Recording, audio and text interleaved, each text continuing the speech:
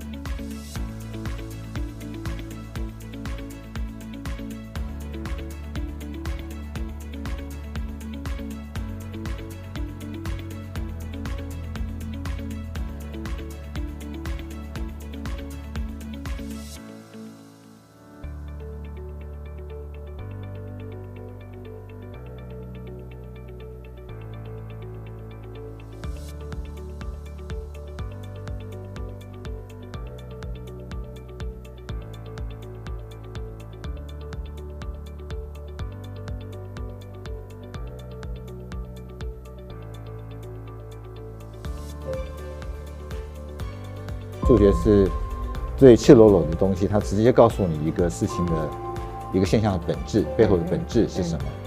And mathematics is really something that once you understand it, you can see the beauty of it. You can see the kind of creativity. For some things, it's like art.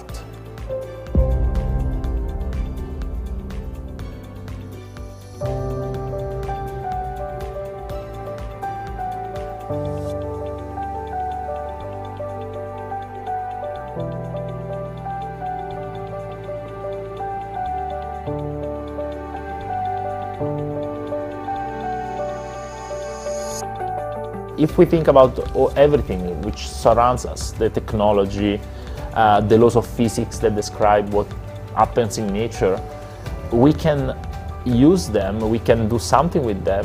We have the technology that we have because there is mathematics. Mathematics has been the way for the human to understand phenomena.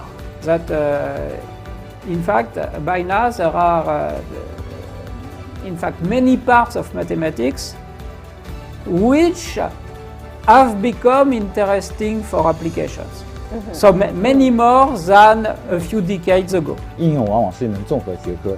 even在数学里面，你要解决一个应用数学解决问题，你不是一个单门的理论数学可以解决，这实际上是一个系统工程，数学的系统工程。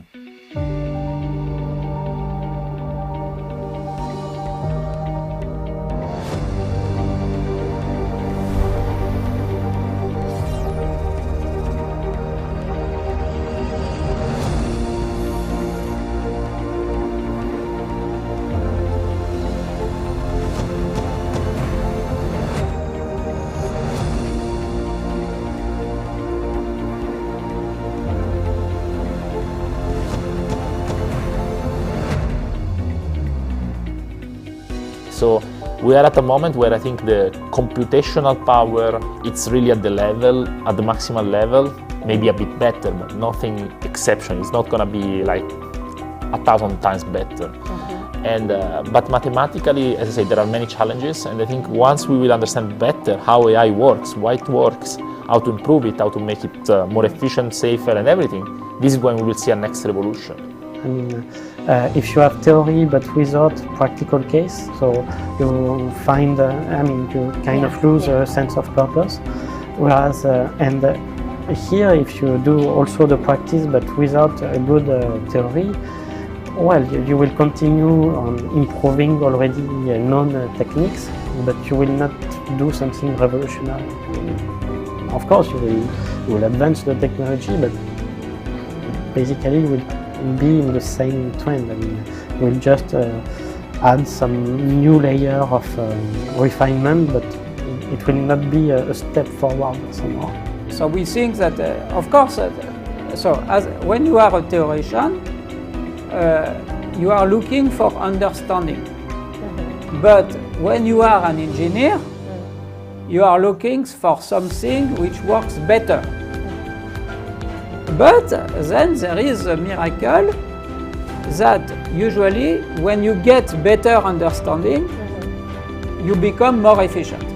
So here what we need is in some sense to enrich the amount of mathematical knowledge of the computer scientists we talk with, in order to make them realize that they can try to implement larger schemes. 就比如说是像那个大型语言模型，它里面最基础的模块是 transformer。transformer 实际上基本来说90%以上都是矩阵运算。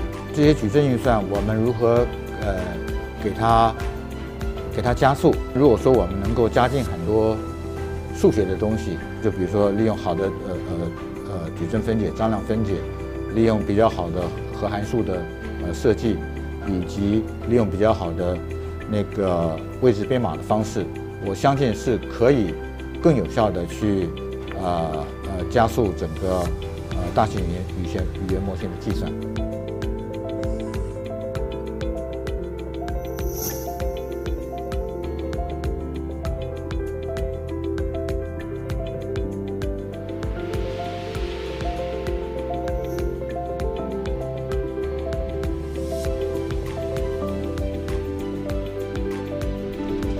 I studied mathematics. I developed new methods for solar physics. And then during conferences, I met people from cardiology. They showed their time series, their measurements, and looked very similar as solar activity. And then this is a way of interdisciplinary. Then we talked with each other and worked with each other. But the important point is each discipline has its own language, specific language.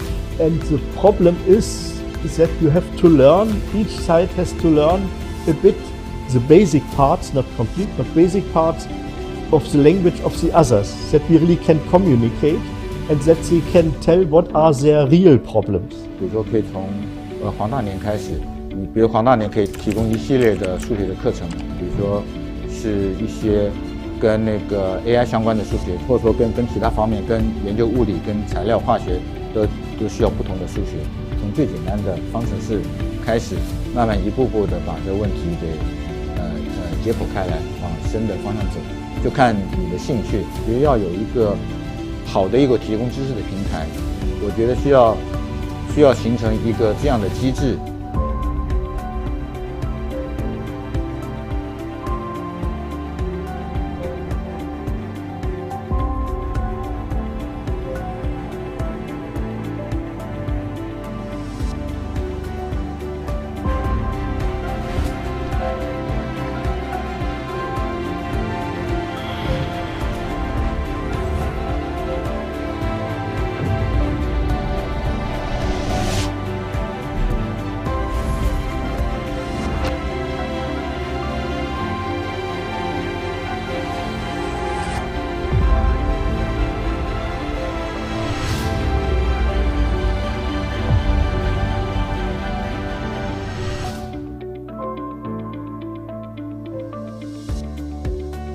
数学是最赤裸裸的东西，它直接告诉你一个事情的一个现象的本质，背后的本质是什么。And, mathematics is really something that once you understand it, you can see the beauty of it. You can see the kind of creativity. For some things, it's like art.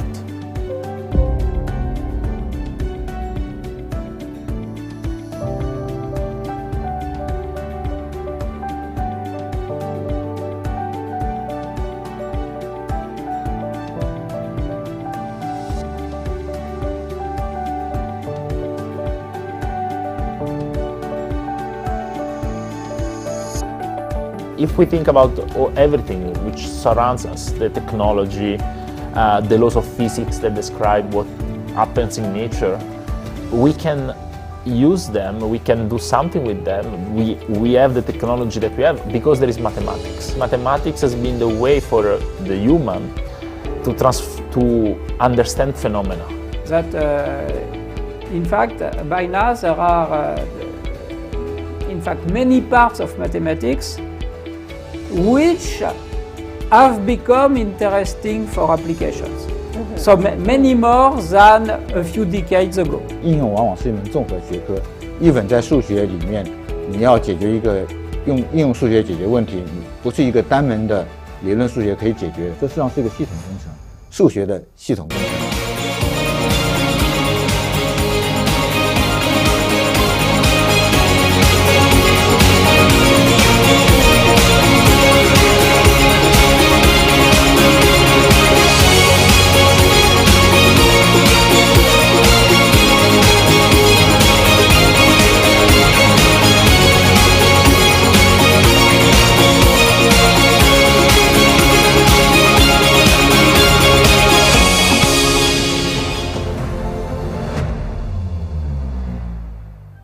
So we are at a moment where I think the computational power, it's really at the maximal level, maybe a bit better, but nothing exceptional. It's not going to be like 1,000 times better. But mathematically, as I say, there are many challenges, and I think once we will understand better how AI works, why it works, how to improve it, how to make it more efficient, safer, and everything, this is when we will see a next revolution. If you have theory but without practical case, so you find, you kind of lose your sense of purpose. Whereas, here, if you do also the practice but without a good theory, well, you will continue on improving already known techniques, but you will not do something revolutionary. Okay, good morning, ladies and gentlemen. It's a real pleasure to welcome you here at the third edition of the 6G Abu Dhabi Summit. I hope these 2 days will be extremely interesting in terms of format and the things you're going to be learning with what we're doing, of course, within 6G. As you all know, 6G now is getting in an acceleration phase, and the topic is generating a lot of interest, and especially here in the region, it's very important for us also to welcome you here and also to discover what basically the region is doing in the telecom domain. So rapidly, to give you a bit of the agenda related to the summit, we're extremely happy to have so many attendees. More than 150 people are attending this summit today. We have roughly 26 speakers. We have also a couple of industry panels that I strongly encourage you to attend, roughly 4. We have a lot of demos which are also outside, also in the domain of the convergence of AI in telecom, and also a lot of posters with also some sessions where we will be congratulating basically the best posters, and also 2 fireside chats which will take place, and I'll be moderating one as of today. We are extremely happy to have both academia and industry presence, in the sense that a lot of the stakeholders in the industry in the region, but also outside the region, have decided, of course, to be involved in the organization of this conference. And here basically you have all the big names which have been involved and also attend this conference. So I also encourage you to do a bit of networking, discuss with the different partners that we have here, and discuss, of course, the opportunities in terms of research that you can do with these partners. Same thing from academia, and here you can see also all our partners from academia come from all the regions of the world, which also showcases how 6G basically is really a worldwide technology as of today. It goes, of course, from Europe to the US, to China, to Africa, to also, of course, Asia, when I talk about China. And all the big institutions today, and I'm quite happy, have today somehow a 6G group working. And so this is also very good for us in terms of consortium that can be built around this topic, and I look forward also to discuss with the people here. In terms of agenda, we have a very dense agenda for 2 days. which showcases also the importance of the topic, and of course also the fact that a lot of people, when we asked them to come here, they immediately said yes. So we'll be having basically a first keynote done by John Chofie from Stanford University. Then I'll go to a fire chat basically with Etisalat and colleagues. Then we'll have another keynote done by Elza Erkip on basically the learn, task, aware compression for wireless networks, and then we're going to have a coffee break. And then after the coffee break, we'll have two parallel sessions. And these two parallel sessions are going to be taking place in rooms which are in the hotel just behind. And so you can choose based on the topic where you want to go, and of course the kind of subjects you're interested in. One is going to be about a big topic in 6G called integrated AI and communication. And the other is going to be around integrated sensing and communication, which are two, of course, important pillars within the realm of this hexagonal setting of the 6G. And so I'm not going to mention all the speakers here, but of course, we have top-notch speakers which are leaders in their field, which will give, of course, their vision on the different topics that we're talking about here. Then in the second part also of the morning, we'll still continue around integrated AI communication and integrated sensing and communication with here, as you can see, different also topics. And then we'll have a lunch, which is going to be the break. Of course, that's also a very good time for you to network with all the different stakeholders. And then we'll kickstart again in the afternoon with one keynote done by Herald Technologies around agentic AI and core network architectures. And the second keynote also done by Zicheng Yu from also Tsinghua University about ultra-reliable low-latency communication. So that will be extremely interesting. And that's after that we'll start the panels. And I encourage you, of course, to attend these panels because in general you can ask questions, very interactive.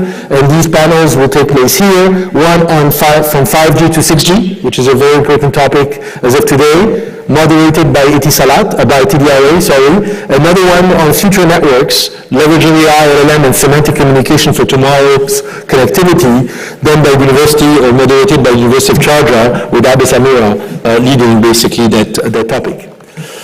Tomorrow also quite dense and very interesting in terms of topics also. So we'll start directly basically with a keynote by Slim from KAUST on basically free space optical communication, which is an important topic, and then an industry dialogue moderated by Soson Lassos from Khalifa University on 6G AI and sustainability. Then another keynote also given on a also very hot topic related to holographic type of communication for 6G, and then we're going to have a break. We're going to go after again on two parallel type of sessions in the room, and then you can make your choice, you can move around. It's not going to be taken here. And one basically on immersive communication and the other on ubiquitous connectivity.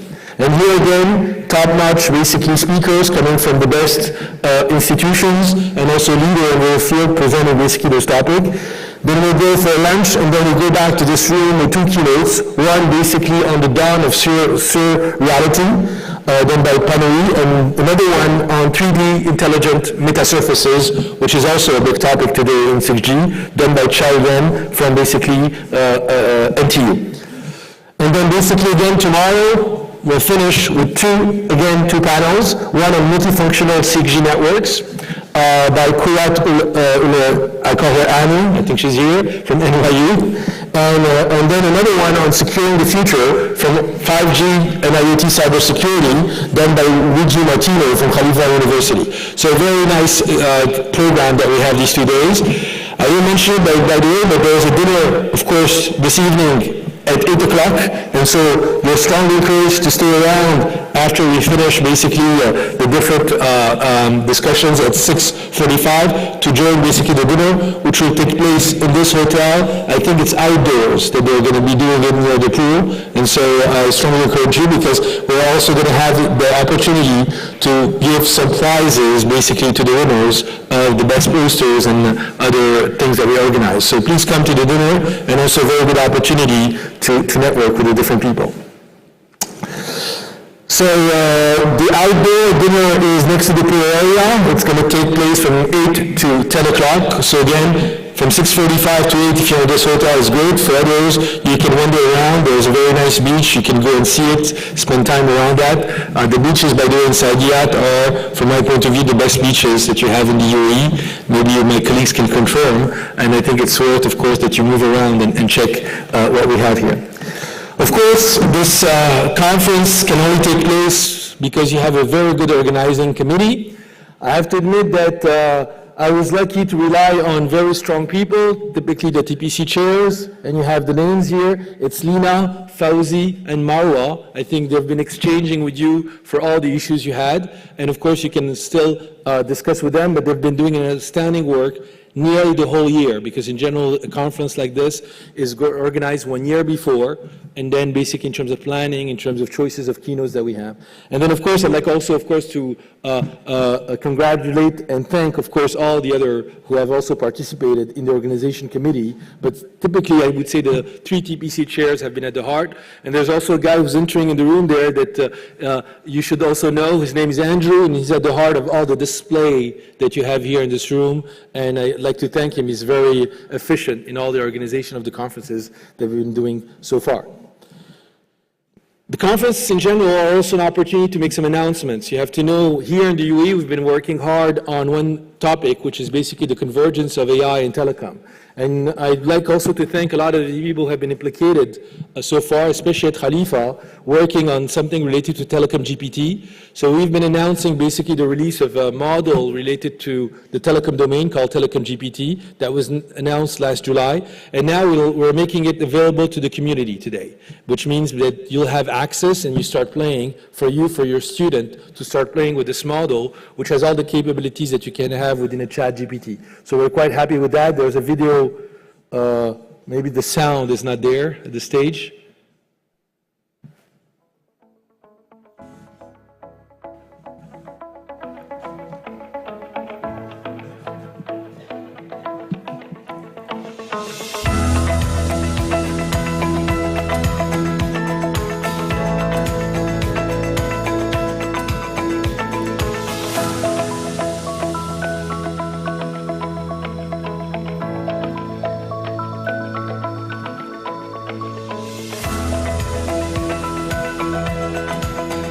So it's a very efficient tool also for your students, for teaching and all the different things that you can do related to the telecom domain. And Khalifa University was at the heart of pushing that. I'd like to thank all the people involved. You have, of course, an interface with a telecom chat, and you can go on the demo and then get access and start playing with it just like ChatGPT. For people who are interested, of course, you can scan the QR code, but it's also available basically on the booth, and then basically start also playing with this tool, which we think is very important. Second, also, you have to know the IEEE community has been establishing what we call an emerging technology initiative to start also pushing people to work more and more at the convergence of LLM and basically telecom. And so as of today, we can announce that we've been establishing the first open telecom LLM leaderboard, which will push the community to start building models for our industry. Huawei was one of the big sponsors around that with GSMA, and so we're working collectively with Huawei and GSMA to basically provide that leaderboard so all of you could kickstart ranking those models, just like what is happening today in the classical, I would say, LLM field related to the models which are ranked on other types of evaluation benchmarks. And so we're quite happy. As of today, of course, it's Hugging Face, which is porting that leaderboard, and where basically if you have a model that your colleagues, your group is building, please put it basically on Hugging Face, and then hopefully you'll be ranked first, and then it will be the promotion of your work and your group, and also this will make, of course, the topic of LLM and telecom advance quite fast. So very happy with this basically work which has been done with all the members that you can see here, and also pushed by the IEEE through an emerging technology initiative where I'm the chair for your information of that group, which involves many stakeholders going from Apple, from Ericsson, Huawei, China Mobile, Do, and others which are heavily involved with that. Okay, I think I've passed all the main messages in the time that I had to go extremely fast. I just want to finish basically, of course, by saying that you can go on that leaderboard as of today also to take a look at it. And we'll start the ranking in, I would say, a couple of weeks or days in terms of getting the models related to that. I'll finish also to say that 6G seems also important beyond basically our industry. So you have to know that Trump is very excited about 6G. He wants 6G as soon as possible. And so I strongly encourage you, of course, to kickstart the development. He made that announcement, of course, just before leaving his office in 2019. As you all know, he came back to his office, and knowing how diligent and fast he wants to have 6G back, I think you'll hear a lot from the US also around 6G and the will to go forward related to that. Thank you again, and I'm extremely happy to have you here.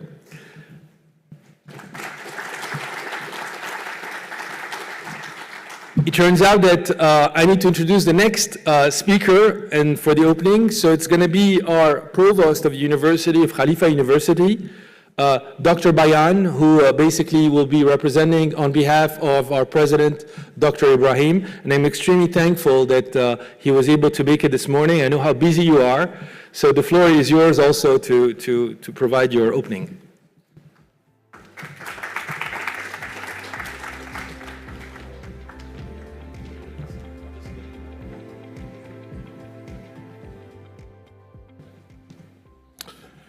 Good morning. On behalf of Khalifa University and our president, His Excellency Professor Ibrahim Al-Hijri, who's of course the honorary chair of this meeting, it's my pleasure to welcome you to Abu Dhabi and to the 2024 6G Summit. Unfortunately, Professor Al-Hijri could not make it because he's just recovering from a flu, so I wish him well, hope he recovers very soon. It's also really an honor and a pleasure for me to be here at the opening session, speaking to an audience of outstanding contributions I see around the table, people who I very well recognize. People are involved in the development of past, current, and future generation telecom networks. I'm also very pleased that this event, the 6G Summit,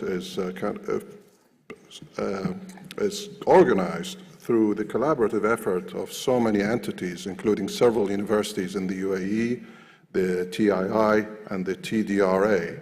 So really, it's what we do in Abu Dhabi and the UAE is work very well together to make sure we kind of establish and organize great events.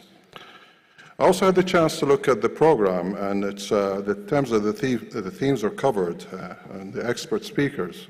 It really gives everybody an opportunity to kind of learn from each other and to exchange ideas and think about what can happen in the future. So a bit of background in terms of Khalifa University. I'm sure most of you will know that Khalifa University, we're very much well-grounded in the area of telecoms. And this dates back to 1989, actually, when a college called Ittisalat College of Engineering was established by at the time, the only telecom operator, Ittisalat. And that shows you kind of the interest of the main operator to establish and train the next generation of engineers and telecom engineers in the country. So we had that for so many years, and then until 2007, Ittisalat College was integrated into what all of you know as Khalifa University. But since then, a lot has happened. For example, right at the outset, the Ittisalat British Telecom Innovation Center, EPTEC, was established. And this entity provided so many solutions and in terms of services to both British Telecom and Ittisalat. Also, since then, we have been, I think since the early 2012, 2013, we thought it would be very important for Abu Dhabi to be a hub of excellence, attracting major events. So we bid for Globecom at the time, and it was quite a challenge, actually, because not many people knew about Abu Dhabi. Everybody thought Abu Dhabi, Dubai, and especially within the IEEE community. But ultimately, with the help of some of the colleagues that are sitting in this room, we managed to win the bid for 2018, Globecom 2018. And that was the first time that a flagship conference of the IEEE comes to the Arab world and the MENA region. So we thought it was really a remarkable achievement. I believe from the feedback that I got that this was probably one of the best Globecom conferences, but I would say that anyway. So as a result, we thought, why not try again? And maybe a year or so ago, we thought, let's go for it. And I'm very happy to share with you that we're also the winners of the bid for GlobeCom 2027. So we do look forward to you guys and the community coming back to Abu Dhabi. More recently, again in collaboration with TII, we have established the 6G Center, which is led by my colleague Marwan and Sami. In addition, we also have a Center for Cyber Physical Systems, and we work very closely with TII. We have several projects in terms of 6G development, but also in other areas. So, for example, we have a collaboration with TII in System on Chips. And this was an effort that was led to the design of a chip for unmanned aerial vehicles, the first of its kind in the UAE. So we continue to work with the TII, or of course in other entities. We collaborate with other universities in several areas, in telecommunication networks, data privacy, digital security, autonomous systems, few of many areas that we are collaborating with colleagues in industry, stakeholders, and other universities.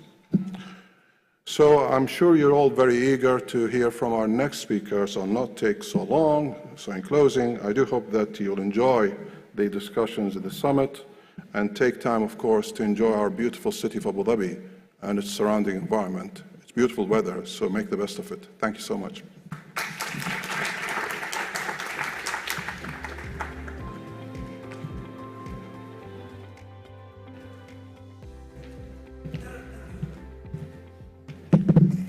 So thank you, Marwan and Ben, for your opening remarks. Good morning, everyone. My name is Marwa Shafi. I'm with New York University in Abu Dhabi, and it's my great pleasure to welcome you today to the third edition of the 6G Summit in Abu Dhabi. So it's a pleasure to welcome the first keynote and introduce the first keynote of this event, Professor John Cioffi, who is currently an emeritus professor at Stanford University, and he's known as the father of the DSL, the Digital Subscriber Line. He recently received the US Medal of Technology by the President Biden, and his work has been recognized by multiple prestigious awards from different international organizations. You can have more details about his bio on the event's website. So his talk today will be on artificially sage spectrum information assignments. So John, please join me on stage. We are looking forward to your talk.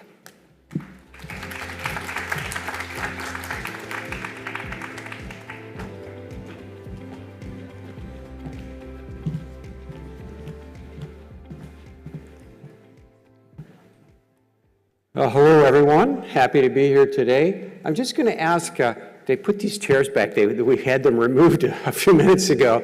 Can you see okay, or are we going to be blocked with the chairs in front of the screen there? I'm not, I can't really see it from here, but I suspect that may be blocking some of the images as they arise. So with that, we'll get started. And basically, the message I'm going to have here is that there's a lot of good things left to be done in the communications area. And I'll try to make some compelling arguments and leave you with that today in the keynote. Also acknowledging some, I'm recalled at Stanford, and I have a few students there, and they contributed significantly to some of the things that are in this talk. Going to start with some communication trends, then some basics, fundamentals, really looking at multi-users, which I think is an opportunity area that, as you'll see, I'll make an argument, has not been fully or well exploited yet in terms of what we can do in communications in the future.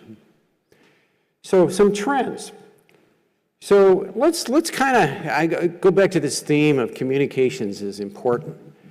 And I'd like to go way back in history, before ChatGPT or Telecom GPT, way back to the beginning. And you find this in both the Bible and the Quran, different verses in there there is this phrase, you know, things are not going so well. God looks at the world and it's a little dark and all that, and he says, let there be light. And there was light, and he saw that it was good. And so what is light? It's an electromagnetic wave, right? And so that's what we study as electrical engineers. We're the custodians of these electromagnetic waves, and they're used, of course, they're the root of all energy that we use throughout the universe. And communications depends a lot on it also.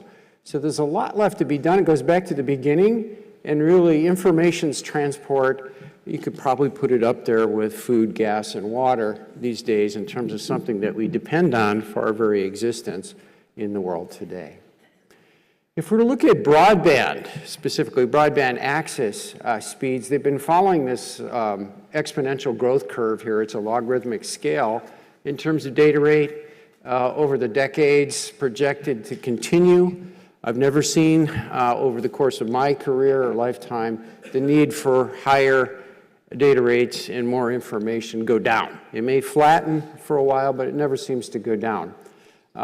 Increasingly, we'll see symmetric speeds, more information flowing up towards the network from the users or devices. Most of these broadband connections have some kind of wired connection, whether it's an XDSL or a cable at the end of fiber or the last segment, if you will, of the system. And almost all of those will have a Wi-Fi, of course, today within the home. We use that for residential access. But coincidentally, at the same time here, the last few years, we're talking about 6G today, but in 5G, one of the big surprises that was not anticipated in any of the standards or developments for 5G earlier was fixed wireless access, namely using cellular capabilities for broadband connection to the home. And that has exploded. And it today is the only significant financial driver for 5G on the residential side. We all hope that the other uses will drive as well. And it's an explosive growth that's happening.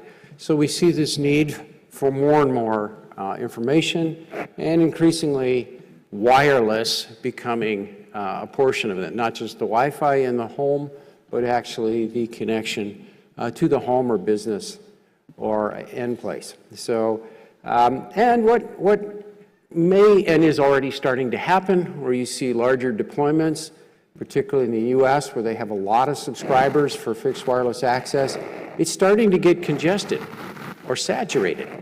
And that causes a performance degradation. Of course, now the service providers immediately say we need more spectrum, and they try to get more allocated for that. But I'm going to suggest today that there are other ways as well to get orders of magnitude improvement in the system by looking more at some of the other aspects that are important in communication as well. One of those is just compute. Compute has been improving, obviously, over time, more artificial intelligence, but we have data centers replacing kind of the old central offices within the network. And most of the functionality, including even the physical layer signal processing, is moving to the data center or the edge. And that's because we'd like the things that are out there close to the consumer, the things that get multiplied many, many times, we'd like to have as small and as cheap and as low power a device as possible. So moving the functionality and the capabilities associated to where it can be shared to either at the edge or in a network core. And we take advantage of computing capabilities there, which allows us to introduce artificial intelligence, a major theme of this conference, whether it's a radio intelligent controller or some other type of computing device at the edge in the cloud. So that's increasingly happening, and how can we exploit that going forward? And that includes the physical layer, actually moving through what's called split 7.2 in the 3GPP standards. So more efficient, better coordinated intelligence for cost, energy, and quality of experience, namely outages or difficulties with the use of the communication system. This same type of architecture also There are techniques now starting to come into play. I'm involved in one that's a small company, but they're rapidly growing and being financed in California. It's taking that same type of idea of moving the processing to the edge into Wi-Fi, into enterprise. And it's 10 times less cost, better performance, and so forth. Also, so we see this happening. I like to call this translink convergence, where most of the computation, even the physical layer, is moving to some central place, and then we get much smaller devices, better use of energy, better connectivity, taking advantage of any wires, whether they're fiber or copper, into the different rooms and places within an enterprise. An example I like to give on this in terms of bandwidth growth is the Apple Vision Pro, which many of you know came out earlier this year. It has not been particularly successful. Let's look at it, and it's actually caused some trepidation for others in the area of the whole immersive environments and metaverse. They actually gave a presentation. They were trying to recruit students, so some of this, they wouldn't let us take any photos or anything, but I went to a presentation at Stanford, and inside those Vision Pro, they actually have two processors. One is kind of a sensor processor for images and so forth, and the other one is the M2. This is the processor that I have in my MacBook laptop. This is a very heavy, hot processor, 5 to 10 watts that is used.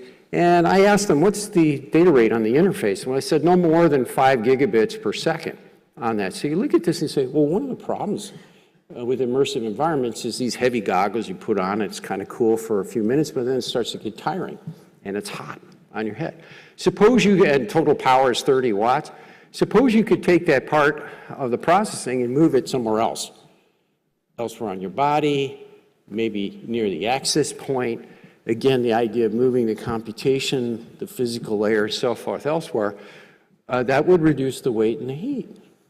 And so would that lead to better use and increase the adoption of these types of devices, because it would be easier for people to actually take advantage of them and experience things. So same concept occurring there, and something that we've known and heard about.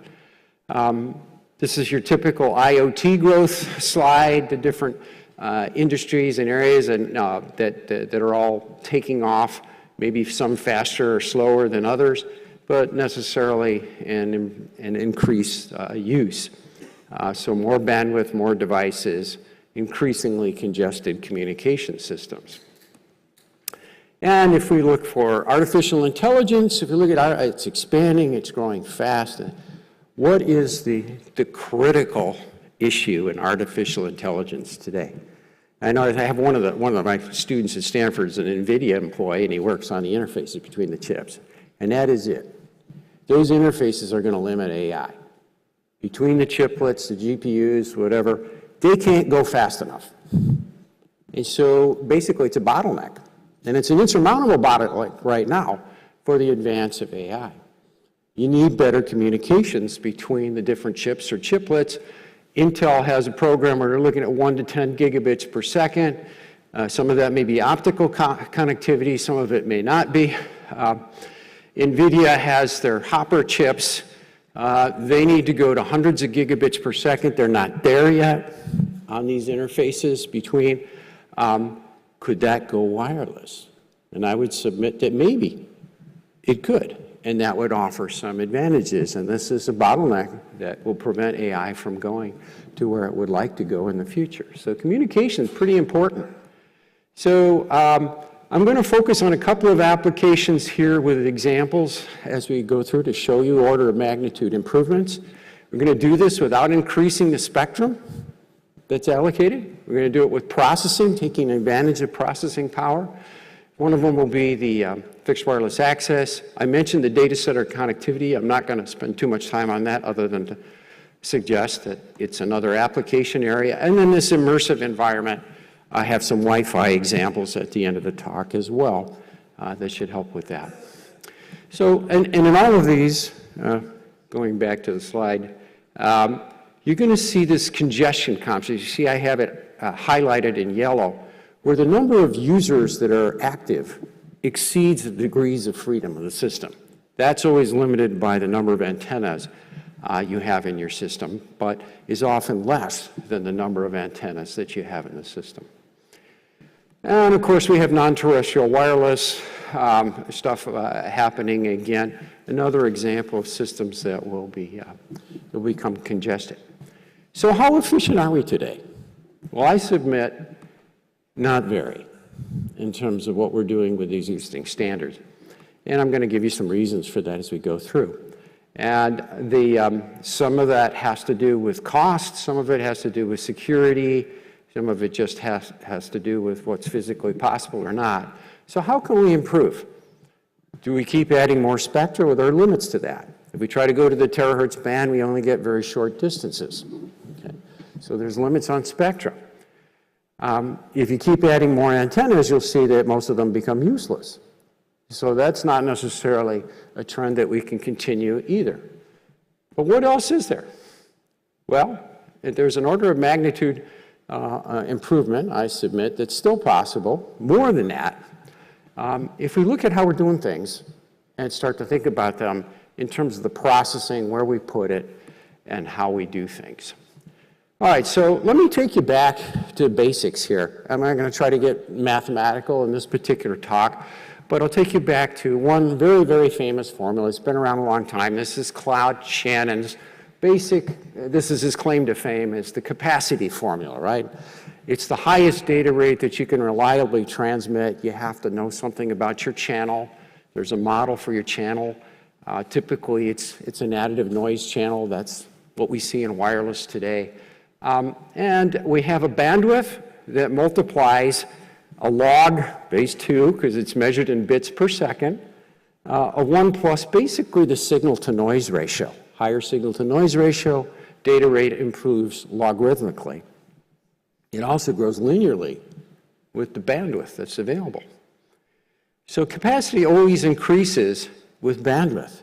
Use more bandwidth, you're going to get a higher data rate, even with the same signal-to-noise ratio. It's basic, fundamental. Goes back to Shannon. It's in a vacuum with no other effects, an ideal channel. So let's suppose Mr. Shannon came to you, and if you're looking at his formula, and this is probably a very common mistake made by engineers, even today in the field, ones who maybe should know better. But I teach it in my classes at Stanford, and every student that goes out, they remember this because I say it so many times. Shannon comes to you and he says, I'll give you a factor 2 in power or a factor 2 in bandwidth. Which one are you going to take? Anyone here want to tell me? Look at the formula. It's right there. Always take bandwidth. Yes. That's always going to give you a higher data rate for the resource uses that you have.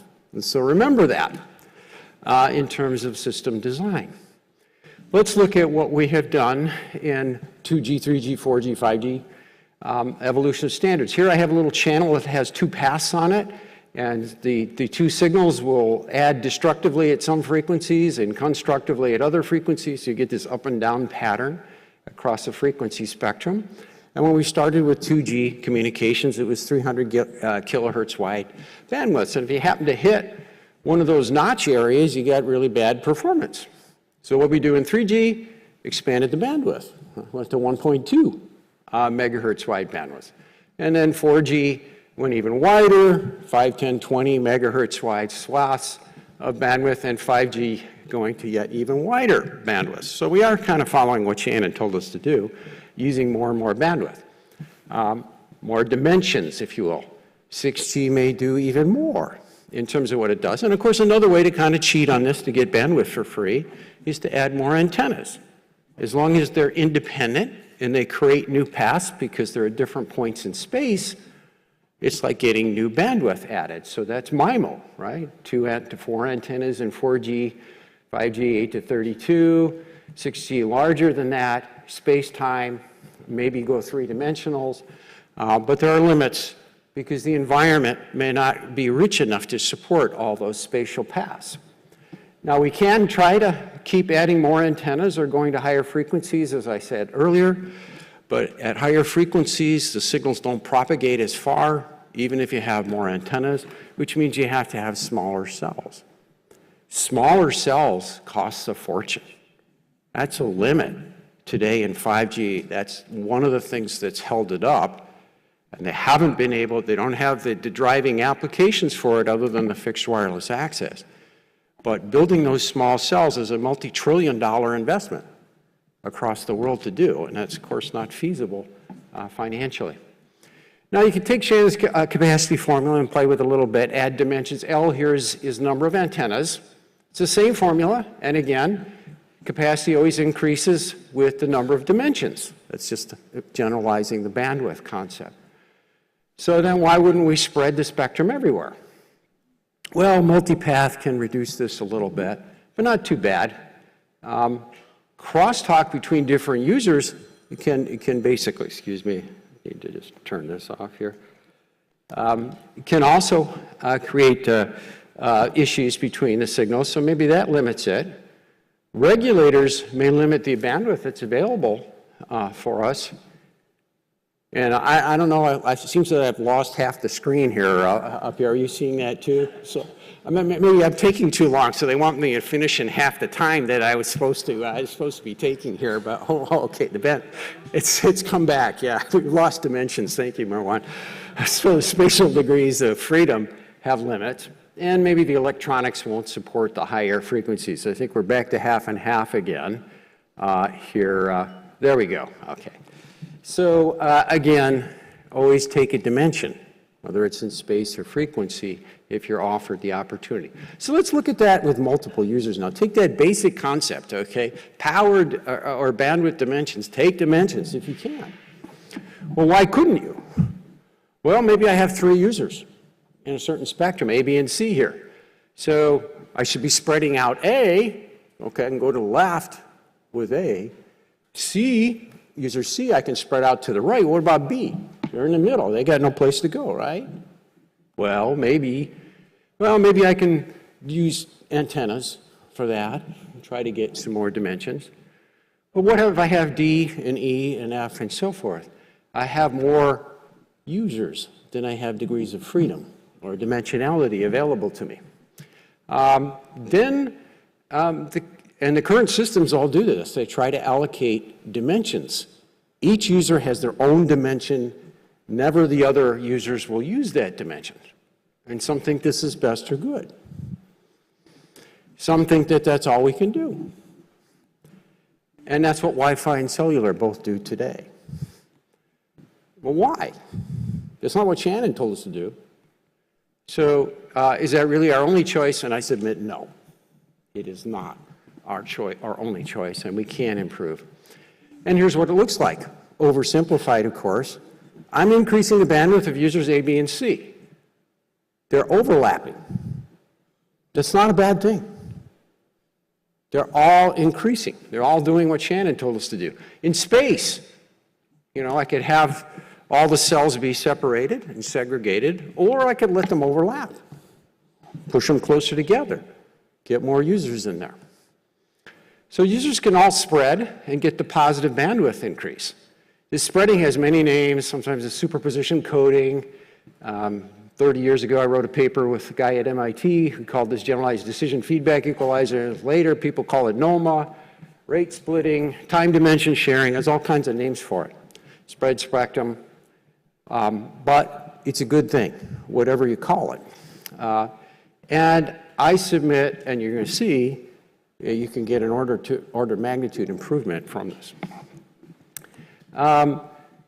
Just adding more spectrum has limits, as I mentioned earlier.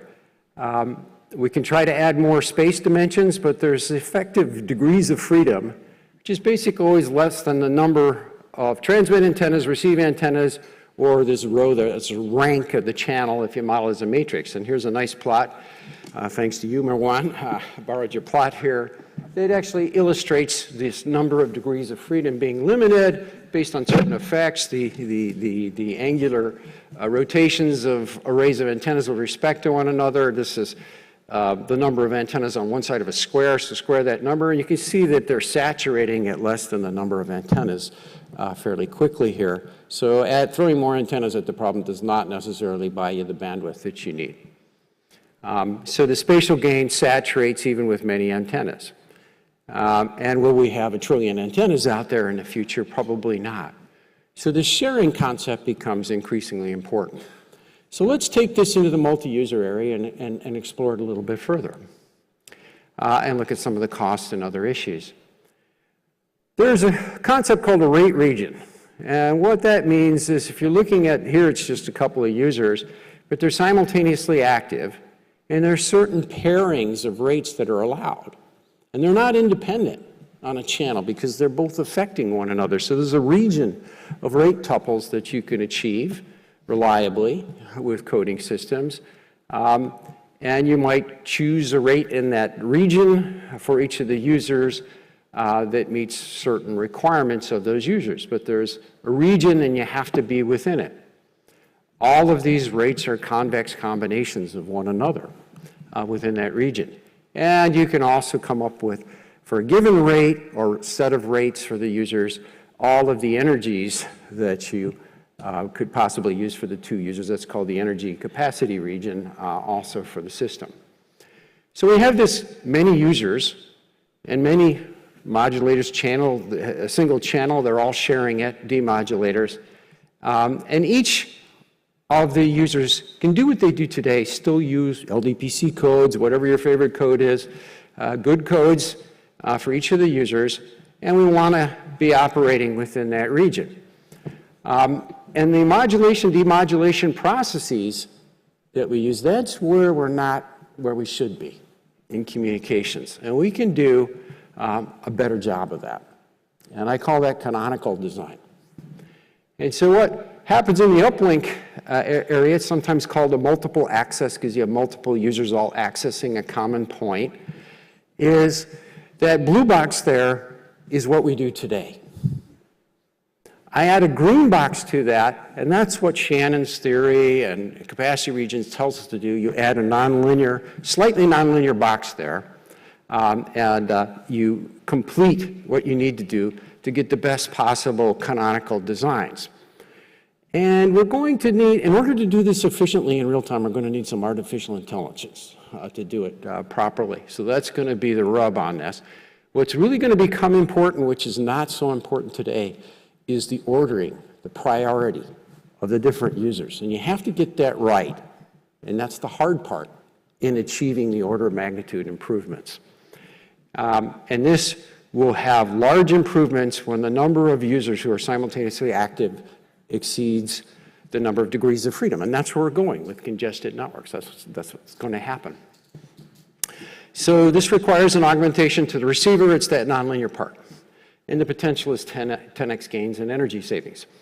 And there's a dual problem downlink, same type of thing, except that nonlinear part is the first thing you do before you do what they do with the existing systems today. It's called a nonlinear or dirty paper precoder. And again, you're going to need some artificial intelligence there to get that right. And the same dual concept of ordering of the users becomes very, very important. And again, if you have more users than you have degrees of freedom, then you start to see big improvements from this technique. So canonical design offers these improvements. This is maybe a little bit too much here, and since there's some limits on time, I'm going to kind of skip through it quickly, but the basic idea is those rate regions we saw earlier, how do we pick a point on those regions, and how do we design for a point? And there's a process that involves looking at kind of taking a weighting of each user and assigning it a priority, and then trying to work from that to get the best possible design, those blue and green boxes we saw previously. And the problem is actually convex. There's an upstream and downstream version of it here, blue and red in particular. And probably the best way to work this is to come up with a set of data rates you'd like to achieve in your scheduling, and then minimize the energy that it takes to do that. So there are solutions to this. And we have them, we know how to do it exactly. Any point in the capacity region, we can get it, but it's got computational challenges. These problems are convex, but they can take a while to run. And so the real-time part of it is where the artificial intelligence will come into play and perhaps add the capability to take advantage of this canonical design. And the important concept here is the user order. This is the thing that's been left out so far. Who goes first? Who's got the most preferred position in terms of spreading our spectrum? Somebody's going to take advantage of decoding all the other users first and having basically a free shot at the channel. They're in the best position. And then there's the one that has to take the penalty for everybody else's noise. While this is kind of maybe simple at one level, deciding this or figuring out what the best order is not necessarily easy. And you can take any channel and you can decompose it into primary and secondary users. These are determined in a mathematical or information theory sense by the channel, not by the regulator. So there's a primary and secondary for regulators as well. They're thinking about who paid the most for the spectrum. But the channel itself will also tell you who can best use this channel at a particular time and who has to basically freeload or hitchhike on the better parts of the channel, and they're not doing as well. And that ordering problem comes back to these primary and secondary users and says, okay, what do we have to do to take best advantages, get any point in that region? So its challenge is the coding schemes can stay the same as they are, but determining this order is important. And today this takes a lot of computation to do that. And so the big question and some of the things we're looking at is how can we use artificial intelligence, digital twins or other things to actually come up with better solutions. And that actually does fit pretty nicely into the edge computing that we talked about earlier, because we're going to need that kind of capability to solve this problem to get the advantages that I'm going to show to you here shortly. So calculations can be done at the edge servers, which is where calculation is going anyway. And we will look at that, a couple of examples here in the last segment of my talk. So the first one I'm going to pick on is Wi-Fi. The immersive environment, remember I had the Vision Pros, well it could be any type of immersive devices here, but I show them in a large room. We use the IEEE 802 Room B model. And there are 3 devices, only 2 antennas at the access point, so I automatically have more users than I have degrees of freedom. That's the condition I said. And it kind of looks impossible if you're trying to get things like 500 megabit per second to support the virtualization through each of the channels simultaneously. And we're going to look at that. We've got more users than we have antennas. And we're going to try to get this 500 megabits per user supported in a single 80 megahertz band and then 160 megahertz. Those are the bandwidths that are used today. And here's an example. This blue curve, I call it MinPMac. That's just the name of a software program we use at Stanford that basically computes the optimum. It doesn't use artificial intelligence. It just brute force computes it. And then we have the existing systems today. I'm calling it OMA for orthogonal multiple access, but this is what Wi-Fi does in Wi-Fi 7 today. And this is a really good design for Wi-Fi 7 on the red curve, and then a really good design for the optimization. And what you can see here is a pretty significant difference here in terms of distance that you can get to speeds, and that 500 megabits per second is going a whole lot further in terms of the distance you can get. Or you can look at it in terms of energy. Remember I promised a factor of 10? Well, there it is. At about the 500 to 800 or so sum rate, even up to 1.2 or 1.4 1.4 gigabits per second, you can see this increasing separation, taking advantage of the higher signal-to-noise ratios. That means we're dividing the power among the users better in the system. And so there is a factor of 10 advantage there, or there's a data rate advantage, but I think the energy advantage is the one you'd like to take advantage of, because if you're transmitting less energy, you're also interfering less with the systems that surround you. I haven't included that gain here on the plots, but it doubles the range. Okay? We used a path loss exponent of 4 in generating this. Ran it for 160 megahertz, which is pretty much the widest channel that you see in Wi-Fi today, and similar results for that. Obviously, you get higher data rates because we got 160 megahertz instead of 80 in the system. But there's a big gain. So 10 times less energy, range is doubling, and good stuff. And let's suppose we start increasing the number of antennas. Well, this was a surprising result to me because the result was typically that if you had more users than antennas, you'd see an advantage. And you can see the blue and red curves coming together as the number of antennas increases, but that advantage was maintained over a number of antennas that was larger than any of us expected when we first started to do this. So it's a big effect if you have a congested system. So it still provides gain for that. And then here we actually looked at it versus the number of users. That starts to saturate far more quickly in the existing system. So you can see basically get twice as many users at the given data rate is what this plot is saying. So the performance advantage grows with congestion. And you can take it in different ways in terms of energy decrease to achieve that, or in terms of data rate increase, or per user data rate increase, however you like. Is this persistent? Well, yeah, it happens in fixed wireless access also. As long as you have a bunch of homes that are close to one another, it creates this restriction on the number of degrees of freedom. That's what would happen. We'd have neighborhoods that would be using fixed wireless access. Here we use the Quadriga modeling program and 3GPP models, 3.5 gigahertz, bandwidth 100 megahertz, 50 dBm of transmit power. Again, we restricted the number of antennas to get the basic effect, couple of antennas, 3 users to start with. And the average distance was a half a kilometer from the base station. And lo and behold, it's a very similar type of result. You're seeing this advantage occurring. This is not adding new spectrum. It's not adding more antennas. It's doing the processing better. And again, the factor of 10 increase on the energy also occurring for numbers that you might hope to achieve in a fixed wireless access system. So order of magnitude improvement in data rates. Here again, I ran up the number of users, and again, you see this almost doubling the number of users in the congested situations that's occurring. And then again, increasing the number of antennas, the surprise of still getting an advantage even when we have a surplus of antennas relative to the number of users. And then here's one that really is kind of a kicker on this.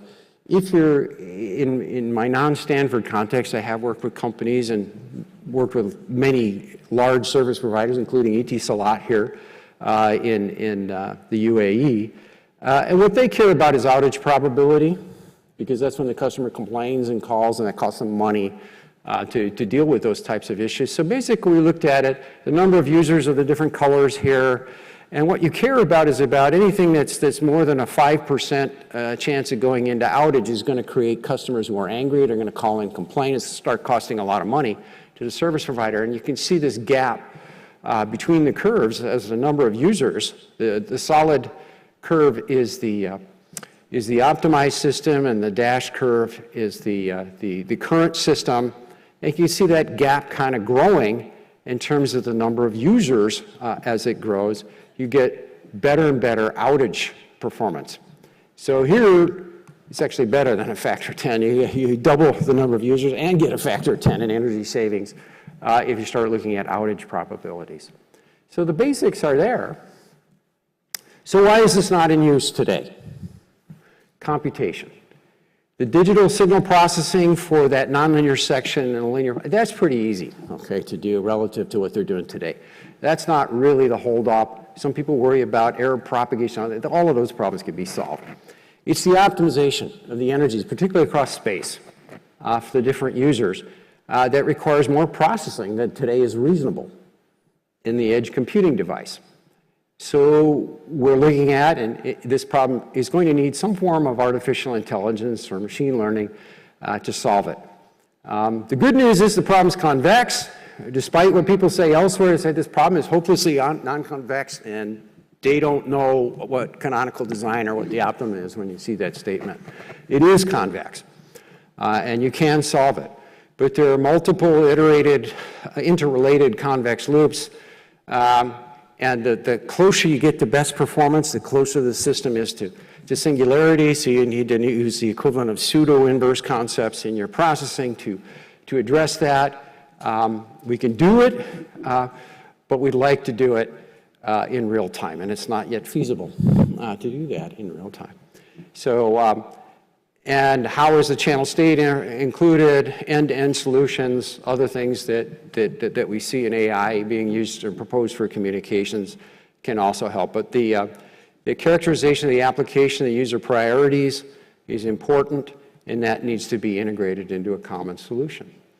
So my conclusion then here, hopefully I left you with today, is congested Wi-Fi or fixed wireless access can achieve an order of magnitude improvement, and that's without adding more spectrum. This causes less interference to other systems, so there's an additional benefit that's not even included yet. There are two challenges: the real-time computation and the expanding this to more and more overlapping systems at a higher level, and then continuing to exploit. I didn't get a chance to talk about this thing in the middle here today, but to do the thing I was talking about for Wi-Fi inside the buildings, making use of wires in an efficient way wherever you can. You can basically get even as much as 100 times better converged 6G in the existing spectrum that we have. And we don't know how to do this yet, so communications is certainly not dead. There's lots of problems we need to solve, even at a fundamental level in the area. And with that, I'll leave you for thought and any questions you may have. Thank you.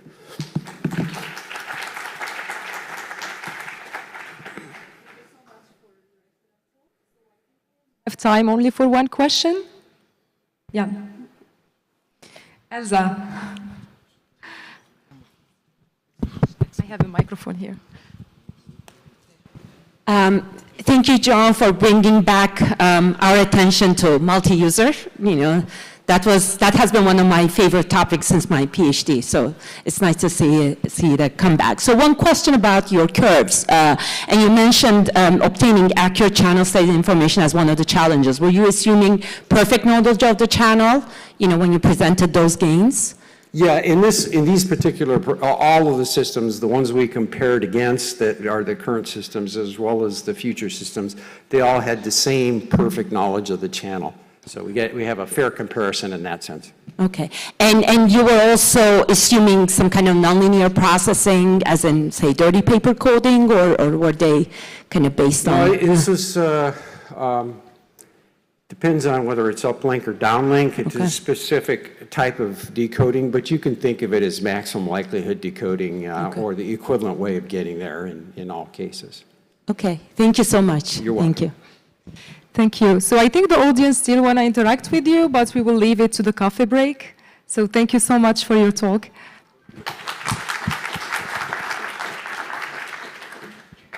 So now we will have a fireside chat between Marwan Dabah from Khalifa University and Ayman Magdi, who is Vice President Data Core and Services with Etisalat, which is the main telecom operator in the UAE.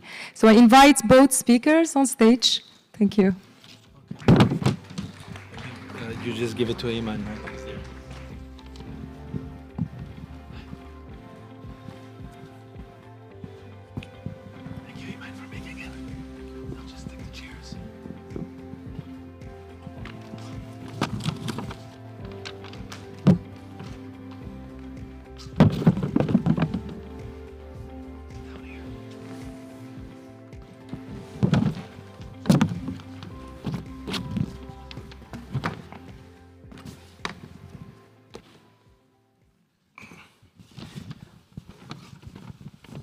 Okay.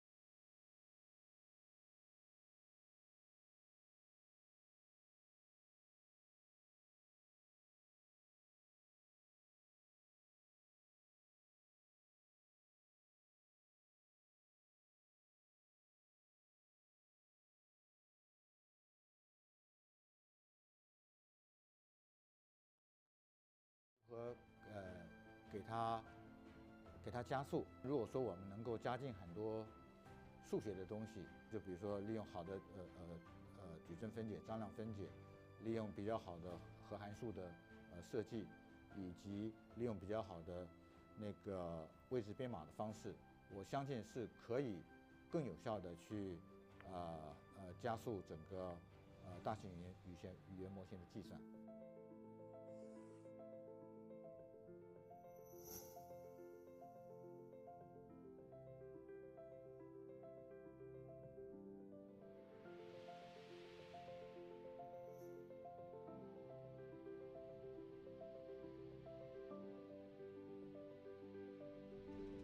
I studied mathematics. I developed new methods for solar physics. And then during conferences, I met people from cardiology. They showed their time series, their measurements, and looked very similar as solar activity.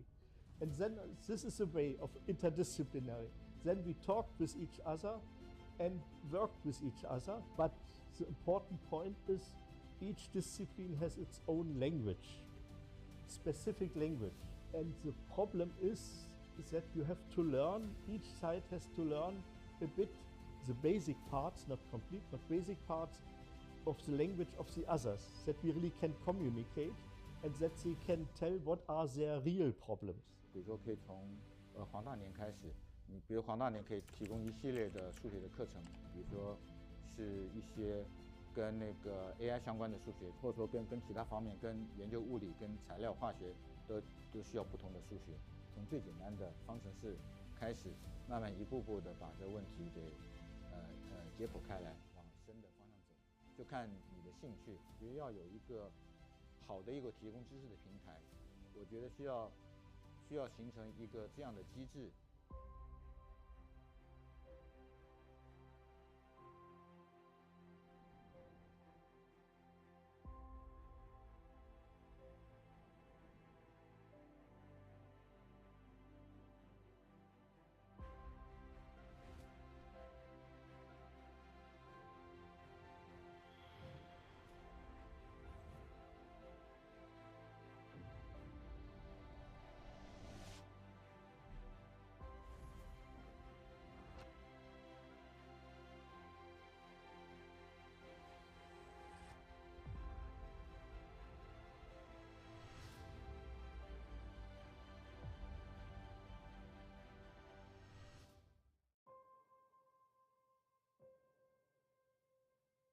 数学是最赤裸裸的东西，它直接告诉你一个事情的一个现象的本质，背后的本质是什么。And you know, mathematics is really something that once you understand it, you can see the beauty of it. You can see the kind of creativity. For some things it's like art.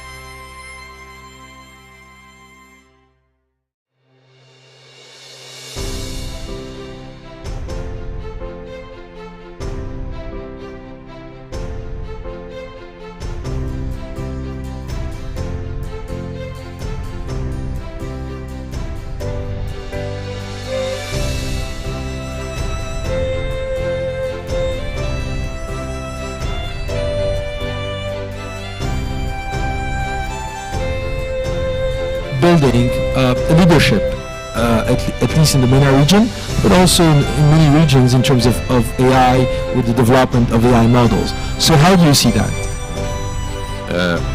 We can talk about it from the two directions. From the operator side, as we said, there is many pillars or the main three pillars coming with the 6G.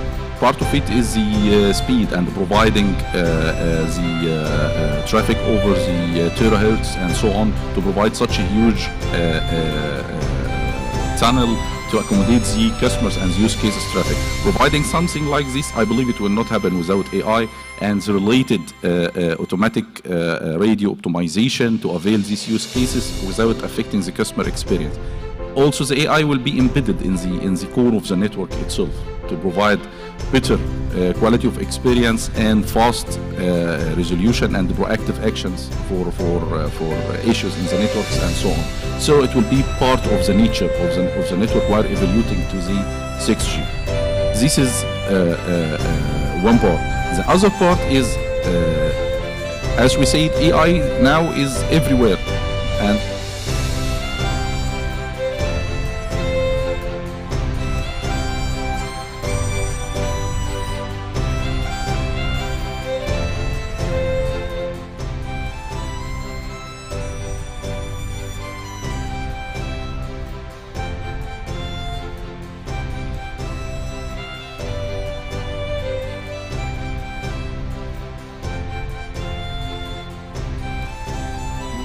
so on.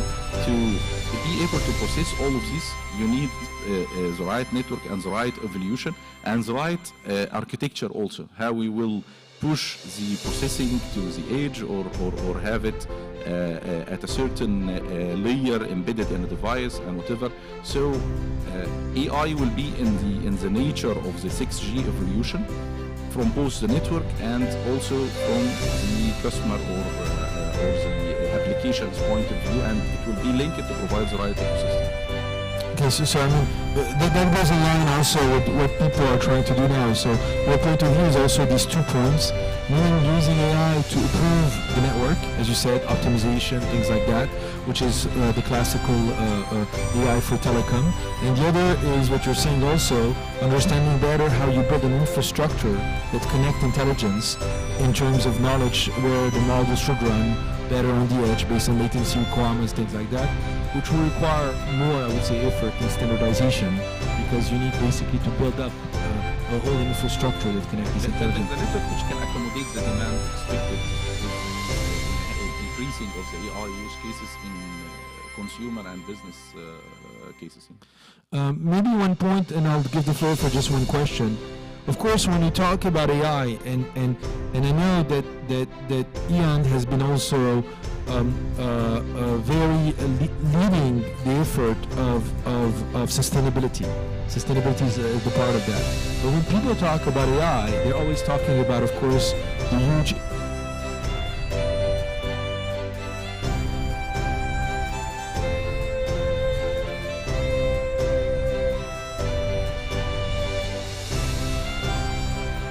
sustainable in those aspects, but once you start building AI, you hear about those data centers.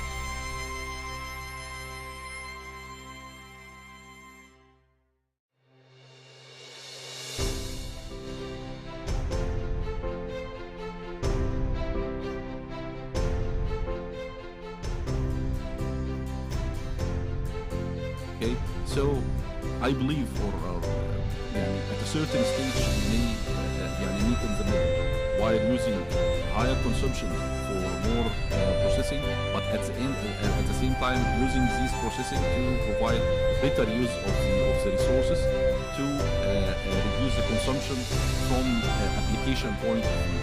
So you are trying to keep the balance between both. Okay, very good. So maybe we have time for one question. I'm seeing one person here raising his hand. Yes, good morning. This is Adnan from Amritsu. Very interactive discussion. I had a quick question. It's a two-pronged question. The first one is more on technology enablers, and that is basically space communication. So we talked about one of the vertices being ubiquitous connectivity, right? Going from the 3 vertices on IMT 2020 to IMT 2030.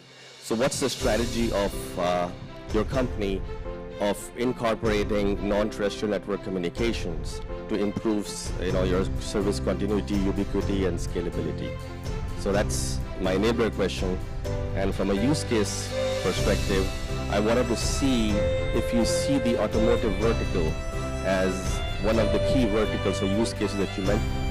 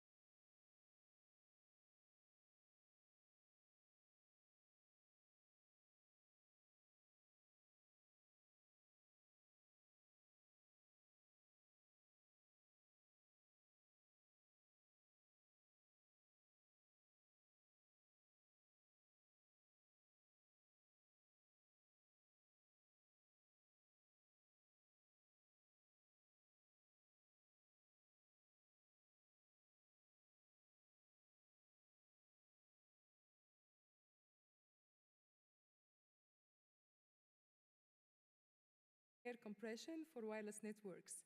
So Elsa, I will hand the floor over to you, and we're excited for your talk.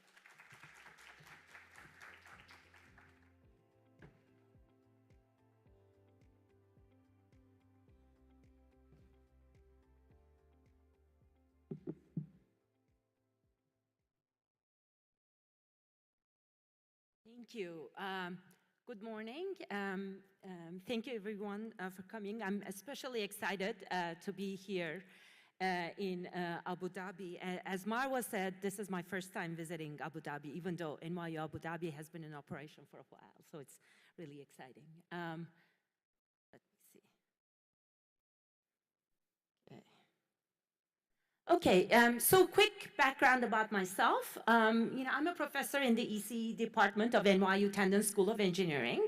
So I'm situated in Brooklyn. I'm also a member of NYU Wireless, a big academic industrial research center. We have over a dozen companies working with our center, and we're very happy to collaborate with our colleagues in NYU Abu Dhabi. Our wireless group is growing, and we're kind of very excited that they're part of our center as well. My own research group looks at some of the theoretical foundations and practice-oriented applications in wireless communications and networking, of course, that's why I'm here. But we also look at security and privacy within the context of wireless and outside of the context of wireless. We also look at several compression problems, and today, in fact, I'm going to tie in some of our compression work with our wireless work. Now, going back in history, pre-ChatGPT, as John said, I thought, I was really going back in history by talking about Shannon's foundational work, but I can't top John Chaffee because he went all the way back to Bible and Quran. So we're just going to stay at around 76 years back to what many of us is kind of an important milestone in communications. When Shannon put forth his mathematical theory of communication, how to communicate an information source to a remote destination. Now, of course, he kind of set this problem up as two complementary problems. The first one is about compression, when we assume that the communication channel is an ideal rate-limited channel. And the question there was, how do we efficiently represent and compress an information source?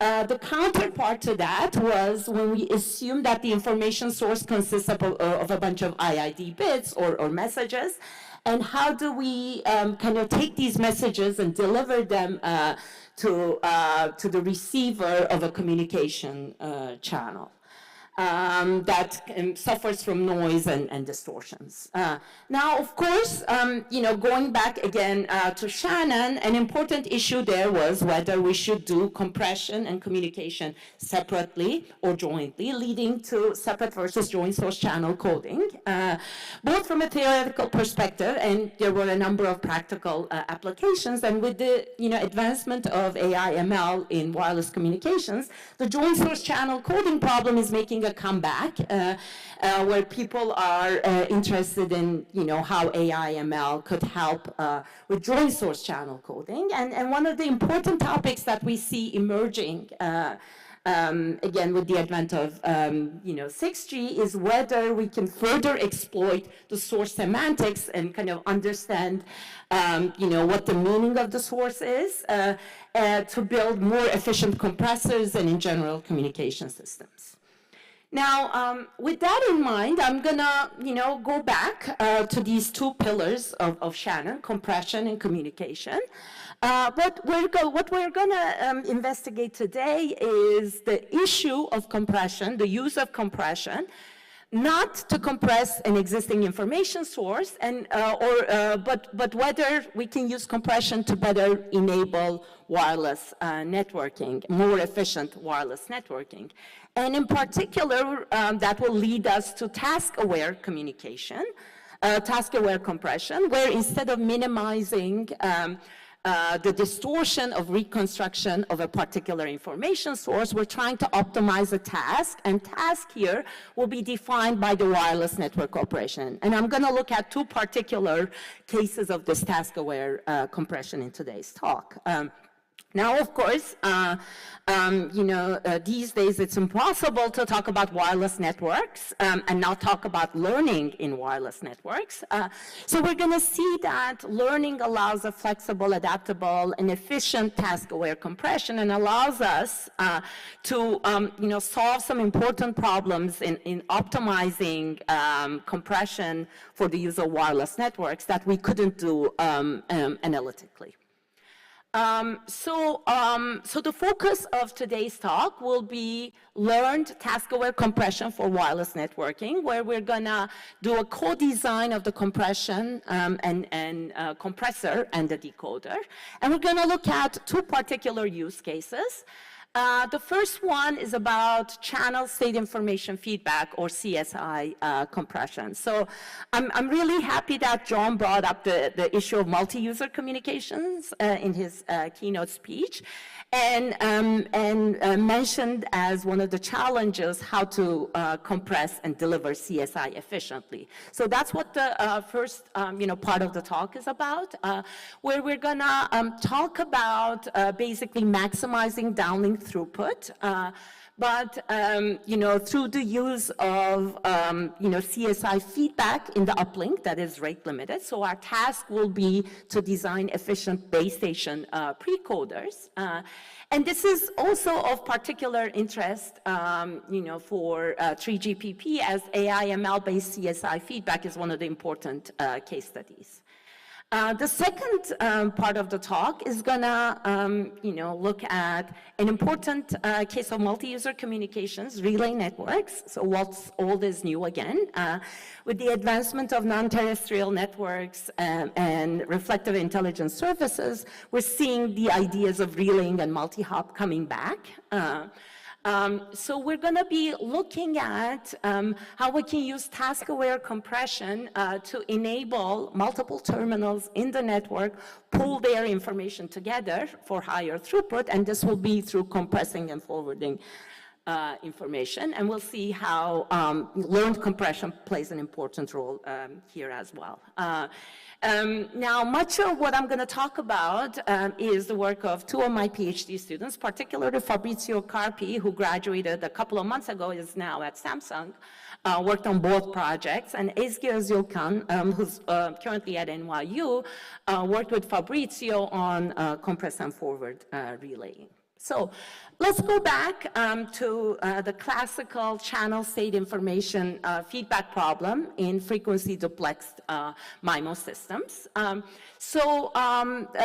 goal is to enable downlink communications. But first, the base station sends pilots to mobiles, which then the mobiles use to estimate their downlink channels, and then compress this channel state information efficiently to send back to the base station over rate-limited feedback links. The base station, in the classical setting, gets these compressed CSI information, reconstructs the channels of the mobiles in the downlink, and determines the best way to do downlink precoding. And in today's talk, we're going to be thinking about linear precoding, though, as John mentioned, it's possible to extend these ideas to nonlinear precoders as well. So then finally, the base station sends the downlink precoded data to users. Now, this is a well-known problem and has been investigated from various perspectives in the literature. The conventional CSI compression includes, vector quantization ideas, though it's kind of really hard to scale them up as the dimensions increase. Compressed sensing has been an efficient tool. And more recently, deep learning emerged as a really efficient way to do CSI compression by using fewer assumptions. Now, much of this work focuses on channel reconstruction at the base station. So the base station wants to reconstruct the downlink channels and then apply precoding techniques. However, looking at this problem, we realize that the ultimate metric is spectral efficiency, and task-oriented CSI compression could be a more efficient way to go. And I hope that I'll be able to convince you of that today. So in our precoding-oriented task-aware CSI compression framework, the task is MIMO precoding in the downlink, and the goal is to maximize the achievable downlink rate with rate-limited feedback overhead. We're also going to be looking at multi-cell systems, and for ease of exposure, I'm just going to assume a one-dimensional layout of base stations where the interference only comes from the neighboring base station, though the ideas are flexible enough to extend to arbitrary networks. Of course, there, again, the base stations send pilots in the downlink, so each mobile is able to receive pilot from its serving base station as well as pilots from the interfering base station. And we assume that in the uplink, during the CSI feedback phase, each mobile is able to send some feedback about its channel from its serving base station, as well as the interfering channel from the neighboring base stations, which are then kind of transmitted over the backhaul to the base station of interest, so that finally in the downlink communication phase, the base stations can design their precoders appropriately. I must stress here that we're not assuming that information is shared over the backhaul. Backhaul communication simply serves for the purpose of forwarding CSI feedback so that the base stations can coordinate their precoders in the downlink. So this requires much less backhaul resources for coordination, and it is a lot more practical. So, moving into maybe a little more mathematically, each base station designs its precoder. The received signal at a particular user consists of the desired signal, intra-cell interference coming from the information sent to the users within the cell, and inter-cell interference. The metric of interest is, the network sum rate, which of course relates to the SINRs, right? So this is kind of the classical setting. So more pictorially, again, each user is receiving pilots from its serving base station as well as the interfering base station, processes, these pilots, and sends the compressed, CSI feedback to its serving base station and to the interfering base station through the use of backhaul, which is then used for downlink precoding. Now, of course, the goal here will be to design, all of these blocks in a task-aware fashion. In particular, we're going to be designing the pilots, how the user compresses, and how the precoders are decided at the base stations in a joint end-to-end learned fashion. And we're going to borrow some ideas from neural image compression to learn the compressor at the user and the precoder at the base station. Now, learned kind of image compression has been one of the hot topics in image compression recently, starting from the work of Ballet et al. In 2017, and now learned compressors are beating, the traditional image compressors such as JPEG. And one of the originators of this work, Yona Ballet, has been my collaborator, for several years. They worked at Google, and I'm happy to announce that they'll be joining NYU starting from the spring semester. So I hope to present, more results in the future, and I would encourage everyone to look at the learned image compression and video compression literature, because there are a lot of useful ideas that we can use in wireless networking. Looking at the Ballet compressor, essentially, our setup will be as follows. So at the user side, we will look at how the received pilots can be transformed using this block, which we call F sub theta, into important features that are important for task-aware compressor. And this block, F sub theta, in general, does some kind of nonlinear processing. Again, going back to John's talk, traditional image compressors work with linear transformations, whereas learned image compressors are able to incorporate nonlinear precoders, nonlinear processing. So it will be important to use that nonlinear processing here, followed by some quantization through rounding and entropy coding. That will be an important block. I'll talk about that in a second. And at the base station, after doing entropy decoding, we will learn how to map these features into precoders. So our entropy coder converts the quantized features into the bit stream. And as we will see, it plays an important role. But to be able to do proper entropy coding in our compressor, we need to learn the probability distribution of those features. So that will be part of our learning as well. And that was one of the successes of these learned image compressors in kind of learning these entropy models properly. And finally, we'll use the entropy of these pseudo-quantized features as our proxy for the compression rate. Again, practically, a lot of good entropy coders exist, so this proxy will be a good proxy for compression rate. So overall, our loss function incorporates the feedback overhead as well as the performance of the downlink communications, which you can formalize like this. So I want to show you a few results. The models, the simulations were quite simple, yet capture some of the essences. And in particular, we're going to be looking at intercell interference controlled by this parameter alpha. I'll show you first the results for the single cell setting, where we see how intracell interference impacts the performance, and then we'll move on to multi-cell, multi-user, where we also consider the effect of intercell and how the learned compressor is able to optimally assign the limited feedback bits into into feeding back the serving base station CSI, as well as the interfering base station CSI, and then we'll talk a little bit about robustness.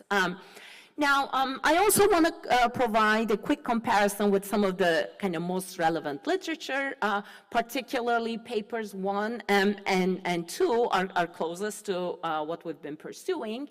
The paper by Sohrabi et al. Also looks at task-oriented compressor, but the compression strategy has, fixed rates, so there isn't really the notion of entropy coding, so feedback optimization is not there.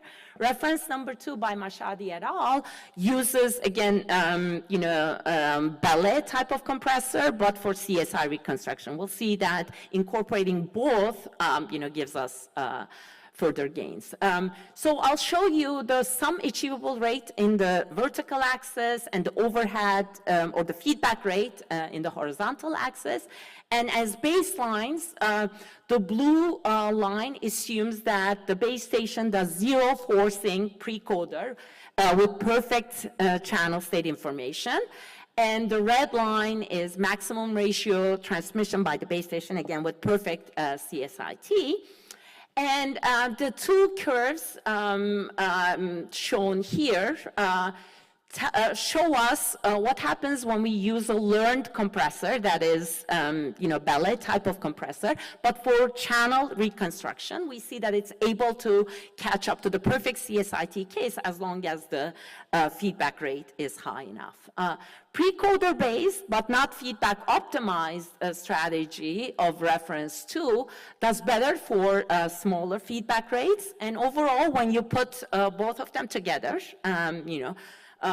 exploit the entropy, properly estimated entropy coder, as well as the task-oriented nature of the problem, we get the best of both worlds, which is shown in the green curve. Looking at a multi-cell setting, here again we have the total network sum rate and the total overhead in the horizontal, in the vertical and horizontal axes. The black dashed curve is the no interference case, alpha is equal to 0. The blue one, has significant intercell interference. So with kind of no interference, our learned, compressed feedback is able to catch up, as long as the feedback overhead is high enough. And as we increase the level of interference, again, the learned task-aware compressor strategy coupled with the learned pre-coder is able to perform quite well. The numbers that I've indicated in this plot give us the percentage of feedback bits used for the serving base station. So, for example, if it's 0.85, that means 85% of those bits, the CSI feedback bits, are allocated to the serving base station CSI, and 15% are allocated to the interfering base station CSI. So, as expected, as the total feedback rate increases, the MOBAs are able to allocate more bits to the interfering base station CSI, so that the interfering base station can adjust its pre-coding accordingly to avoid interference. And of course, the level of feedback allocated to the interfering base station CSI also increases as interference increases. Okay. We've also tested the robustness of some of these solutions. So what happens when we're testing at a kind of low SNR, but we're training at a different SNR? This is important because, you know, as the signal-to-noise ratio in the environment changes, it would be difficult for the mobiles to adapt their compressors to the changing SNR. Though it may be more reasonable to think about the base station doing some kind of adaptation because it has more computational capability. As we've seen, if the operating SNR is 0 dB, but we're training at a higher SNR, there seems to be some loss. But we can, you know, regain some of the performance if we allow the base station to do some fine-tuning. So in the dashed red and blue curves, we're not changing the compressor at the users, you know, which have been trained at a different SNR, but the base station kind of updates its pre-coder based on the operating SNR. As you can see, we gain some of the loss, and we can also do better by training over a range of SNRs. So overall, we've seen that importing ideas from learned image compression to the CSI feedback scenario has provided us with some useful strategies where we're able to trade off between feedback overhead and system performance. And it's possible to provide some robustness into the system performance by allowing the base station to fine-tune. Now, of course, in all of these problems, you know, neither the compressor nor the base station knew an exact you know, channel model. They were simply trained on data. So we expect that some of these ideas could be you know, used in more complex propagational environments as well. So moving into the second part of my talk, where we're going to look at you know, relay networks and how, again, ideas from learned compression are useful in relay networks. But we're going to see that this requires a new framework for the learned compression because we'd like to exploit the correlated received signals at these network terminals. So it necessitates a kind of different framework for learned compression. Now, of course, relays have been around for a while. You know, they were around before ChatGPT, you know, maybe more than 50 years. And we've seen kind of the first set of applications to wireless more than, you know, 20 years ago. There was the concept of base station cooperation, you know, but multi-hopping and relaying is making a comeback through the use of non-terrestrial networks and other 6G applications. Of course, relay channel is one of the fundamental building blocks of cooperative communications. You know, similar to John, you know, I think multi-user communications has not fulfilled its promise.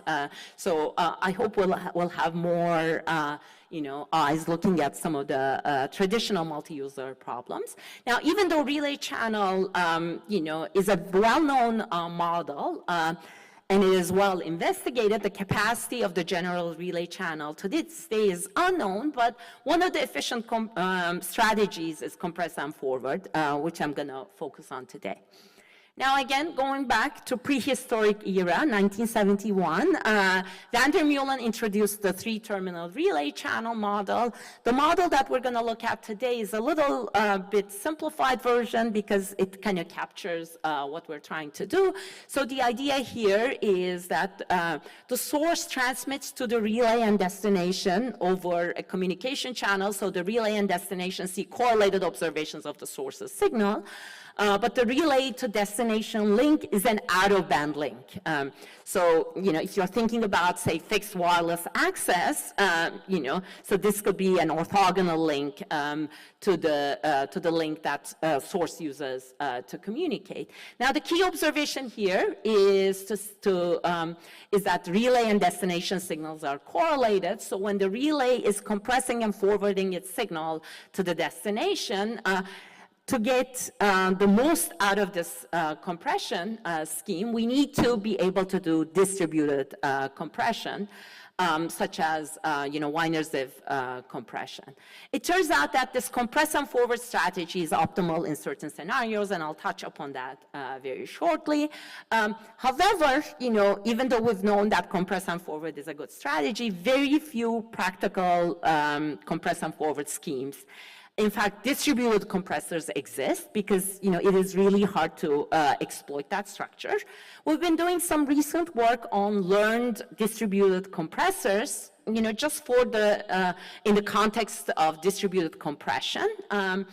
And we've seen that the traditional learned compressors do not work that well in this distributed setting. The traditional, nonlinear transformation followed by entropy coding is not really able to capture the dependency between these compressed observations. So we've resorted to a new set of learning tools, which I'm happy to talk about if anyone is interested. Nevertheless, so for today's talk, we're gonna borrow some of the ideas from these learned distributed compressors and see how we can build a task-aware compress and forward scheme. Again, the goal of the relay is to compress its observation in a distributed fashion, recognizing that the destination observes a correlated version to help destination decode the message. And one of the reasons why we've looked at compress and forward in the setting is that it is optimal when the relay is unaware of the codebook used by the source and the destination, which we termed oblivious relaying. And it kind of works well with the learning setting as well, because we're going to assume that neither the relay nor the destination know much about the channel environment. They're simply training on the data that's available to them. And the goal will be to maximize the communication rate by doing proper symbol detection or demodulation. Now, in order to do kind of distributed compression at the relay and proper processing at the destination, again, we're going to be looking at mappings from the relay's observation to the feature space, which we term as encoder. This will be a categorical mapping. Again, I'm happy to talk about the details if anyone is interested, followed by an entropy coder whose parameters will also have to be learned. And at the destination, the important design will be the demodulator, which is task-aware and, again, neural network-based. And as a benchmark, we'll also look at simple neural compression without taking into account the destination side information, which we call the point-to-point compression, which is easier to build, which is then fine-tuned by the destination, to find a good demodulator. So this will be our benchmark. Our metrics of performance will be minimizing the error rate or maximizing the communication rate. Luckily, both can be captured by categorical cross entropy in our loss function, as well as the compression rate. So let me show you some results about performance. So here we're going to be looking at the mutual information as a function of the relay rate. So this is the rate, the compression rate from the relay to the destination. And as one benchmark, I'm plotting the best-known compress and forward achievable rate, assuming Gaussian codebooks. The dashed line is the limit in which R goes to infinity. So essentially, the relay and destination are have an infinite capacity link.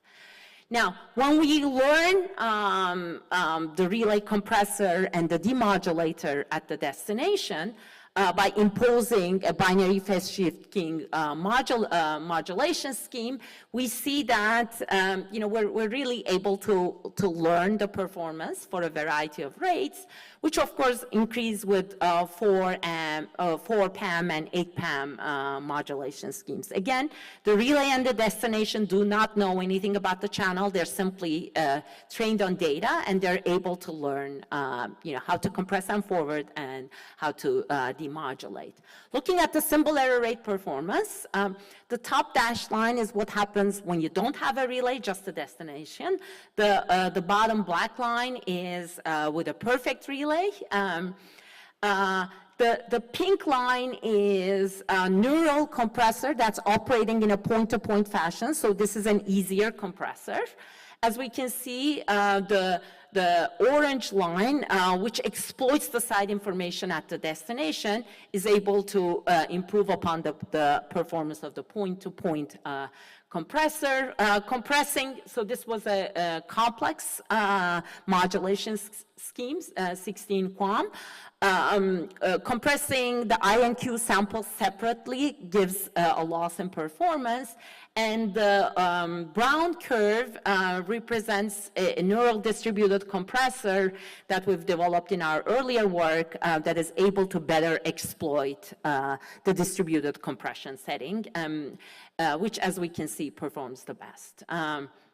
We also have some robustness results that suggest that when the, again, train and test SNRs do not match, there's a loss in performance. And we're able to kind of capture some of that loss and gain it back by training on a range of SNRs. But maybe more interestingly, I want to kind of give you a visual interpretation of what all these neural networks are doing, right? So,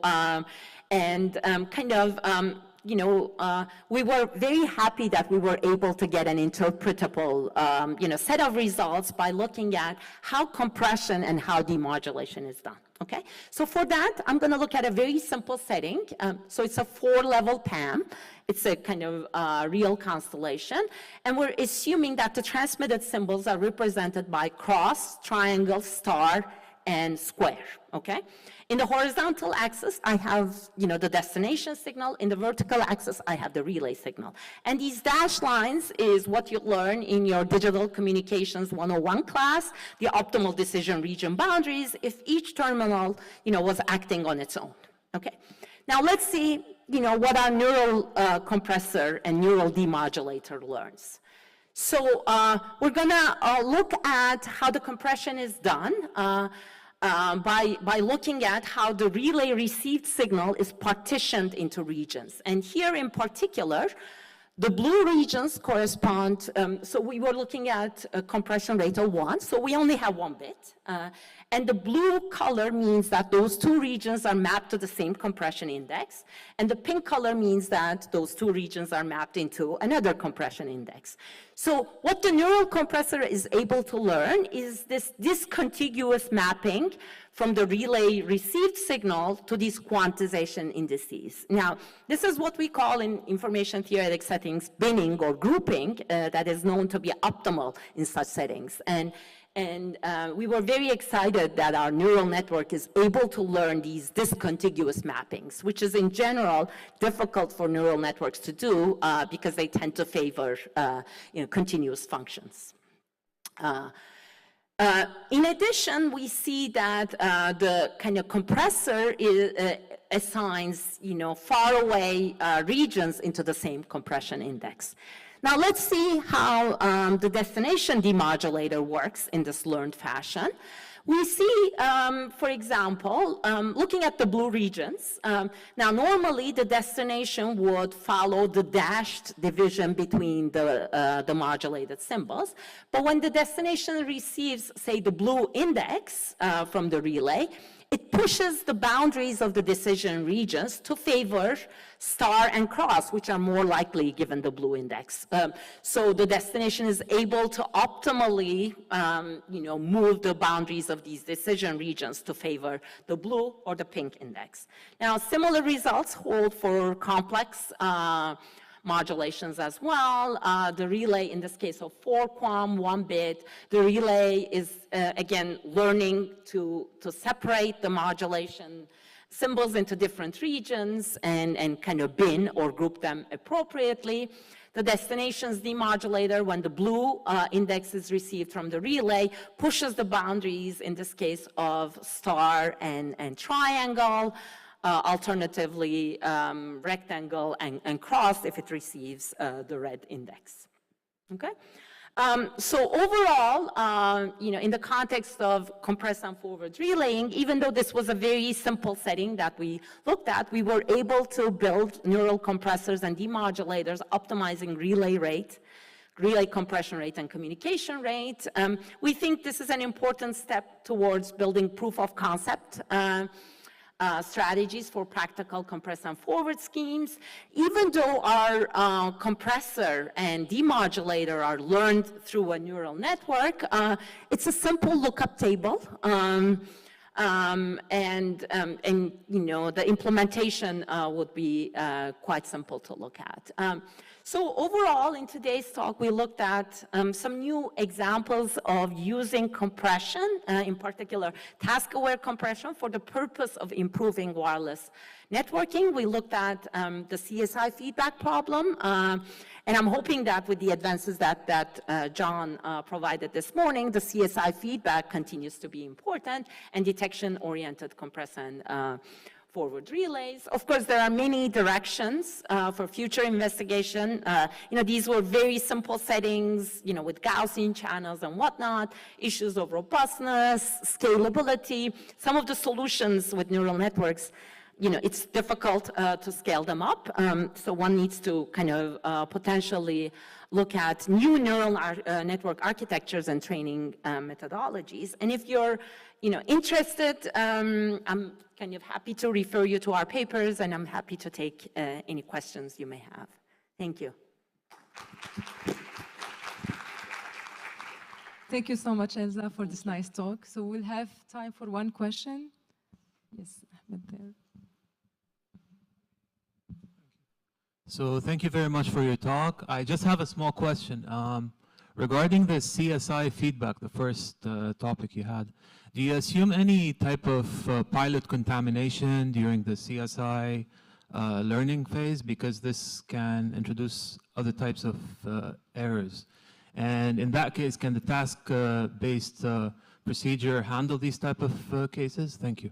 Yeah, thank you. That's a very good question. So in our evaluation, we did not consider pilot contamination. So we assume that each user is getting clean pilots from these base stations. Of course, that would introduce further errors.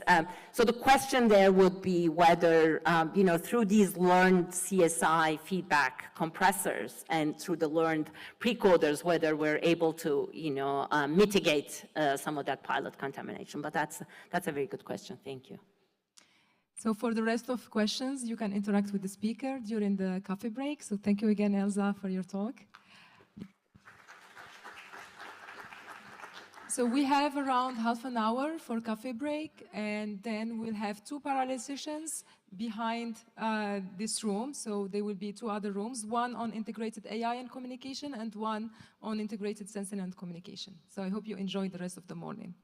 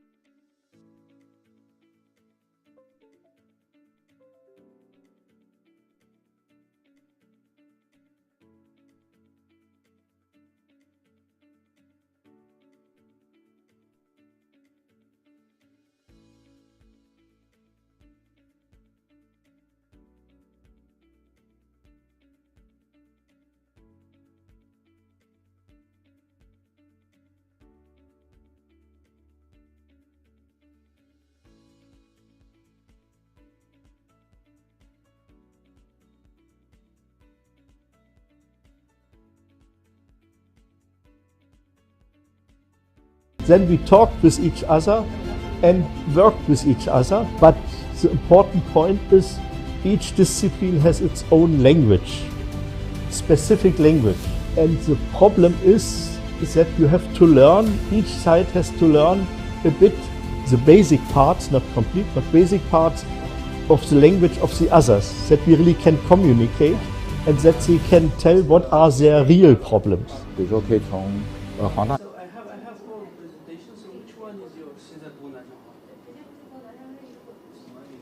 那个 AI 相关的数学，或者说跟其他方面，跟研究物理、跟材料、化学都需要不同的数学。从最简单的方程式开始，慢慢一步步的把这个问题给解剖开来，往深的方向走。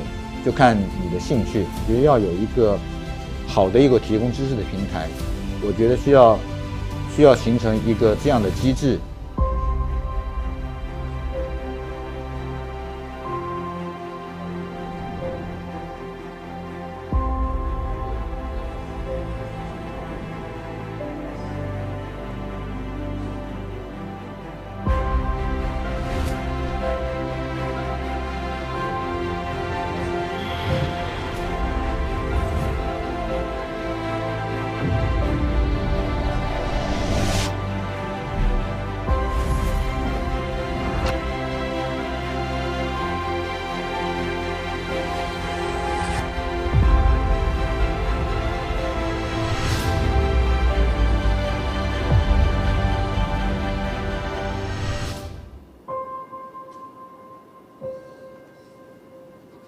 数学是最赤裸裸的东西，它直接告诉你一个事情的一个现象的本质，背后的本质是什么。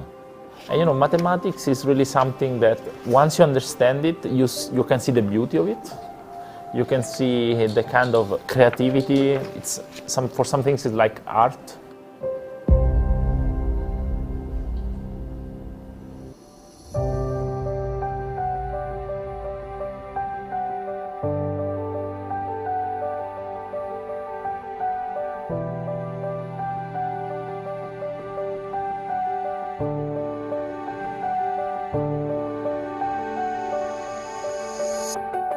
If we think about everything which surrounds us, the technology, the laws of physics that describe what happens in nature, we can use them, we can do something with them. We have the technology that we have because there is mathematics. Mathematics has been the way for the human to understand phenomena. That, in fact, by now there are, in fact, many parts of mathematics which have become interesting for applications. So many more than a few decades ago. 应用往往是一门综合学科。even在数学里面，你要解决一个应用数学解决问题，你不是一个单门的理论数学可以解决，这实际上是一个系统工程，数学的系统工程。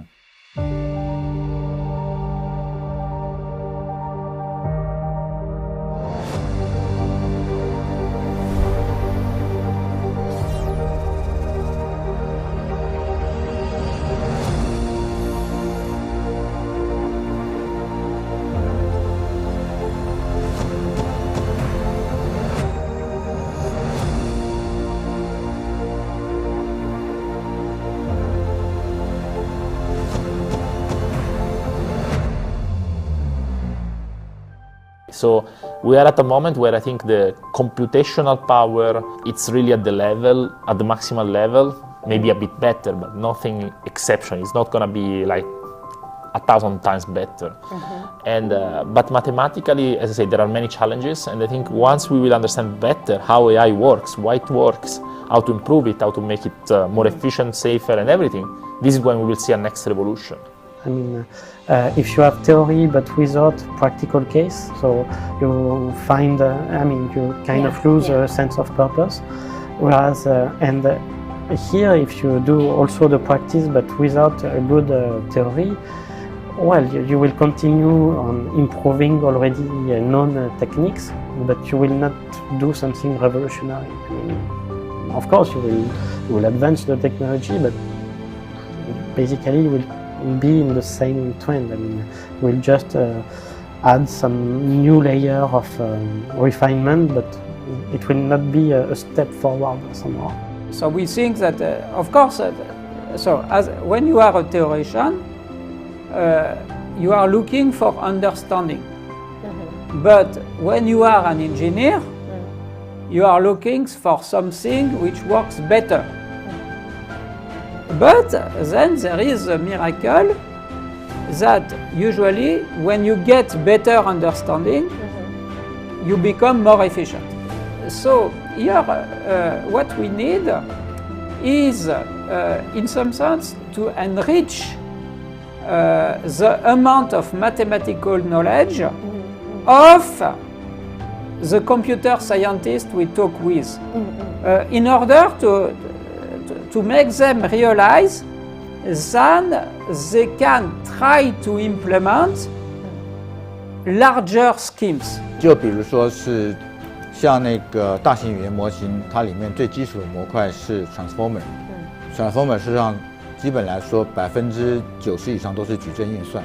这些矩阵运算我们如何给它加速？如果说我们能够加进很多数学的东西，就比如说利用好的矩阵分解、张量分解，利用比较好的核函数的设计，以及利用比较好的那个位置编码的方式，我相信是可以更有效的去加速整个大型语言模型的计算。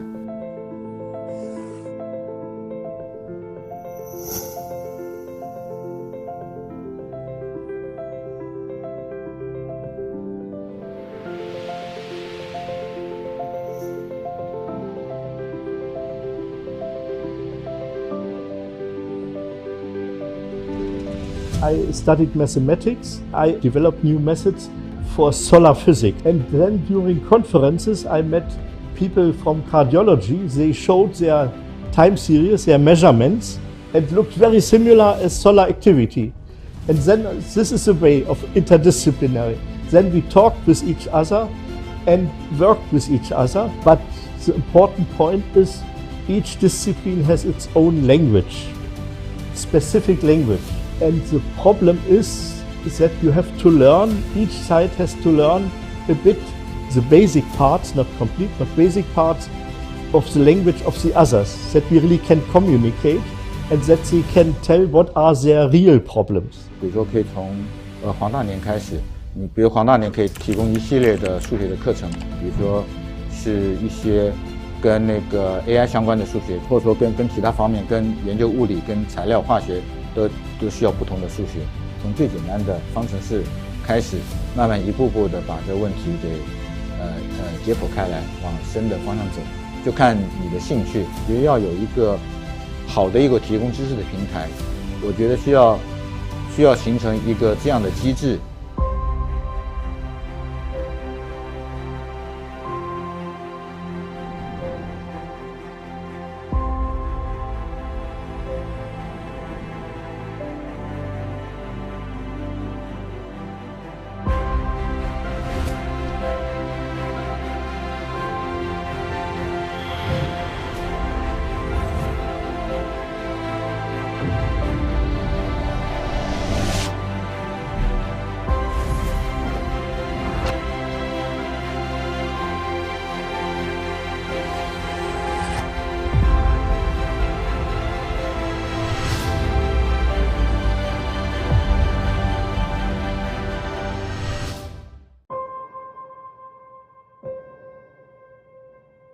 数学是最赤裸裸的东西，它直接告诉你一个事情的一个现象的本质，背后的本质是什么。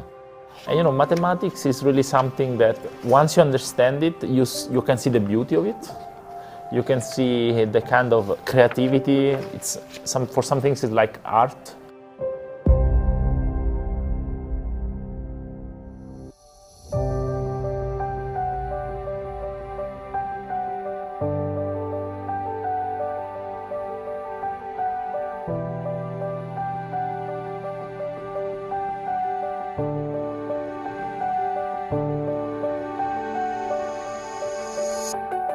If we think about everything which surrounds us, the technology, the laws of physics that describe what happens in nature, we can use them, we can do something with them. We have the technology that we have because there is mathematics. Mathematics has been the way for the human to understand phenomena.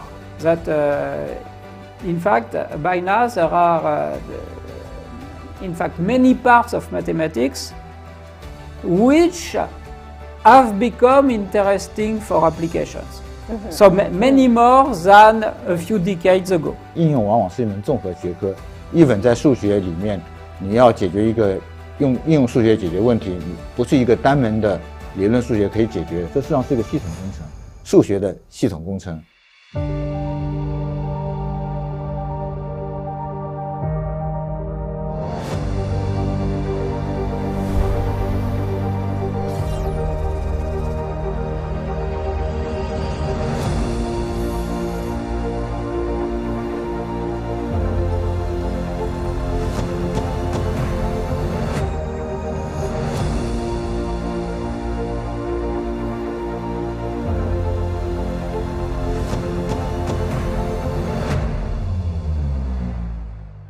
So we are at a moment where I think the computational power, it's really at the maximal level, maybe a bit better, but nothing exceptional. It's not going to be like 1,000 times better. And but mathematically, as I say, there are many challenges, and I think once we will understand better how AI works, why it works, how to improve it, how to make it more efficient, safer, and everything, this is when we will see a next revolution. I mean, if you have theory but without practical case, so you find, you kind of lose a sense of purpose. Whereas, here, if you do also the practice but without a good theory, well, you will continue on improving already known techniques, but you will not do something revolutionary. I mean, of course, you will advance the technology, but basically you will be in the same trend. I mean, we'll just add some new layer of refinement, but it will not be a step forward somehow. So we think that, of course, when you are a theoretician, you are looking for understanding. But when you are an engineer, you are looking for something which works better. But then there is a miracle that usually when you get better understanding, you become more efficient. So here what we need is in some sense to enrich the amount of mathematical knowledge of the computer scientists we talk with in order to make them realize that they can try to implement larger schemes. 就比如说是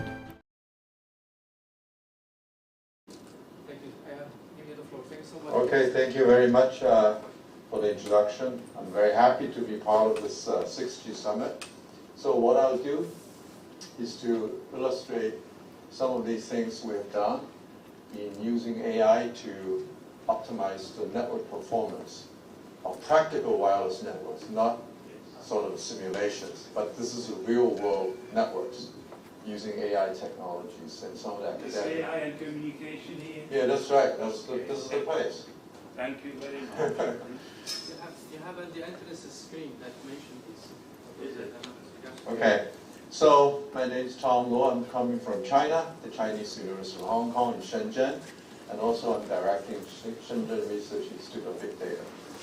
So because time is extremely short, I'll just tell you what I've done practically first, and also some of the academic challenges we've encountered and how we dealt with that, okay, to deal with to solve the practical wireless network performance optimization problem.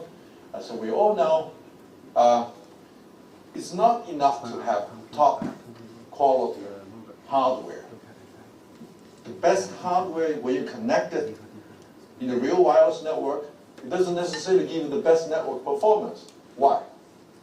That's because networks, hardwares, all have parameters that have to be match to the local electromagnetic propagation environment. The vendors, they produce all these, generate these hardwares. They're used worldwide, everywhere. The same hardware. What do? They give up. So these hardware are not sort of optimized for local propagation environment. So hardwares, the software, the system, the hardware, so they need to be configured appropriately to match the local propagation environment. How do we exactly do that? We rely on the engineers traditionally. Looking at the environment, so, oh, here's a building, there's a tree, I should install my antenna here with this angle, I should use whatever, transmitting power, and so on, segmenting the terrain. But this relies 4G, up to 4G, this is how it was done. 5G, now you have multiple beams, MIMOs. And then now the energy is spread over the space. You cannot see this visibly using your eye. So we have to use mathematical models to predict how to configure the network parameters. So this is the problem we face. Traditionally, it relies on all these engineering experience, trial and error, and so on, back and forth, very ungreen, very costly. So Huawei says they spend like $500 million US a year just to collect data, to measure things and then try to configure things. All right, so the challenges of the huge network parameter combinations. That's challenge number one. Each base station has 3 sectors, 3 cells. Each cell has up to several hundred parameters that need to be tuned, to be selected, configured. And each parameter may have 10, 20, 50, 100 possible values to select from. If you multiply all of that, the network combination, parameter combination, gets to an astronomical number, much, much bigger than the space of Go game when you play the game of Go. Okay, so that's number one. Number two is that the practical networks, you cannot go in and then massively change all the numbers because you can sort of paralyze the network. It's very risky to actually optimizing a live wireless network. We're talking about networks that people use day to day. So we need to configure this optimally. And also, it's a stochastic environment. We collect data from the network. It's random. Even if you have this sort of a cell phone sitting on the table, stationary, the signal level it receives is actually fluctuating with time. So it's stochastic, but basically, you collect all this data, how do we make a mathematical model and actually optimize network performance?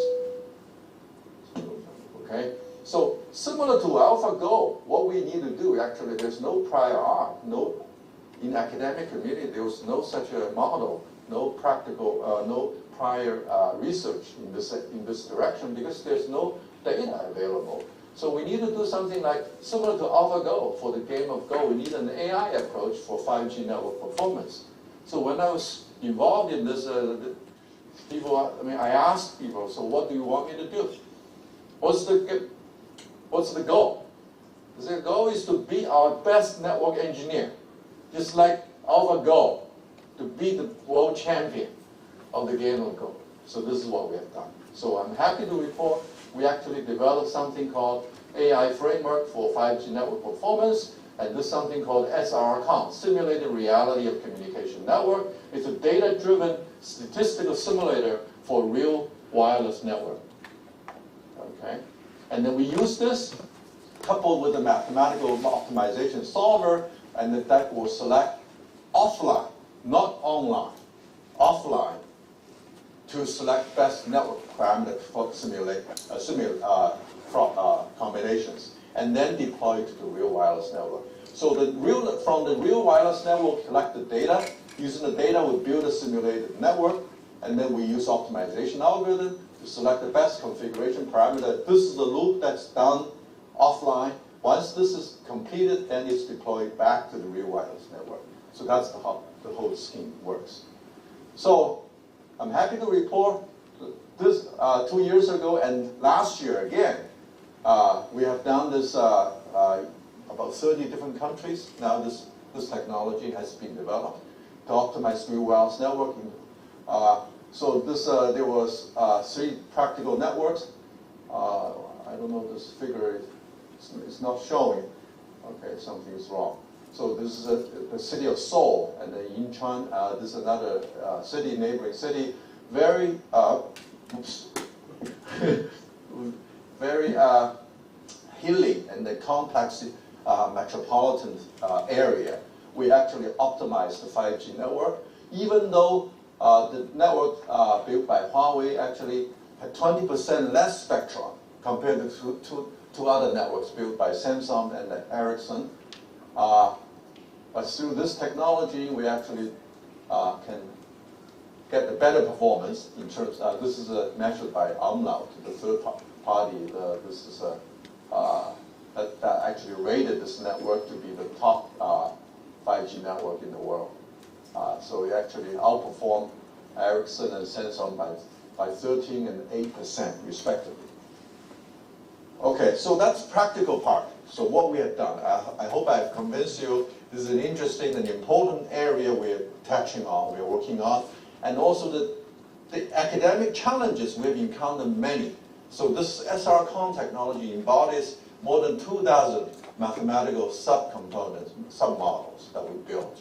Some are data-driven, some are based on theory, white box theory, predictors.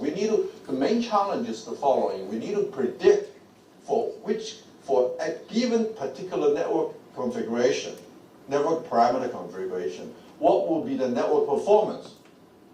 That's the main challenge. Where are the users going to be?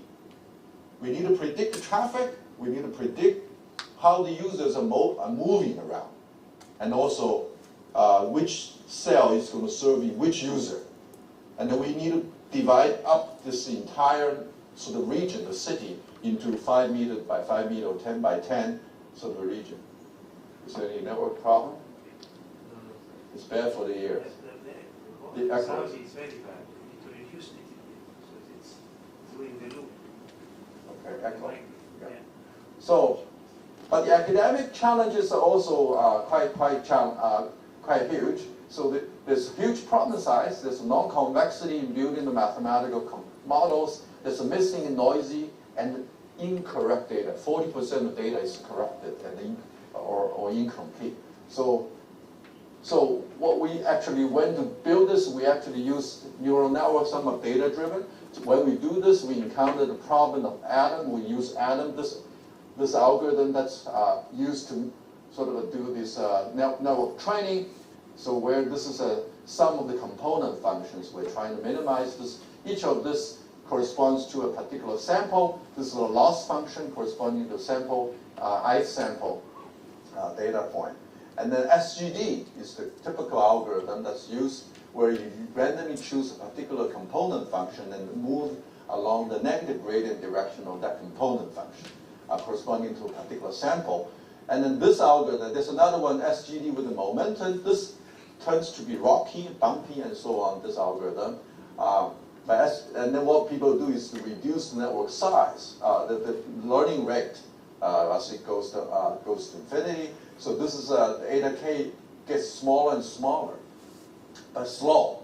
So SGD momentum is trying to smooth out this process. So instead of moving the negative gradient of the randomly selected component function, you do an averaging, you do an exponential weighting of all the directions that you have selected so far, or the gradients that you selected so far. This is the momentum, and then you move to the negative momentum instead of directly the negative gradient of a randomly selected component function. So that's the algorithm. So this involves a particular forgetting factor, beta 1. And then both algorithms have been used previously to train the sort of transformer architecture in neural networks, but it's slow in practice. It's not used. The most popular algorithm is called ADAM, Adaptive Momentum Estimator algorithm. It's proposed in 2015, quite a few years ago. It's almost 10 years ago, proposed by Kimar and Ba. These are the co-founders of Google Brain or something, or OpenAI. So this actually does the following: is you normalize this momentum mk by the second order component-wise second-order squares, sum of squares of the size. So by this normalization, so you do another accumulation per each parameter of the network. You do this, and then you do the normalized by square root of VK. VK is the component-wise sum squares of all the gradient components that you selected. I don't know. So should I just give up? Maybe I speak like this is okay, right? No, yeah, there's an online audience. They need this. Okay, sorry. So there's a. If I do this, so instead of just moving the negative momentum function or the negative gradient of the randomly selected component function, you actually move along this direction. MK normalized by square root of VK. VK is the sum of the squares of each component of the randomly selected gradients. So if you do this, then algorithm becomes adaptive momentum estimator function. And then you have another parameter, beta 2, beta 1 and beta 2. You have two parameters that you select. And then this Adam has been the most popular neural network training algorithm by far. Okay, it's the default selection. And the Adam is the most popular one, and has over 180,000 citations. By August, this is probably now surpassed 200,000. When we publish a paper, we get 200 citations, we're very happy. This is 200,000, guys. So it significantly outperforms SGD on transformer architecture. Empirically, however, it's great, but sadly, Adam seems to be the only choice for a large language model and so on. But ironically, theoretically, this algorithm, Adam, that's the way we count it. It was very difficult to train this network. It's not very stable, and then it's very hard to get it done, get it to converge. So we look at this, the research. There was a best paper I cleared. So in 2018, it says this Adam algorithm actually doesn't converge, even though the original proposed. When it was first proposed, these guys, they are not optimization guys. They're not algorithms guys, okay? They proposed, they had actually claimed to have a proof of convergence. But people encountered so many problems during the training, including ourselves. Then there was a best paper that said, no, this proof was wrong. There was a counterexample saying, this doesn't converge. In this region, it's a beta 1 and beta 2, if you select these two parameters. In this red region, defined by this inequality, the algorithm actually may diverge. There's a counterexample for every, so then people will say, oh, what's going on? This doesn't work. So in general, so people propose variations of the Adam, so they introduce extra hyperparameters or slow down. The algorithm slows down. So basically the fix doesn't, is no good. So people still prefer to use Adam as default choice. So divergence theory seems to be inconsistent with practice. So if you look at some of the most popular sort of training large language models, super large first order GAN and so on, they all use beta 1, beta 2 combinations in this divergence region. So what we do is we ask ourselves academic question, why there's a disconnect between theory and practice for this particular, for this most popular sort of algorithm for neural network training. So we found the theory says for every choice here in this red region, you can find a particular problem with a particular problem size and the constructed counterexample for which this diverge. That was the claim. This is rigorous, is absolutely correct, okay? Now, this doesn't say, however, for this particular choice, it's not going to, it's going to fail for every problem instance. You see what I mean? So, may work for some other problem. For this problem instance, you can always find something that will fail the algorithm will fail, but it may still work for other problems. So what we really are interested in is the following. Given a problem instance, tell me which one of beta 1 and beta 2 will work. That's the real question. So this is the question we try to answer. And then Our claim is that atom does converge. Okay, how do you select beta 1 and beta 2? So this region, we further this divergence region, this top part is the one that's safe. And how big this region is, this depends on your problem instance. How many samples you have, what data sizes, so on. So we characterize this region, and we also characterize a region, this red region, for which we can find a common problem that will fail entirely every choice of beta 1 and beta 2 in this region. But for this region, this is the blue one, that's the good region, and this is the region of convergence. And the size of this region of convergence, actually, it's dependent on the problem size. We have suggested sort of how to tune this beta 1 and beta 2.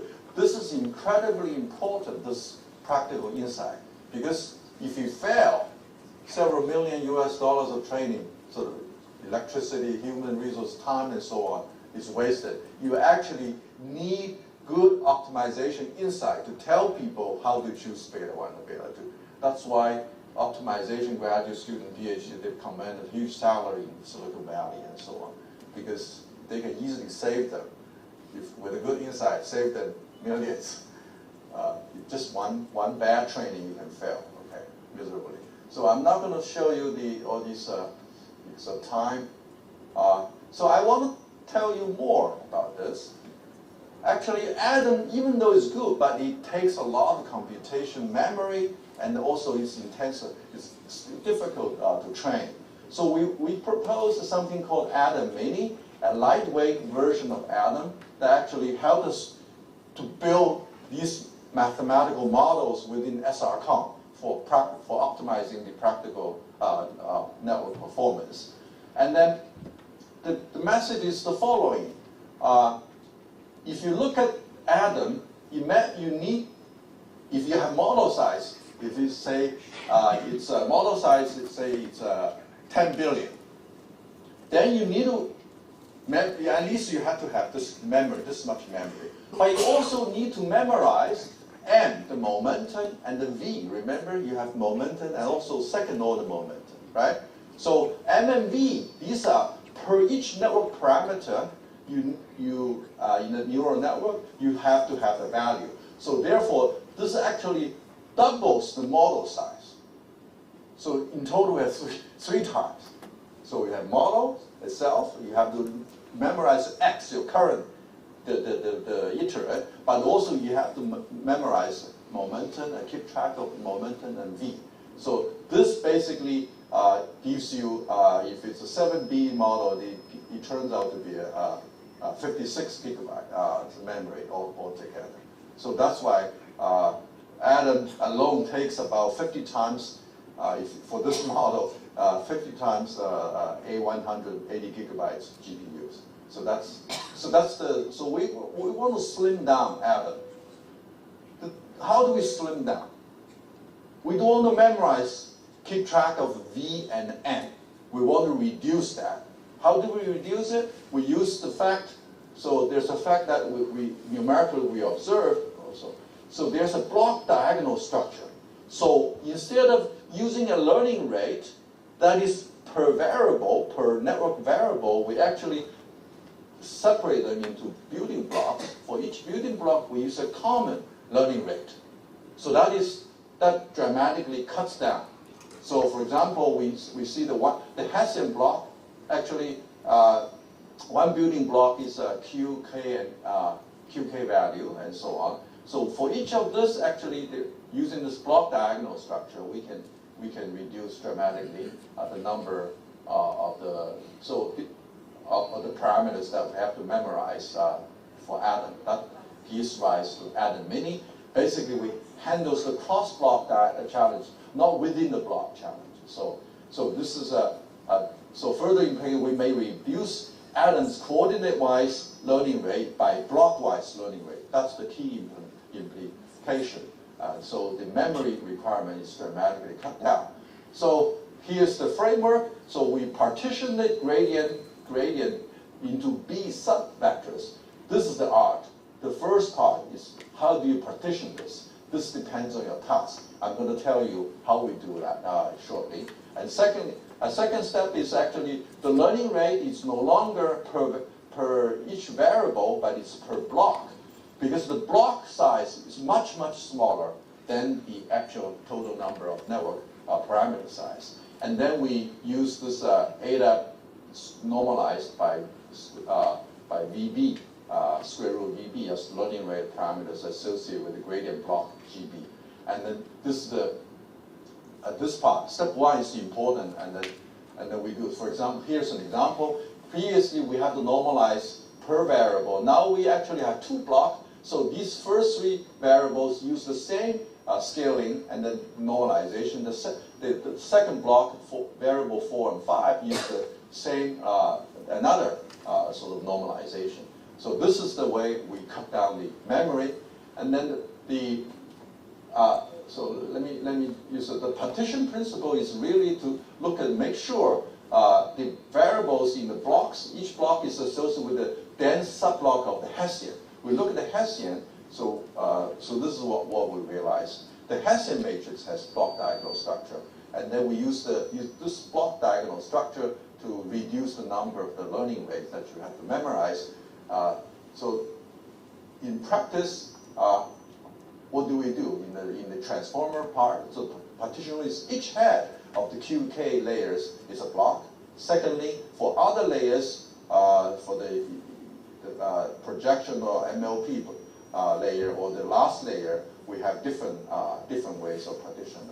Special rule is that for each coordinate of embedding an output layer, this embedding output layer itself is still a block, so unchanged like the original Atom.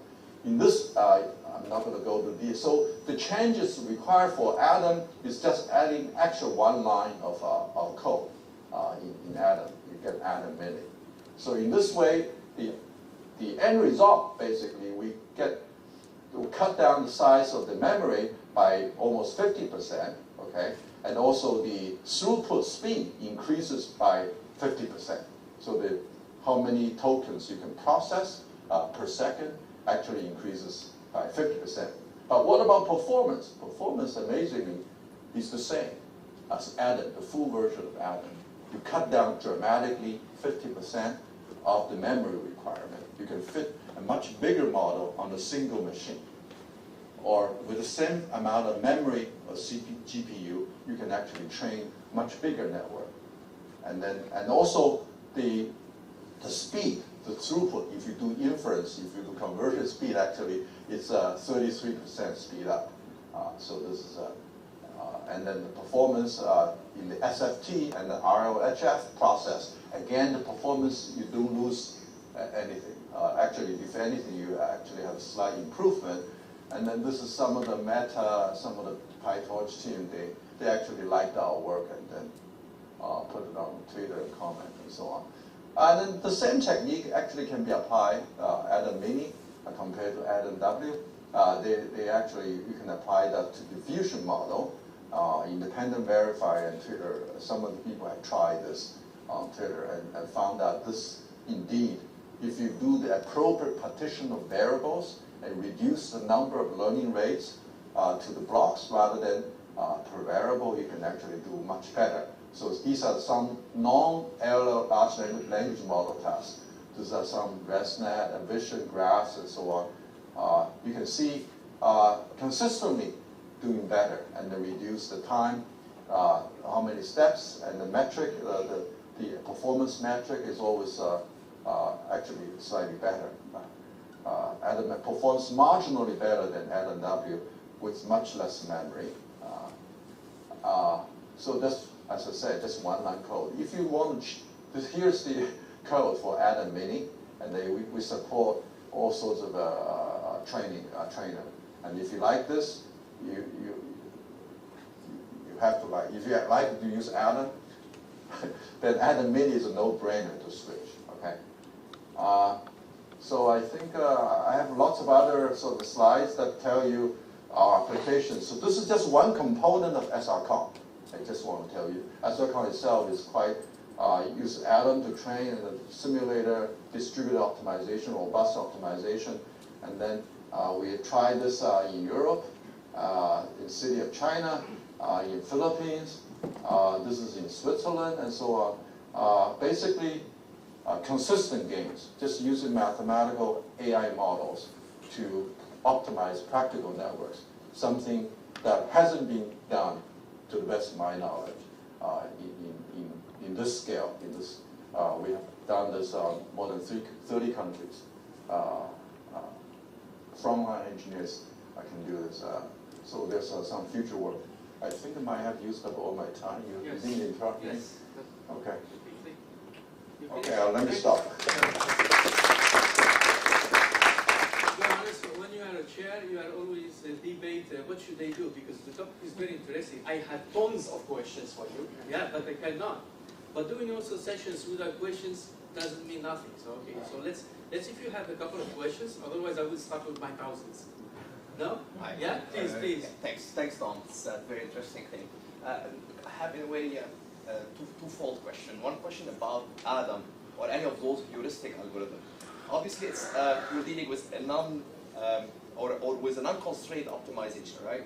So I wonder how important is it truly to get the global optimal, given the fact that the goal anyways is to get to a solution that works well, right? It's an unconstrained optimization, no need to get KKT conditions satisfied, no feasibility issues in the constraints. So how important is it to do this particular important optimization numerical step? Second thing is about the concept drift. When the system change, not just the channel changes, there's a good chance that also the distribution would change. So eventually you would need a whole new approach to optimization and whatnot. Okay, thank you. Well, the second question is one of that I had in mind. So how important is the convergence? Well, here, when I say convergence,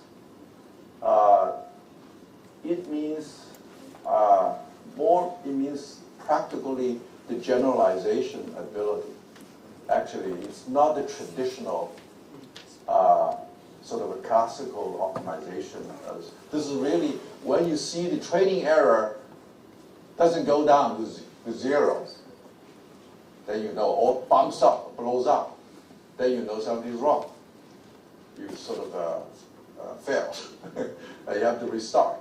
So this is, we actually can show this doesn't happen using the sort of beta 1 and beta 2 in the regions that we suggest as convergent regions. You reduce your chance of failure. So that's number one. Number two, drifting. Drifting requires careful data and also modification of your objective function you do in the training. So this is a different thing. I'm focusing on this talk on a particular aspect of algorithm design convergence issue. For drifting, is another. It requires another formulation. Depends on how fast you will converge. Can you catch up with the data? I mean, how much data you have, and so on. But when you have different, it's more like a tracking or online following the tracking of a certain distribution that is changing. But also you want to make sure you do, it's another factor is that you forget. You tend to forget somebody. If you tweak your network and you take a sort of an open source network and you start training SFT or do all of this modification, sometimes you degrade the network performance on other sort of knowledge. You forget about other things. So this is a very tricky part. There's no theory that I know of how to deal with this. Thank you, Professor. Very interesting talk. We'll ask you my questions later on. Thank you so much. Thank you very much. Very exciting. Thank you so much. So we move to the second talk from Nicola Piovesan. I hope I pronounced it well. Yes, from Huawei, which is network modeling and optimization for CQ era. Human expertise meet AI. Try to look for the issue.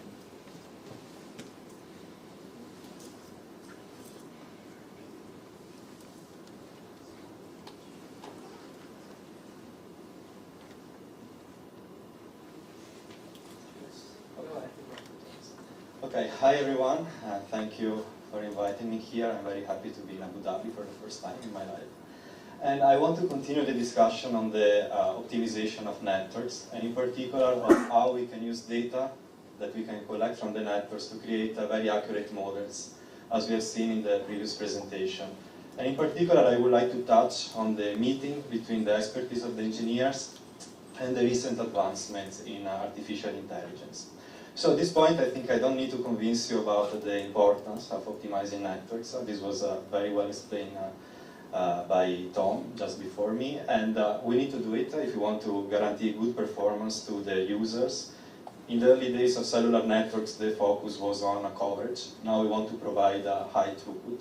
But there is also another important objective that we should take in mind, which is the minimization of the network energy consumption. This is important today in 5G. It is expected to be even more in 6G, because we are going to deploy more infrastructure, and this infrastructure consumes energy. So we need to optimize how we distribute the load in the network, and also how we activate the different energy-saving mechanisms that are available. And of course, as it was explained before, very large-scale problem. We have thousands of base stations, multi-carriers. Each carrier has hundreds of parameters that we could optimize, so we are talking about millions of parameters that we need to select. So the current or the previous approach of the engineers going to the field, making measurements, observing where the problem is, and addressing it by changing the parameters, changing the tilt of the antenna, well, that is not affordable anymore. We need something more autonomous, and what we do is to create a model of the network, created with the data that we collect from the network, and this model must be able to answer very specific questions, like what happens if I change the cell selection and the service selection parameters? How is the traffic gonna distribute? What happens if I change the parameters of the energy consumption, so energy-saving methods? How is this impacting the network energy consumption?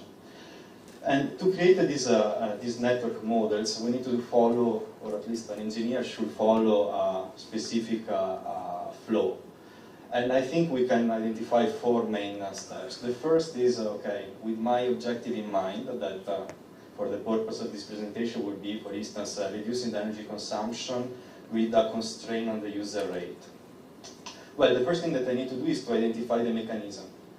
There are many ways of saving energy. I could rely on the product specification that tells me which methods are available, which one I can switch on. I could rely on theory. Maybe I know that if I reduce the transmit power, I'm likely going to decrease proportionally the power consumption, or it could come from data observations. I observe what's happening in the network, I identify the configurations that are more promising in terms of achieving my goal. When my mechanism is clear in mind, I need to look at the processes and parameters that are relevant. I'm reducing the energy consumption, I need to model the energy consumption in the network and how this is impacted by many parameters.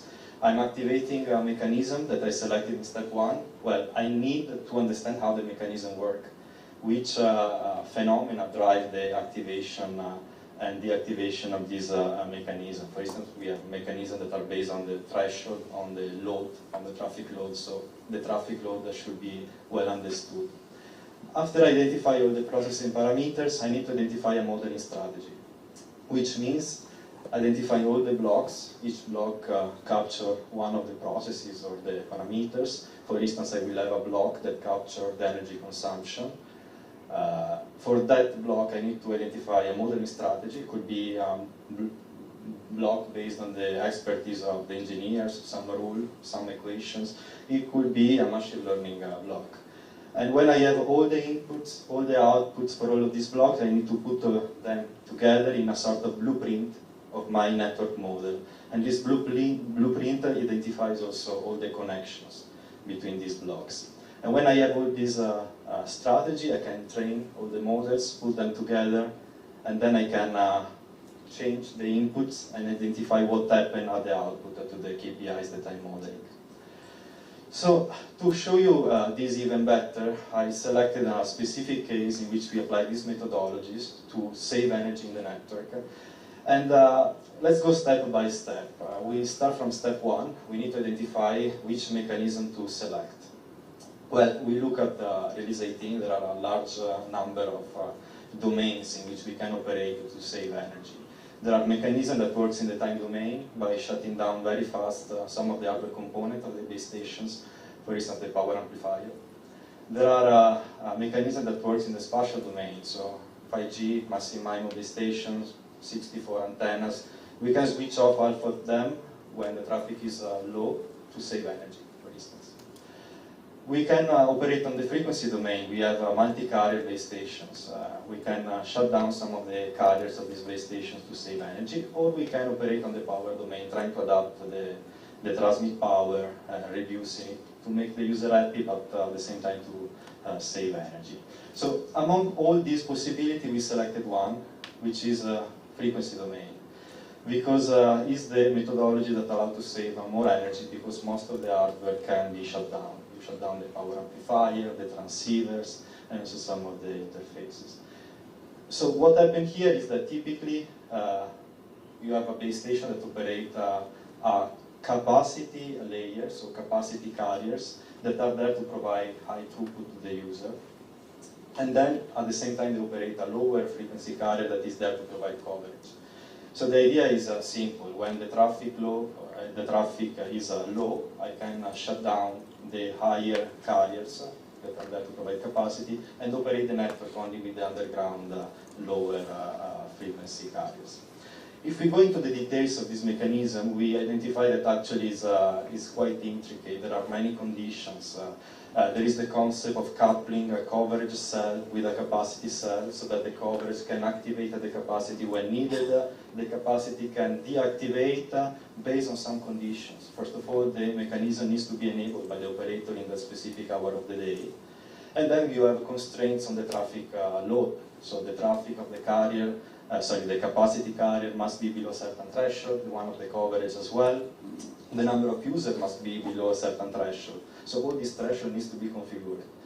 And also, we need the carrier, before shutting down, needs to make sure that all the users are successfully handed over to the low frequency carrier. So there is the concept of transferring the user, understanding where they're going to transfer based on the parameters. So clearly we need to understand the traffic and also the transfer of users. So let's go to step 3 and try to put together this blueprint of network models. We start from the inputs that are the traffic coming from measurement reports data or from cell level KPIs that are observed and maintained by the base stations. We have the energy efficiency policy, so the configuration of all these parameters for the carrier shutdown mechanism in this case, with the handover configuration, so all the handover parameters, and also the engineering parameters, frequency, bandwidth, maximum transmit power, and specific product. In a real network, we may have 20, 30 different products deployed. All of them consume energy in a different way because they're constructed with different hardware and they are configured in very different ways. You may have thousands of different configurations of this base station. So you need to understand also how these configurations impact the energy consumption. So this information goes through a first block, which is responsible of mimicking the carrier shutdown mechanism. In particular, you have an agent-based model, which implements all the conditions of this mechanism that make the shutdown of the carrier happen. And here, basically, all the conditions are hard-coded by engineers because we know them. There is no need to use machine learning in this case. And each cell, each carrier is represented by an agent. And this agent verifies if the conditions are met. If yes, try to transfer the user, interact with the user transfer model that estimate where the user are going to move when a capacity cell is shut down. And this cycle until it converges to a stable state. And for this stable state, represent basically a configuration of the network with some of the carriers active and others not active. And for this stable state, we output many relevant parameters that are now the input of 2 additional models that in this case are based on machine learning. One estimates the power consumption and the other estimates the rate. In this case, we need machine learning because we need to deal with the heterogeneity that we observe in the network. We have many different products, many different configurations. We cannot write down a rule. And the same happens with the rate. The rate depends on the load of the base station, it depends on the propagation environment, and so on. So here you see we have a blueprint of a network model that allows us to understand how the energy efficiency configuration will impact the two relevant KPIs for us, so the energy consumption and the user rate. And this is a composition of expert knowledge model, like the first two, and machine learning models. Step 4, we can train and test this entire framework. Here you see the error metrics for all of the blocks of this model. I also think that error metrics are quite boring, so I prefer to show you an application of this model. And what we can do is exactly as we have seen before, we can optimize based on this model. So we can put an optimizer on top.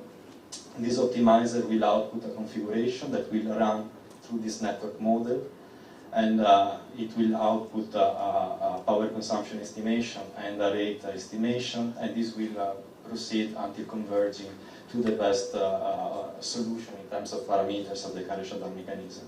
So we have applied this, in this case, over 100 sites of multi-carrier base stations. There are both 4G and 5G base stations in this site, and we start from a first phase in which there is no energy saving used. And here the network, you can see that consumes over 2,000 kilowatt hour per day. Then we go with the current approach, which is taking the best engineers, sending them to the field and say, okay, now please configure us this carrier shutdown mechanism, and do this based on your experience. They configure it and they save 10%. At this point, this is probably our starting point. So we want to do better than them, and we want to do better than them by leveraging the models that we have constructed with our data. We did it and we save an additional 5%, which is quite good. It translates in a lot of money for the operators that are spending literally billions of euros every year into electricity to power their networks.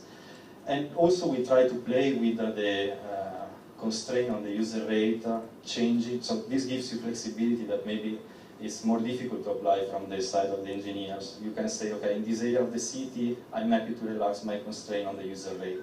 And by that, you can save an additional 3%. And so you can find some result in this reference, which is a next generation mobile network, a white paper on energy efficiency.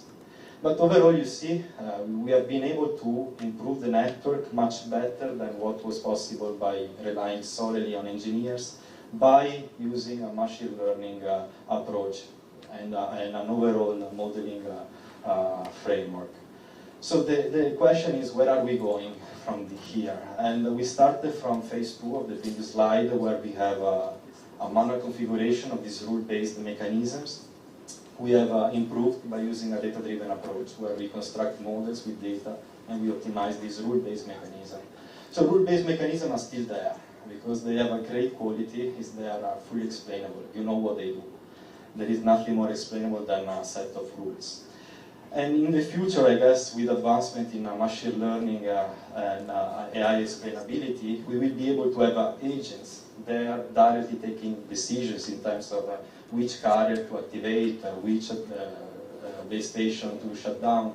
And these agents will decide among a set of possible actions that are defined by us. But what is coming also after is a fully autonomous network, in which we don't even want to specify which are the possible actions to take to save energy. I just want to formulate an intent. I want to say 5% of the network energy consumption.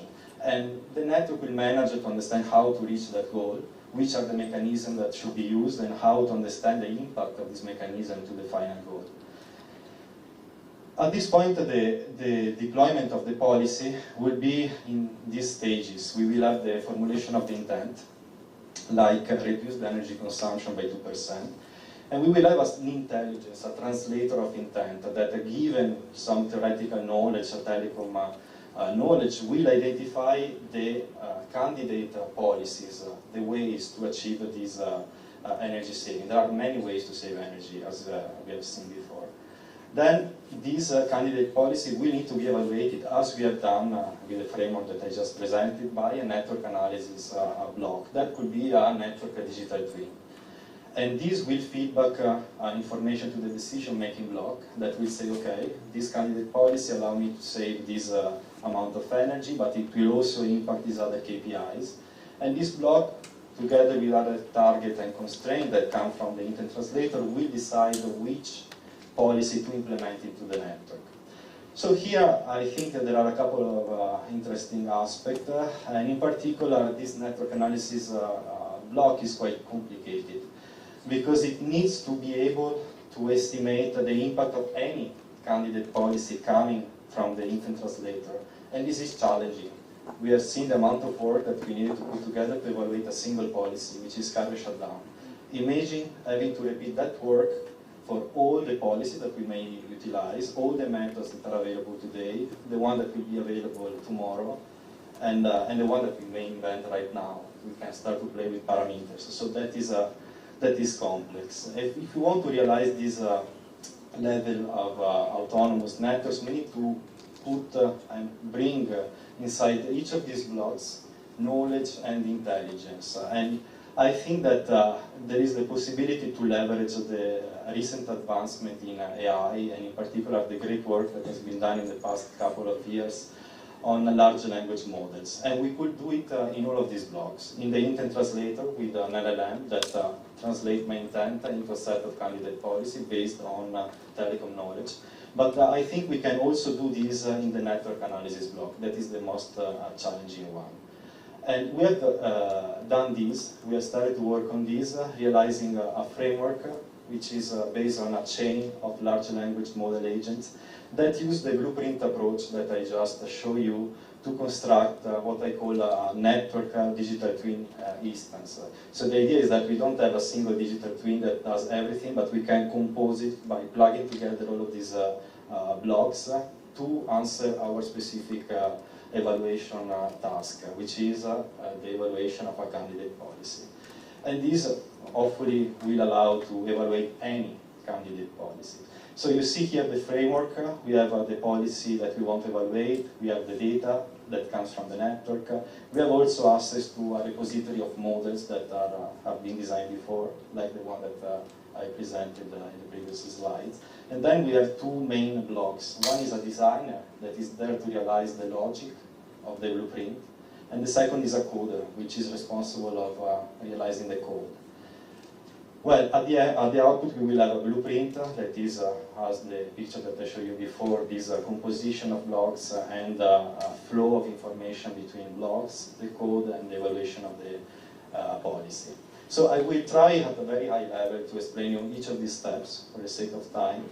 And let's start from the designer that is responsible of realizing the logic. So what we saw while working directly with on-the-shelf LLMs like GPT-4 is that they are not good at planning. So what happens is that if you task GPT-4 with a complex modeling problem, it will start with the first step, go into the details, and then in the long run forget about what was the final outcome that we wanted from it. So what we use here is an agent that realize high-level reflections. This means that they don't put details, they just think about how to solve the problem, which is actually the way we solve problems as humans. I mean, you don't start from the first step of going directly into the details, but you try to understand which is the flow, and then when the flow is clear, you go into the details. Here we try to replicate this logic. So we have at the first step, the reflections, how can I achieve the goal, which is the data that I should use. Then I have an evaluator, and the evaluator looks at this reflection and tries to spot the problems in the logic.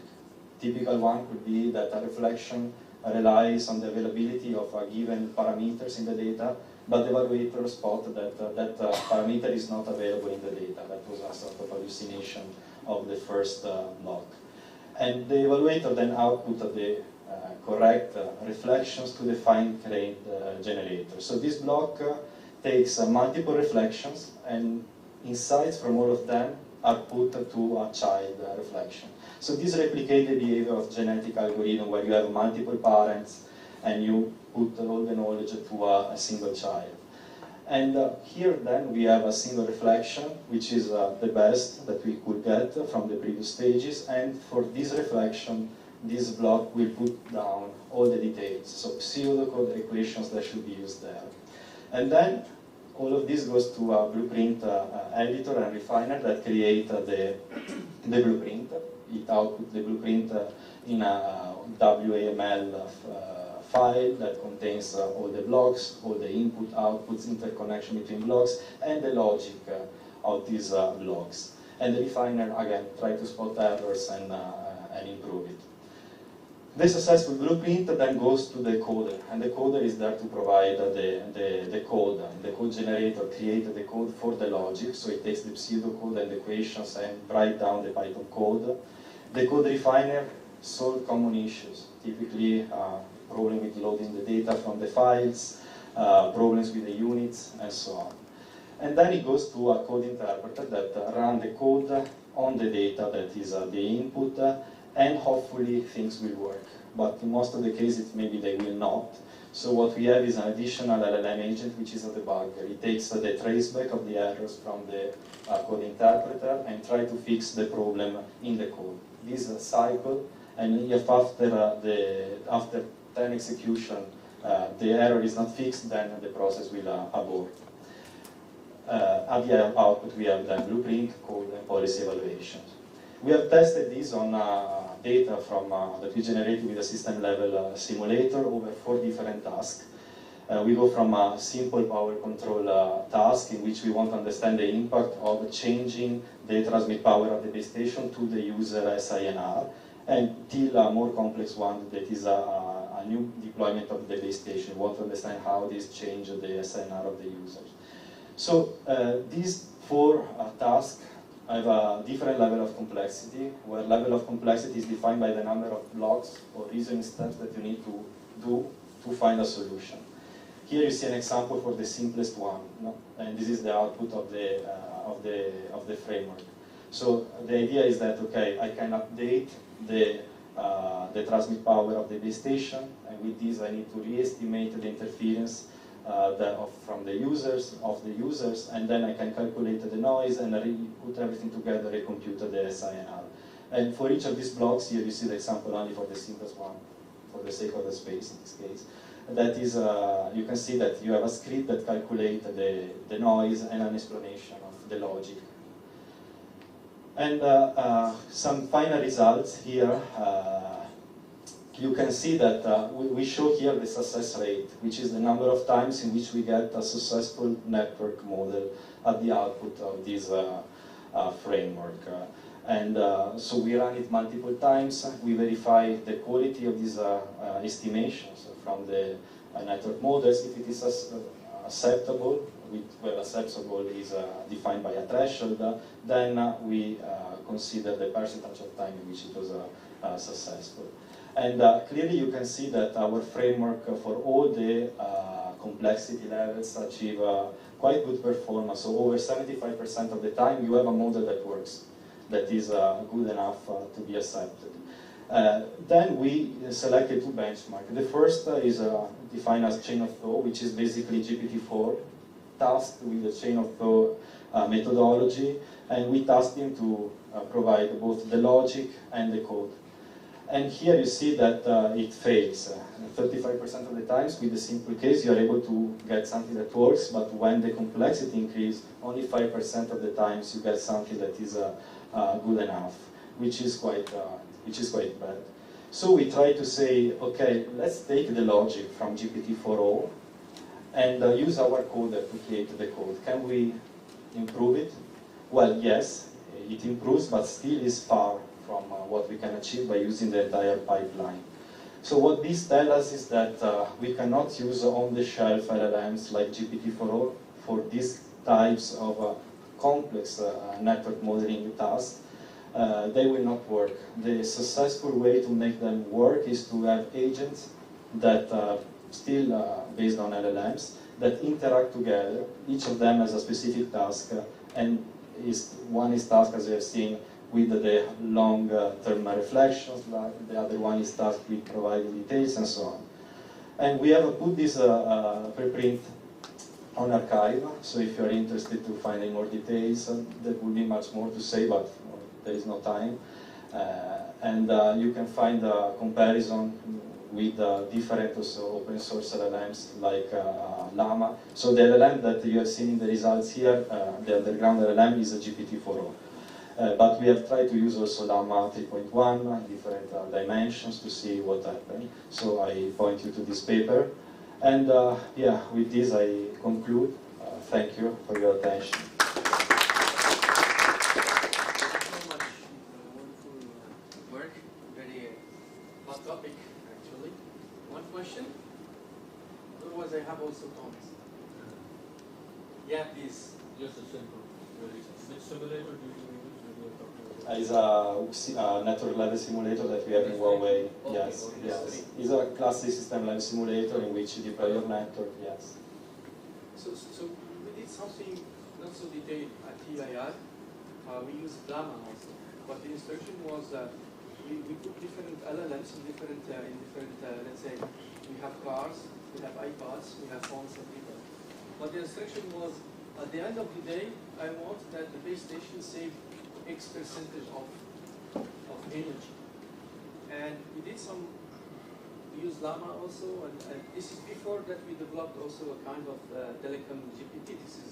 This is what you raise here, is the importance to have a specific LLM GPT. Exactly. This kind of because we tried also with Llama, Mistral, and we have seen for every user or laptop or whatever, this is what we call agent. Okay, we have seen how, after every iteration, how we can reduce the energy.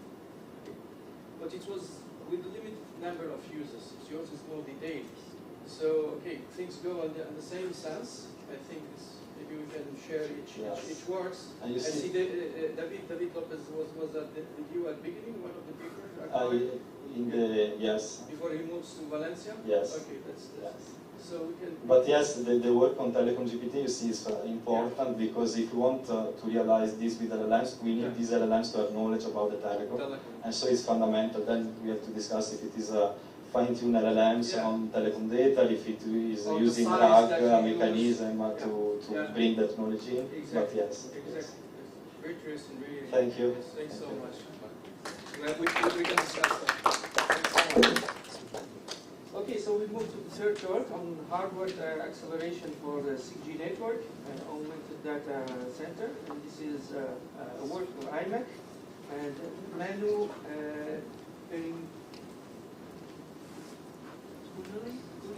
Sorry, I'm sorry. Okay. With the presentation, right?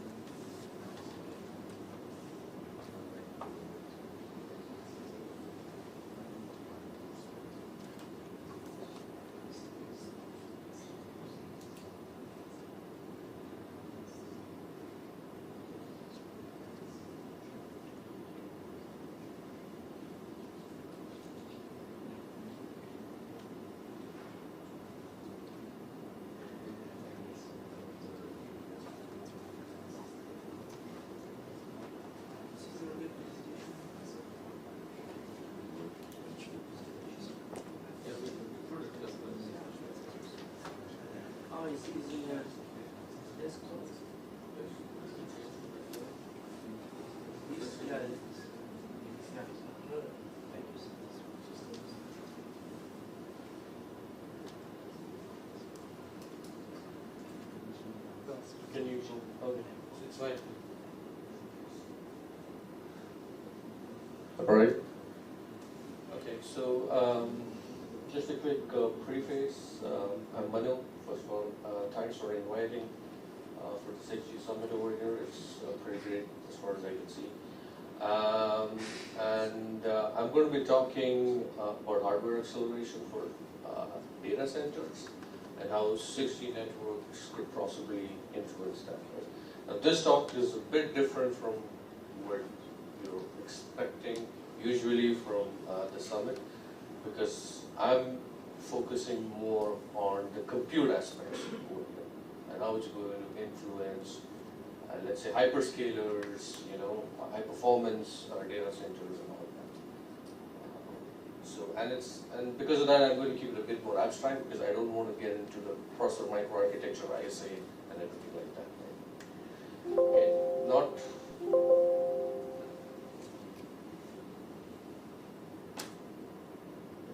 everyone's going to be aware about IMEC. That's the place I'm coming from, so it's in Belgium, right?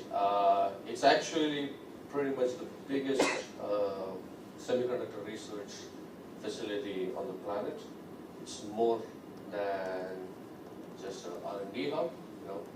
For the last 40 years, we've actually been driving the microchip roadmap, and we have an ecosystem that covers pretty much everybody in the semiconductor, right? That means from the people who come up with the materials, right, whether it's silicon, whether it's gallium nitride and everything, to the people who supply that, the people who make the equipments to make those 2 nanometer chips and everything that's so fine grained, so ASML and everyone, to the foundries who finally make the chips with those tools and with the materials, TSMC and all that, and then to the fabless and the design places, so ARM, Qualcomm, even Huawei, right? And finally to our system partners, so Samsung, Apple, Google's, Huawei, and all of this. Right.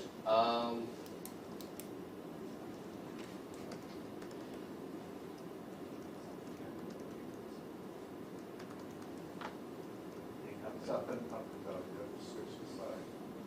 Here? Okay. So, and we're not just located actually in Belgium, right? We're located worldwide. Actually, I don't know if anybody interested over here, but we're actually trying to start something up in the Middle East as well, and we're talking with multiple people regarding that. So who knows, maybe in a couple of years we might see an IMEC, UAE or Qatar or something like that. But anyway, so the group, the unit that I'm part of at IMEC is something newly formed, although we've been doing system architecture and architecture work for more than a decade. I kind of started it with a few of my colleagues at IMEC. What we do is system architecture at scale.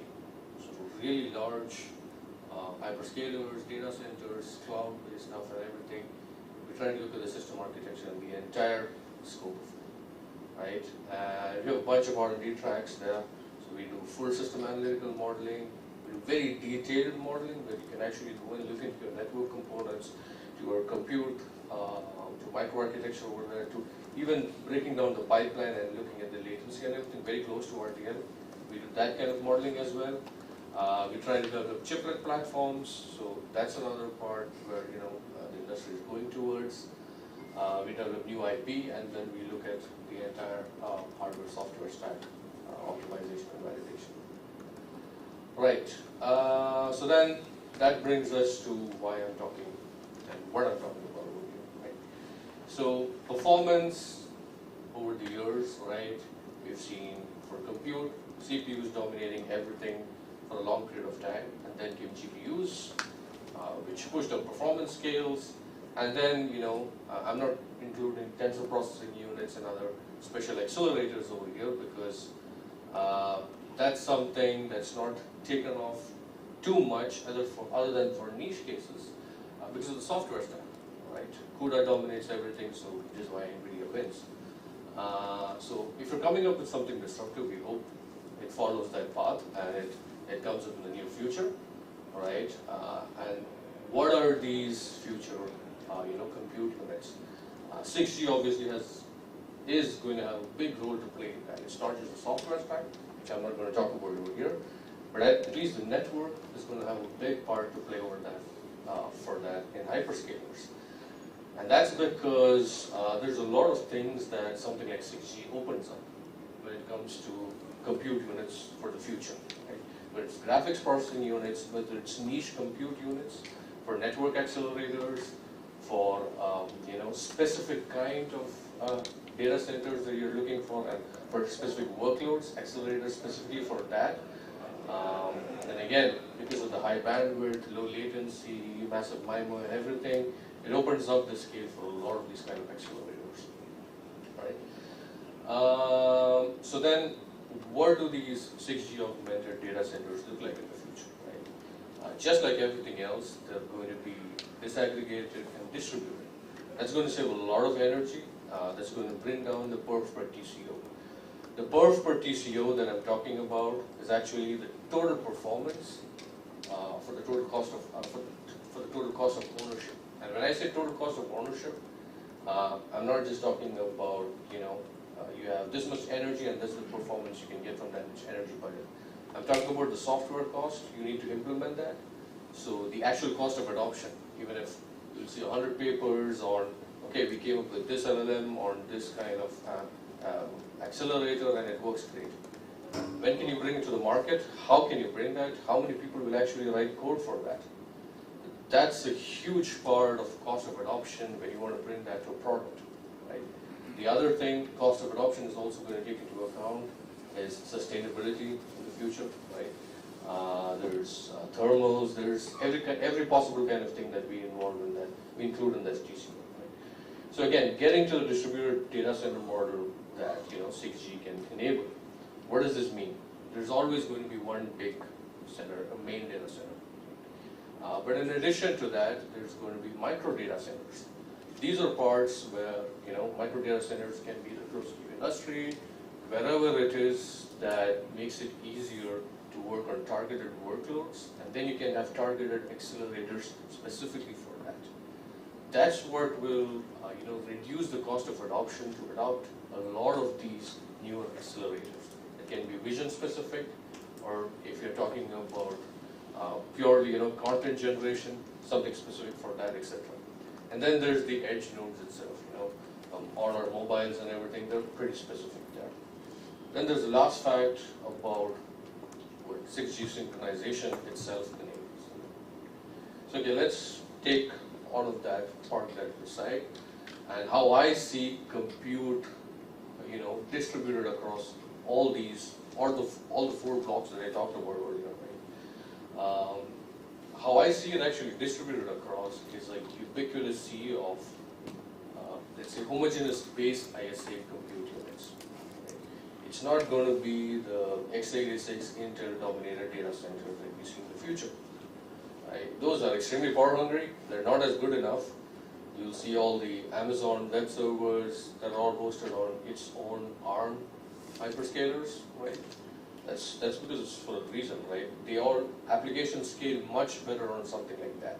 They're much more power efficient, area efficient in every possible metric, right? And RISC-V is just bring that, to the next level. So something like ARM, RISC-V, if you have a sea of those kind of processors across these distributed data centers, everything from what you have in your device to the data center itself, that gives rise to a unified software ecosystem. And that leads to lesser monopolies, that leads to much better optimization targets across it. Right? Then there's custom extensions. So you want, let's say, your phone to do something more general purpose. You want something at your main data center to be extremely high performance and run really, really fast. So then you have custom extensions for that, you have microarchitecture changes for that, but all with similar base ISA, and that works out. And that leads us to an extremely optimal perf per TCO. Right? Now let's take back what we parked on the side. So for micro data centers, right, if you're talking about these micro data centers at different places, like I said before, optimizing specific workloads, we carried out same kind of modeling that I was talking about earlier, right? High-level modeling to see for specific kind of workloads what's actually the maximum perf per TCO benefits you can get when you have a sea of ubiquitous ARM or RISC-V ISA specific compute units there. So for support algorithms, when you're doing even customer care or support like stuff, you can use custom ISA ASICs and they can give you like 10x improvement, right? If you're talking about content generation, which LLMs do very well, that can go up to 50x with tensor core arrays, right? They perform much better than GPUs, which is why the Google TPUs actually do better there, even at much older generations. Although GPUs are at your 4 nanometer node, they just stick to your old 12 nanometer node but still get similar or even better performance. Your analysis and debugging of codes, we use all these models to generate codes, but somebody needs to sit down and check whether they're correct or not.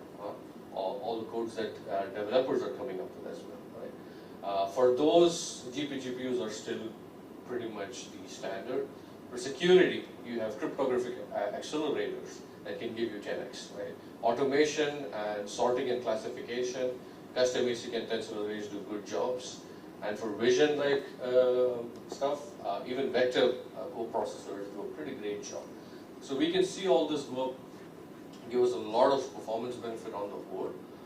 And this is actually the place when you have distributed data center that leads to a lot of improvement. So you don't need to have bulky, single large data center that does kind of all these things. You can kind of disaggregate, distribute it, and do it in a very efficient way. Right? The next part, or the two blocks, are of our original for the edge nodes. And for the edge nodes, essentially your mobiles and everything, we found very less improvement there. So they're pretty, and actually that makes sense, and they're very custom. Apple's and your Samsung and all spend a lot of money on it. They give them the best margins. And yeah, because of that and the high cost of adoption overhead, we can't really see too much benefits over there. But yeah, more and more of your processing overhead comes there. And in your main data center, we can still see some benefits by adding a lot of these accelerators, especially more accelerator adoption because you have massive bandwidths and low latency and everything with 6G. So you can see security, general purpose compute, sorting, and all that improve a lot. But unlike the previous graph, you don't have 10x to 100x, you have 1x to 10x improvement over here. Right? And lastly, what specifically 6G synchronization aspects, what they have to do with the compute units and the infrastructure that goes there, and where accelerators can play a role there. So 3GPP and ORAN, they've come up with quite a few points, that are necessitated by 6G synchronization itself, so related to cause and effect over there. So all these things over here necessitate specific acceleration possibilities, right? So you can have specific accelerators targeted to all this. And we tried even charting data, right? For all the points over there, you can have Doppler compensation, encryption security, your PTP, your FFT parts, all that parts can also have specific accelerators that are part of your sea of accelerators in your micro data center or distributed across that, and you can still see a good amount of benefits. Okay. Now, all this is not the only thing that can affect it. This is purely the hardware aspect, right? There's also two other issues that are involved in actually making high-performance data centers really work well. That's AI-driven workflows and dynamic resource allocation. By resource, I also want to put together task allocation over there. So along with hardware and having this distributed data center framework, you need AI-driven workflows over there and dynamic resource and task allocation over there to actually go and improve the scalability, which is a fundamental unit of looking at how efficient and how effective data centers are. So when you talk about AI-driven workflows, why do you use that in these distributed data centers? Right? You use that for monitoring, you use that for predictive maintenance and workload optimization again. And again, you can go from actually manually using it at predicated intervals, which people have started doing now, to real-time AI optimization just because of 6G. Is that right? That's the impact that 6G will have over here. You'll move from a lot of predicated, fixed, interval-based optimization, which is manual, to actual real-time analysis with something like 6G on board. And for that, then you need to come up with, a specific workflow. What is it that you will have when you're running your data center going along with that? You will be doing data collection incessantly, right? You will be doing edge processing and your main data center working at the same time. you will have, that's where the central analysis will be going on, and then you'll have a consistent feedback loop that feeds into everything else. Right? So once you have this workflow mapped out, what can we do with this? We can build a digital twin, actually, right? And that's the second thing we did. So after mapping out how all the accelerators and rough performance gains you can get from those accelerators if you go for a distributed data center model, we can build a digital twin and then see, okay, can an AI workflow be emulated for an high performance data center as a digital twin effectively? And can we test that effectiveness of that AI workflow, right? So we did that, right? So we went ahead and we used actually a PDES simulator. So if people don't know, it's like a highly parallelized simulator and distributed simulator. The framework itself was developed originally at Sandia in the US. And this one is extremely flexible, so it can actually couple your NS3, it can actually couple many other simulators which academics use, your Gem5 and everything together with it, in addition to your own course, right? And the good part of it is it's multi-fidelity. That means you can go from doing something very abstract, right, not cycle accurate, to something that is very close to RTL, right? So that's what you see actually in the top graph over there. We could actually get, for each pipeline stage in a RISC-V core, the graph and the data, right? How many transactions happen? And remember, I'm doing this simulation across thousands and thousands of cores, right? And we push the limit over there as such, as well. And modeling that isn't enough. We need to put software on top of that as well, all right? So then we started putting RISC-V cores on with Zephyr and other real-time OS on top of that. We started importing LLMs to run on this for that AI monitoring workflow via PyTorch, TensorFlow, and all that. We used Onyx and IRE as the runtime and compilation frameworks. And then we started using all the specific accelerators also. We had a bunch of, we had tensor units at some place doing something.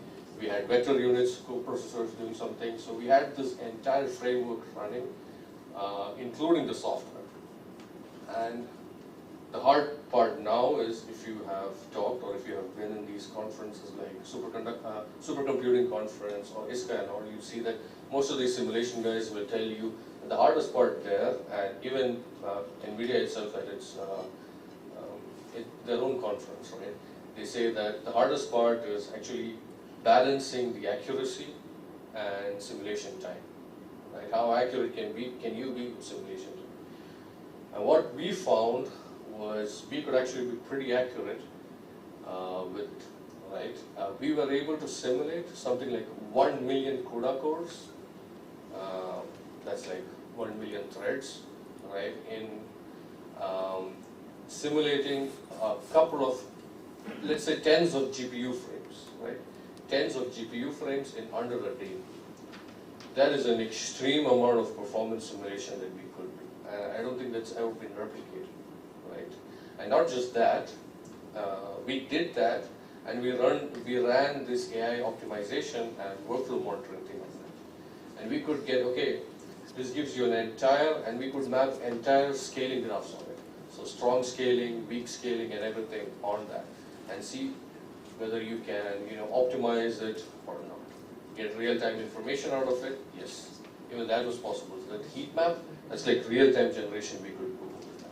We actually have demos where we show that which part of the data center gets hot and this and that. Okay, so we said that, okay, we can do that as well. The AI monitoring part, we can tackle that. The second part that I talked about, out of the total 3 parts, there's the hardware part, there's the AI monitoring, and making the digital twin, is the dynamic resource and task allocation, right? What is dynamic resource and task allocation, and how does 6G really change that? So whenever you have certain traffic spikes, when you want to actually predict how your workloads are going to run, when you want to optimize your resource utilization, I'll give you an example here for resource utilization. If any of you guys want to check it out, you can go to the top 500, right? This website they talk about all the best supercomputers in the world, right? So there's Fugaku, there's I think EOS, and there's a bunch of them. The ones, the national labs in the US and this and that. And they run a bunch of workloads. When they run high performance computing workloads, you should go and see what is the peak flops, right, that entire supercomputer can get, so maximum performance, and what's the achieved flops. The achieved flops for something like high performance conjugate gradient application or workload is actually 1% of the total peak flops. That means you have that massive, data center that's as big as a football field or this entire resort, right? And you use 1% of it at a time when you're running the entire workload on it, because it's distributed so badly, right? That's why you need to go to something like this efficiently. That's why you need something like dynamic resource and task allocation. And earlier when Tom mentioned that network is the bottleneck. It's a network bottleneck and everything because of which you cannot distribute everything efficiently and everything cannot run properly. So there's a bunch of things that comes together, which is why you need to tackle it at multiple fronts. So dynamic resource and task allocation is one way that helps, and upgrading to something like 6G of course helps. You can do it in real time, you can help split out the workload and your tasks in a better way. So we went ahead and we actually went ahead and built a different programming model. But then we said, okay, the cost of adoption and all that stuff that I was talking about, this just increases that much further. So then we made library extensions that help in this kind of distributed data center modeling, right? That does data scaling, that also does task scaling. So you don't actually just move your data to where your compute is effectively by data acceleration.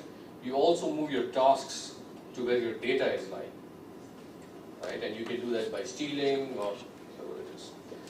So you do that as well, and then we say, okay, how effective can all these kind of dynamic schemes be, right? So we took one of those benchmarks that the top 500 guys performed so badly on, and we actually ran that. We made a different version of it. Of course, we made a synthetic version of it that's also accelerated by a general optimization algorithm. And we wanted to see what scaling and load balancing over there, right? And with our model, we were able to see that it actually performed pretty well, right? You could kind of scale up. The nodes over there reflect MPI nodes. And each MPI node is equal to about 512 CUDA cores or 512 thread lanes, right?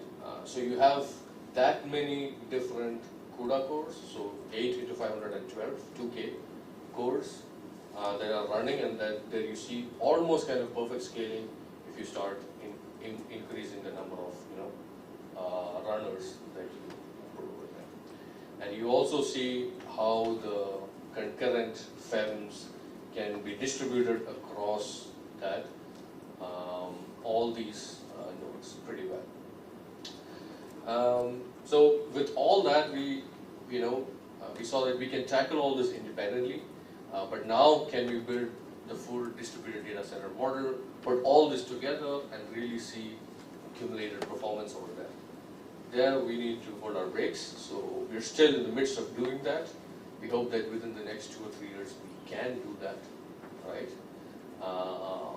We have a full digital twin because, of course, there's building that entire thing, building the software stack, like I said, porting these models over there, having AI monitoring, real-time analysis and everything, and actually having the 6G specs also. 6G specs are also still being defined, so we can't put everything in, right? So that's why I said within the next 2 years, hopefully we have that. We are not there yet.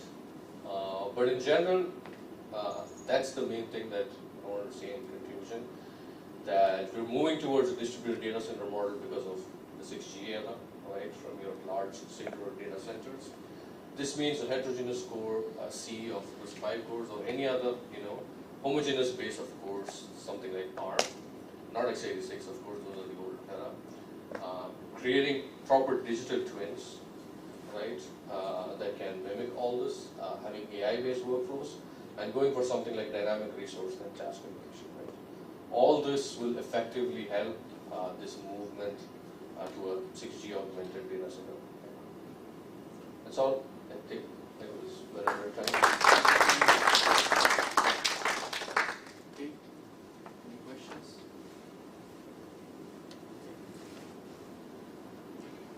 You have thumbs? No, I don't have thumbs. No, but it was, I didn't know that IMEX, so this is a process, IMEX, so you design, IMEX is a designer, provider of this kind of technology, or, because I didn't, wasn't aware of the tradition of IMEX, No, that you are going really to the market and deliver things. I mean, we you started deliver things, sorry, I mean, high scale market, I mean. Yeah, we are starting to target that as well. Not full products, but at least, prototypes and everything. We're starting to go there. So it was really curious. Yeah. To see IMEC used to be early technology on it. Yeah. But now we've started expanding a lot more. Usually, I would not say you are Fraunhofer style. Yeah. You are going much more. I mean, IMEC is Especially- more than 1,000 people working there. Yeah. Especially our IC Link and everything. Yeah. That's what's attracted my attention, is the move of IMEC in this aspect. I mean, which is quite even we have to make money, so. Yeah, that's fantastic. Very good. Thank you so much. So let's move to the last presentation.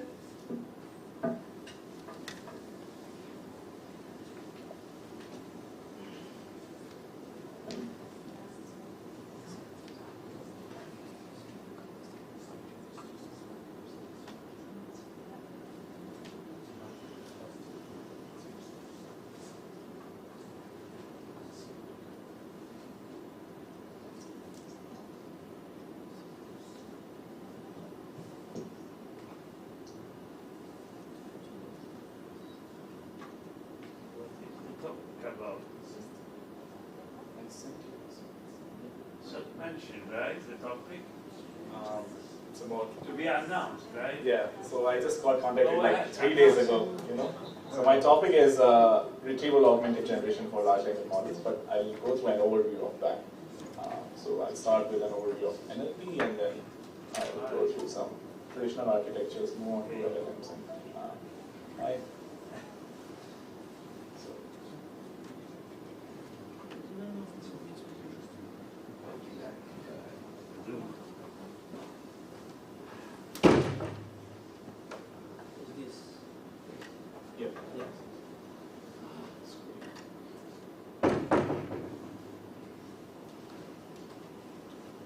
What's the time right now? Okay, so apologies in advance for holding up. I think I'll try to skip some of the parts that can be skipped.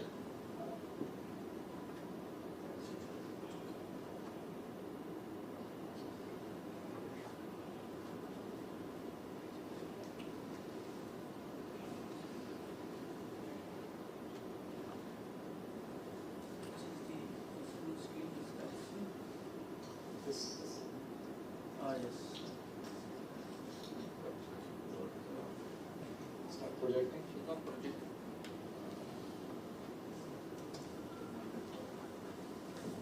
It's risky because everything is connected and so on.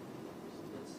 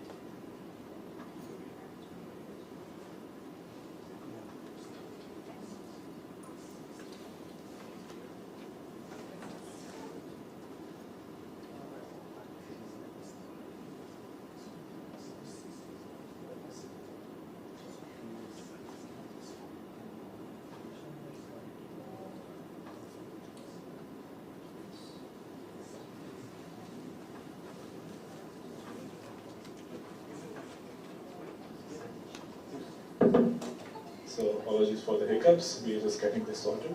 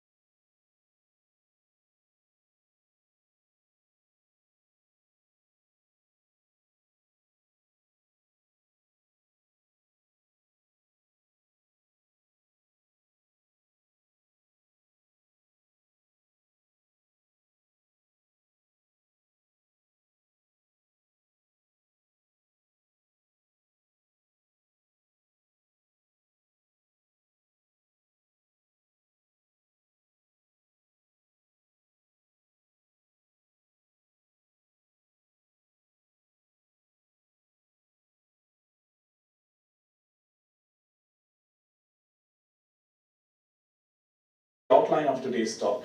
I'll be going through some natural language processing tasks, some traditional architectures, their limitations, and move on to the modern architectures like transformers and LLMs, and then look at what are their limitations and how can we actually mitigate those using something called RAG and and then the limitations of RAG as well.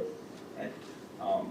Okay, so frankly, I'm a bit nervous because I'm speaking to most people who are senior to me. I'm like, as you can see, I'm relatively early career, and so pardon me if you know if there are any hiccups. Okay, so this is basically, we all know the what and why of natural language processing. As the name suggests, it's the processing of natural language using computational tools. And within that field, we have various tasks such as sentiment analysis, machine translation, question answering, information retrieval, extraction, and so on. And traditionally, throughout the years, all of these were solved separately using specific models for those tasks, right? And the applications of NLP are immense. So you apply NLP for automatic speech recognition, for text-to-speech conversion, for information extraction, for sentiment analysis. This is also of particular importance to enterprises and companies wherein they want to estimate what their customers feel about the products. For instance, Amazon reviews, and so on and so forth. Personal assistants like Siri. This is an old picture, but Siri has speech recognition, language analysis, dialogue processing, text-to-speech. All these NLP features built in within itself. Natural language summarization. So this is taking an entire document and then summarizing it using a few snippets of text. Okay. The other kind of direction of summarization is generation, which was natural language generation. Again, this was studied as a separate task using specific models. But now we see that all of these tasks that we've been looking at so far are kind of being combined into single models, foundation models, and they're kind of approached as a generation task. So we'll look at that in a bit. So one important task that has drawn the attention of NLP researchers throughout is the task of machine translation. And what is it? It's basically translating text from one language to another language. Okay, be it English to French, French to Arabic, English to Hindi, whatever, right? And this task is actually proposed so research for this task has brought through so many technologies and applications for these technologies, which thereby then have penetrated into other fields as well. So this is an example of speech-to-speech translation. So this was text-to-text. This is an example of live speech-to-speech translation, when the speaker is speaking in his language and all the listeners can listen in real time in their language. Another one, chatbots. We've all seen this ChatGPT, right? So this is another example of an application of natural language processing. And these are based on large language models, right? So how is ChatGPT able to generate such accurate text? For instance, in this example, the prompt is to explain quantum theory to a child in the style of Snoop Dogg, which is a rap artist if you don't know. And it's quite good at this, probably better than a human other than Snoop Dogg, right? So how does ChatGPT accomplish this, right? So, well, let's break this question down, and let's try to understand the evolution of the models in NLP. So first came the question of how can we actually feed language as input to computers to be able to process this. Because as humans, we understand language directly. Computers are machines. They can't even infer the meaning of a word from the context. They can't even store the word itself. So we need to convert the words to a series of numbers. Right? This is called a vector. Right? So this idea brought many breakthroughs in NLP called word embeddings.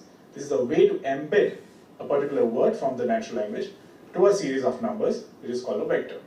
A very naive way is called one-hot encoding, wherein, let's say if you have 1,000 words in your vocabulary, each vector will have 1,000 entries, 1,000 dimensions, and all of them will be zero except the word that it's representing.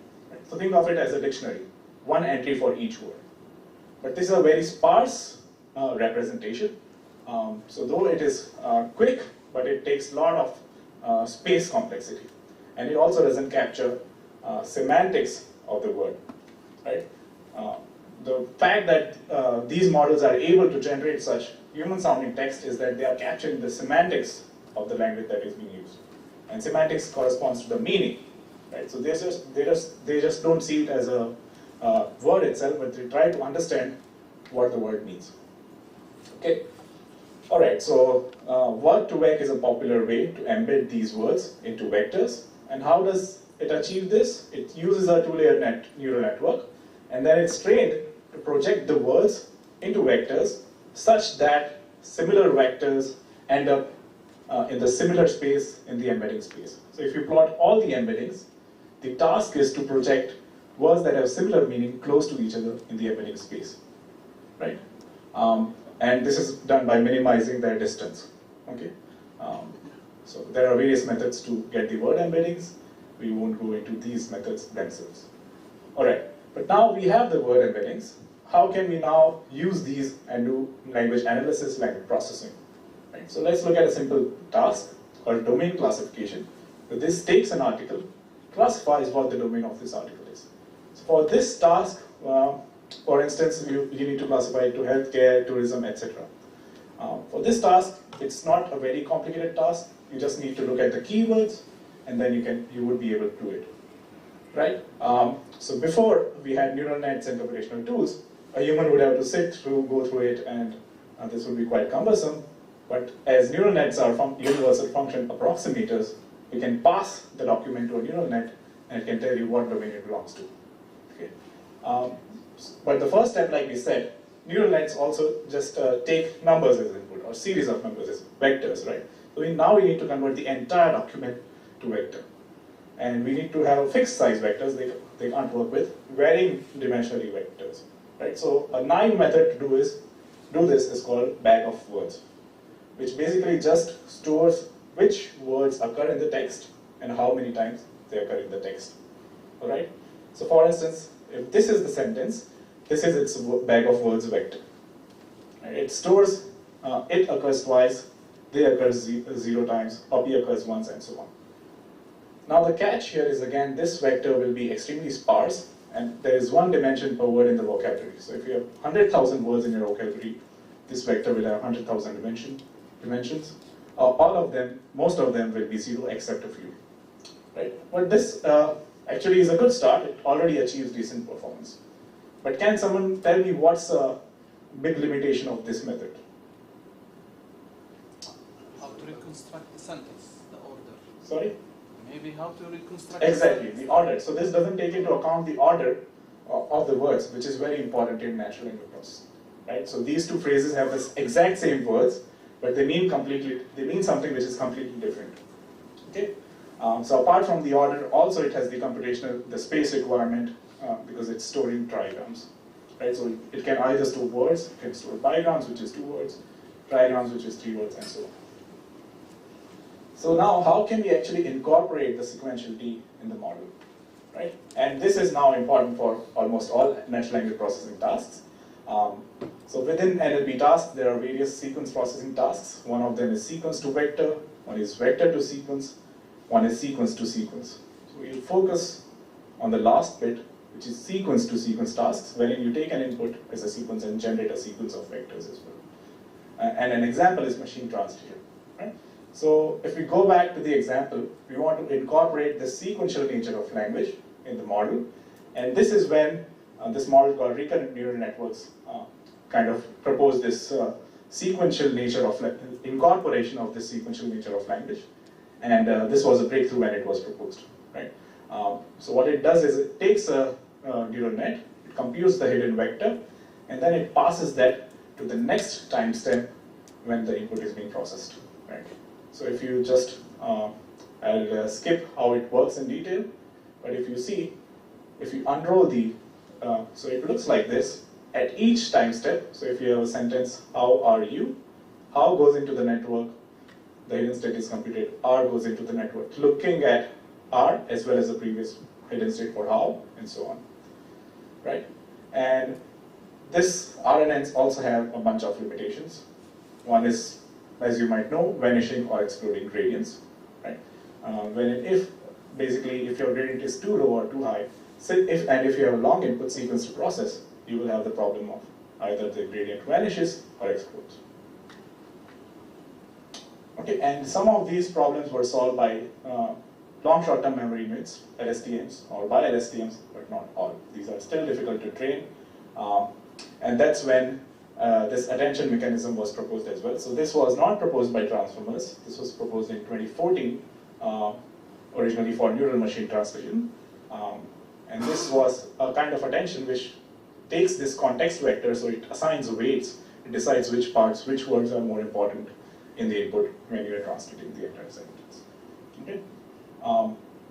But in the late 2010s, so around 2017, transformers came in, and this architecture, not the movie, the neural net, and this architecture proposed something called self-attention, right?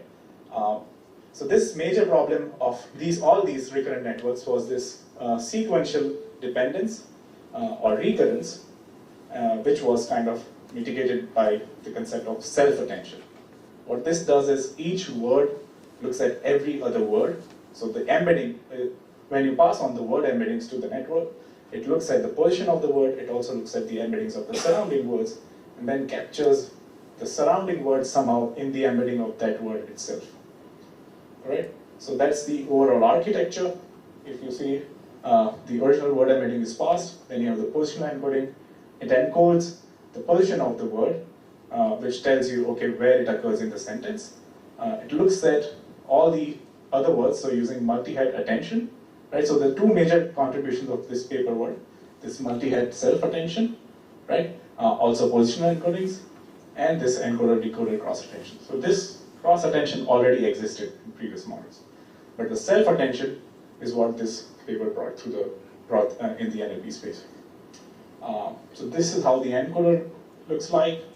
It takes the input and does a very simple computation for the multi-head self-attention.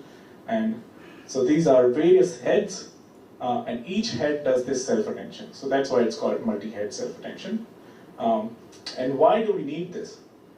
Because when we are actually looking at a sentence, we look at more than one, you're not just giving attention to a set of words, you're giving attention to a set of words depending on what you're looking at, what you're looking for. Right? So for example, if you look at this sentence, and if you are thinking about the destination, you might look at these words, or these words. If you are looking at which river or which bank, then you're looking at these words. If you're probably thinking about who is doing this activity, then you're paying attention to these words, right? So the self-attention was not enough in itself. We need multiple heads to capture various relationships between the words, right? So this is now able to capture, let's say, causality and so on and so forth. Various kinds of relationships between the words. Okay. The decoder now is similar to the encoder, but now instead of this self-attention, it has masked multi-head attention. It's also a self, but it is masked because it can only look at the words generated so far, and not the words coming further. Also, it looks at the encoder, so this is the encoder-decoder attention, so the cross attention. So now, let's say if you're translating from French to English, this multi-head attention is the cross attention. It captures the relationship between the English words depending on the French words. So how does these words depend on them, the source words? The first block captures the relationship within those words, within the French words. And you can visualize these cross attentions, and you can see the model learns to kind of rearrange the predictions as well. So when it reaches the fourth token here, it starts predicting la zone économique européenne instead of predicting European first and economic first, because it's English to French. So it's learning word order, it's learning representations, it's learning the relationships between the words. But this was originally proposed for the machine translation task. So the transformer was proposed, the original paper, only for the translation task. Results were reported only for translation, which is English to German and so on and so on. Then the research came in, can we come up with general models that learn language like humans do? Not just one task like translation or summarization, but language in general, right? And so these foundation models, examples of these are BERT, GPT, and these kind of are foundation models now because you are training them to solve a bunch of tasks and understanding language in general. Okay, so this is how the GPT networks look like, and depending on the number of parameters, this is the evolution of the GPT models, and as you can see, as we moved on through the years, the number of parameters have just burgeoned. So it was 117 million parameters for the first model, and for the last one, anyone has an idea how many it is? 1.8 trillion parameters for GPT-4, right? So it's just exploding if you see the size of it. But what are these based on? Right, the essential idea of a language model is to predict the next word given the previous words. And this idea is not new. It has been around since 1991 actually. So this is the original paper which proposed this concept of language modeling. And this is basically a vanilla sequence token problem. But the problems so far were that the user interface was broken. What do you mean by that? Well, if you see ChatGPT, what it solved was this kind of ability to take the input, understand what the user wants, and then generate. So this kind of alignment with human intentions. Because if you want to speak, if you want to tell your dog to sit, you just say sit. You don't give it a weirdly crafted prompt that assume you're a dog and then you're asked to follow the instructions and then you must sit, right? So these are the issues that some of the issues that ChatGPT has solved to a certain extent, not completely, is to align the model to human preferences. And this is done using the InstructGPT and RLHF as well. Okay, but there are still limitations. That is, we need to elicit the outputs that we want in terms of the tone we want, in terms of the application domain that we want. For instance, we want a formal answer from the model and so on and so forth. And there are a range of problems with current LLMs. Hallucination, which is generation of accurate sounding responses, human sounding responses, and confidently, but these are not correct. So these are inaccurate responses generated in a confident human sounding like tone. Attribution, wherein the language model generates stuff, but it doesn't know the source again. So you can't actually verify where it is coming from. Staleness, because these models are based on pre-trained, right, generative pre-trained transformers, and these are trained once. Let's say, for instance, if you take a language model that was trained in 2018, 2017, it would, and if you ask it a query about COVID-19, it would know nothing about it, right? So because the language model itself is stale. Revisions, for instance, if you are a European company and you want to make your application GDPR compliant, then you want to be able to revise the data that was used for training your model and remove certain training data from that. How can we do that if we don't have access to the original training data? Can we remove knowledge from the pre-trained model in some fashion? Customization, that is, how can we actually take, let's say, a black box and customize it for an actual application. Let's say you are an apparel brand, you want to customize your language model for information for clothes, their brands, and so on. So one possible way is to do it using fine-tuning, wherein you take the pre-trained set of weights and then you fine-tune these parameters on a custom data set. This is a good way to actually generate high-quality text, but it depends on various factors. First, you need the access for the pre-trained weights. You need also the domain data set, and the number of parameters of the pre-trained model may not be sufficient to capture all the knowledge that you want to teach. For instance, Llama 7B, but if you take it and if you want to fine-tune on a big data set, it might not be able to learn it well. Also, these are not additive, right? So the new information that the model learns can actually replace the previous information, and it can actually forget about what it had learned so far. Right? So for instance, if you take a language model trained primarily on English and then fine-tune it heavily on Japanese, it will forget generating accurate English text to a certain extent. Also, the context length increases if you use, so one possible way to mitigate these issues is to use prompt engineering. But if you do this, the length of your context will increase because now you're passing all the context as part of your prompts. So it's not always feasible. So an example of prompt engineering is this. So the prompt is, you are an AI assistant trained to answer questions. These are the instructions, this is the context, and your question is, how many parameters are there in Grok 0? Right, so this is an LLM from Twitter, and it basically ChatGPT, it was proposed much after that, so ChatGPT doesn't actually know anything about this model. So if you just ask this question to ChatGPT, it might not be able to solve it.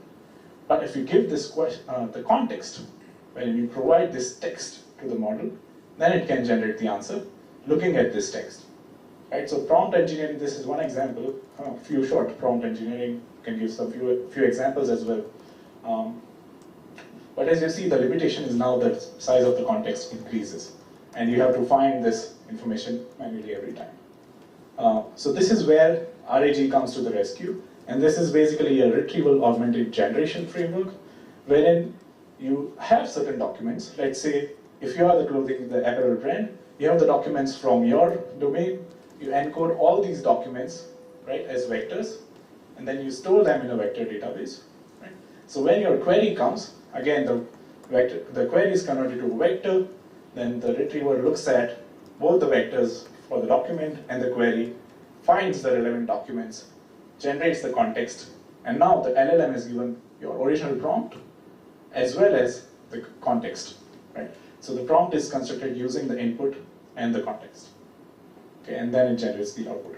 So there are a bunch, it looks like, okay, this will solve everything, but again, there are a bunch of questions here as well. Right? So how do we train the retriever as well?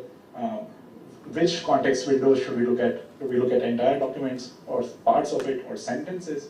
So on and so forth. So if you think of it, this is more like an open book exam, wherein you have the textbook available with you, and now you're asked to solve the question. So this is sometimes called the semi-parametric because it's not fully parametric. You have the additional knowledge base as well. So this gives you the customization. That means now you have updated knowledge. This from your document database. This one. So now, even if it was a language model trained in 2017, if you have the documents about COVID-19, and now if you ask it the question, it will be able to look at these documents. So it mitigates the staleness. You can revise what is in your index, right? So you can keep updating your document index. Grounding, which essentially tells you in the document itself that this fact comes from this source of information, right? So it allows you to have less hallucination and also improves the attribution. So you can cite the source as well. So now let's look at what are the questions within these, right? So this is the overall framework, but then there are a bunch of questions that need to be solved. to be able to use RAG effectively as well. So how to chunk, so that is how to break down the document in pieces. How to encode these, do we store the document itself, do we convert it into a vector? How to learn, how to scale, when to retrieve, that is, do I retrieve after every prompt or for every word of the prompt, and so on and so forth. Okay, so this is the overall architecture. The documents are tokenized and then chunked with a fixed window size of the tokens. Let's say we choose 100 tokens, 200 tokens. These are then embedded into a vector, just like we had word embeddings. It's stored into a vector database, and then the query is also embedded in a vector and stored. So now this information is passed through the model, and then with the context, the LLM is able to generate much better answers. So the encoding part, how if we zoom in a bit, some methods are using sparse retrieval, wherein you don't vectorize the documents, but you use something called TF-IDF, which is term frequencies and inverse document frequencies in BM25.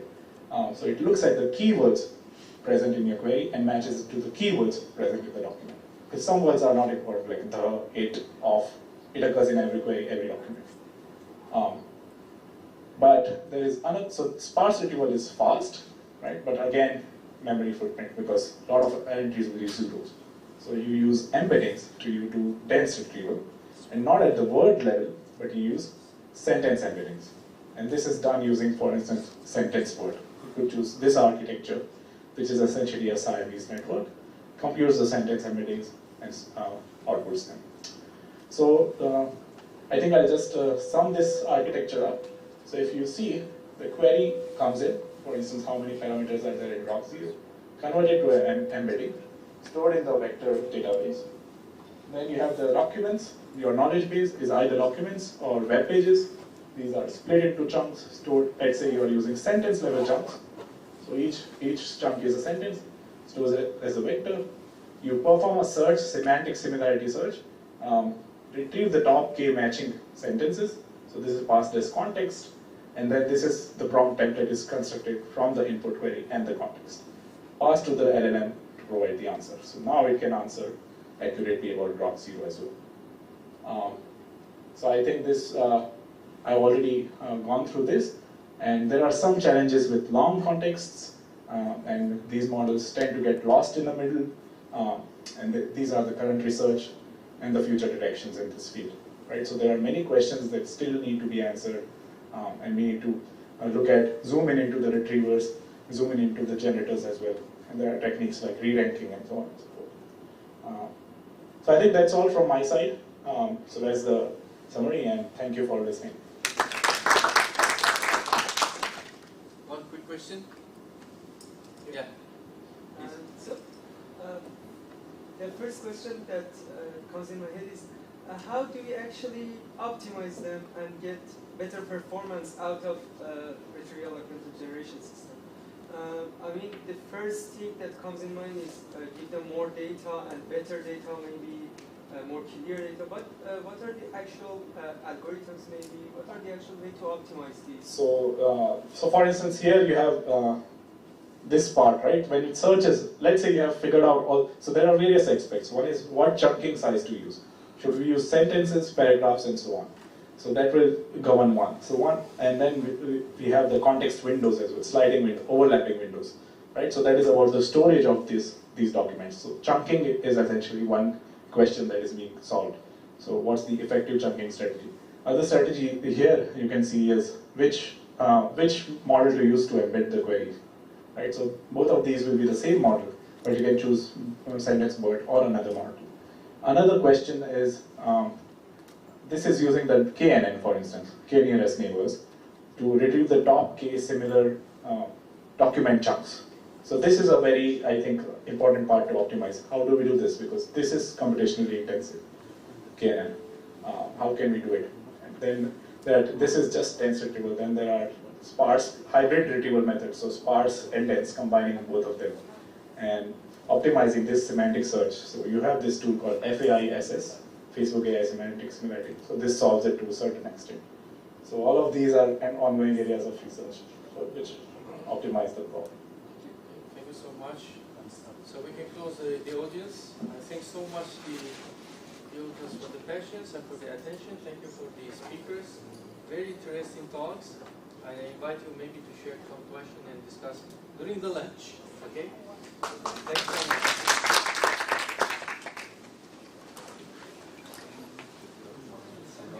Hey, how are you? How are you, man?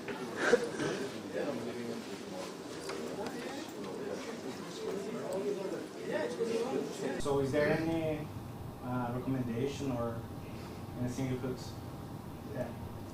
give us in terms of experimental research?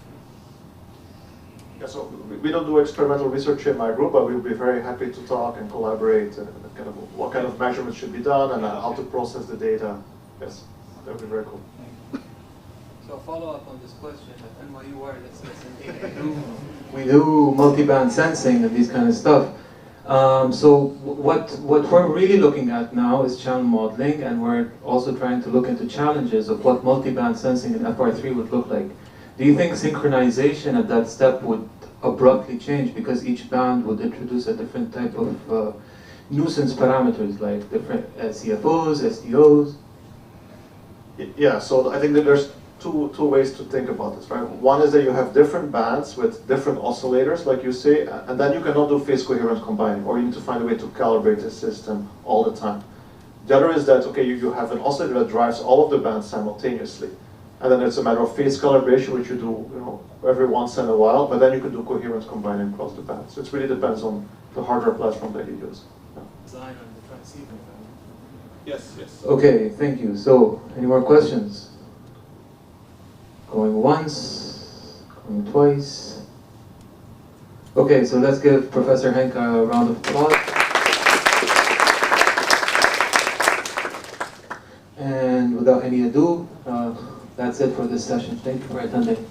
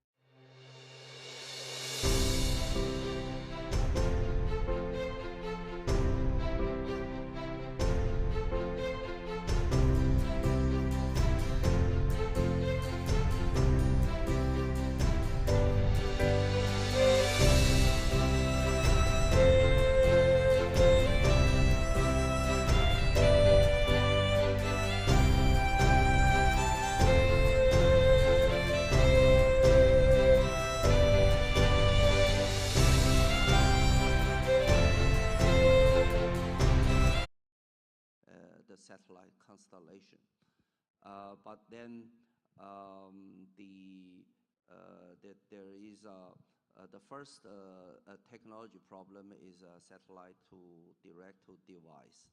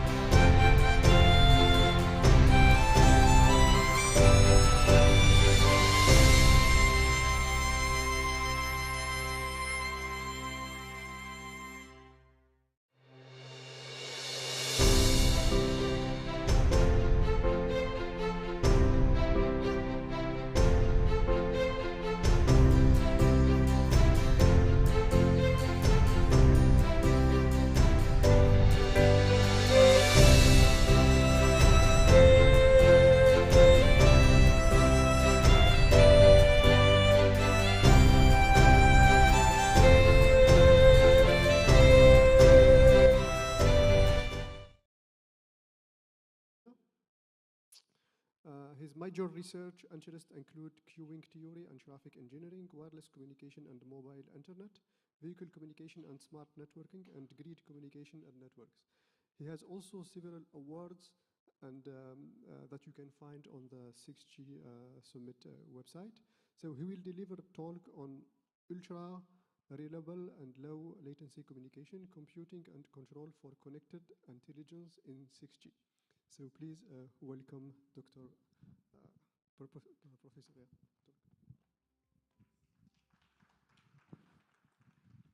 Thank you for the very kind introduction and also for the invitation. I have the honor to be here to share some of my recent thoughts about the ultra reliable and low latency things.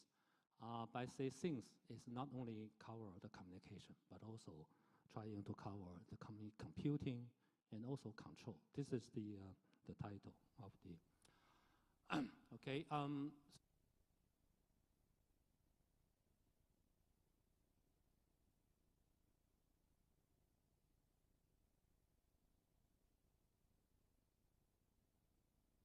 To improve the spectrum efficiency, increase the data rate. But when we are coming to the 5G and the 6G era, I think the story probably they changed. We are focusing more on the reliability and the latency. So this is, in fact, the new challenges for us compared with the previous 40 years. So the question is that in order to guarantee this reliability and low latency, so is the traditional legacy capacity increasing approaches is still effective, right? This is the way we have done during the past years, but is it still effective in the coming years? That is the question. Okay, I draw this picture a little bit busy, but trying to showing that from the first generation to the second generation, to third generation, the fourth generation, and you can see the only way we have done is to increase the capacity, right? To increase the spectrum efficiency. That's all. But in the 5G, when 5G came, so it looked like we are moving to other directions.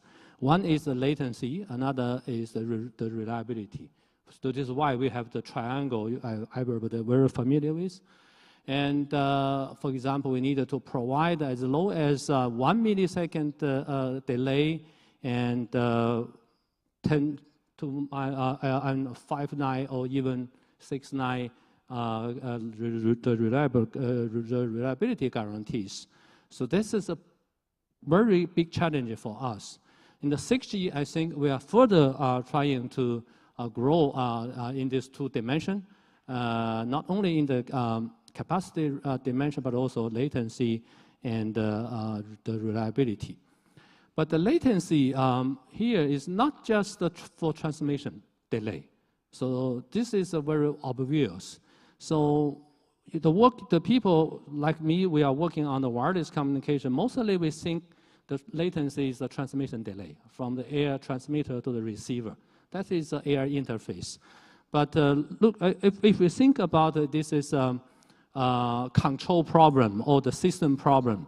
We have a lot of sensor here.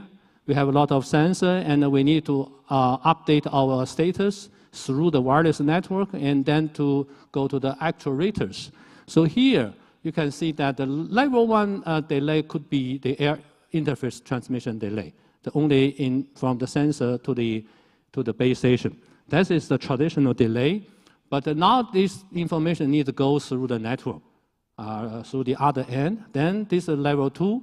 I call this a communication delay, or you can say this is a network delay.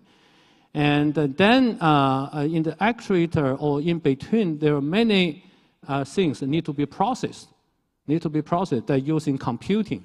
So, so when in the end of the actuator, they care more of the arrival rate. Arrival process is periodical, and the service time is fixed, no any variation. And then you can see the average delay is 0. In fact, they're approaching to 0. No delay, no waiting time, right? Here is the delay, is the waiting time. But if you, even though you have a very small row, a very small h, you can see that if the CA square or the CB square is very large, and then the queuing delay could be very large. Please remember that the CA square or the CB square could easily go very high, could be near to go to the infinity. So this means the randomness or the burstness is the key for this queuing delay. So this is a very interesting result. So, so how can we reduce this randomness or the burstness of the arrival process or the service process? That probably make a big difference. So, so this is the, and then how can you reduce this randomness or burstness? There is one thing, I'm quite old, so we have been working on ATM for many years. So in fact, the buffering effect can sometimes can help, but when the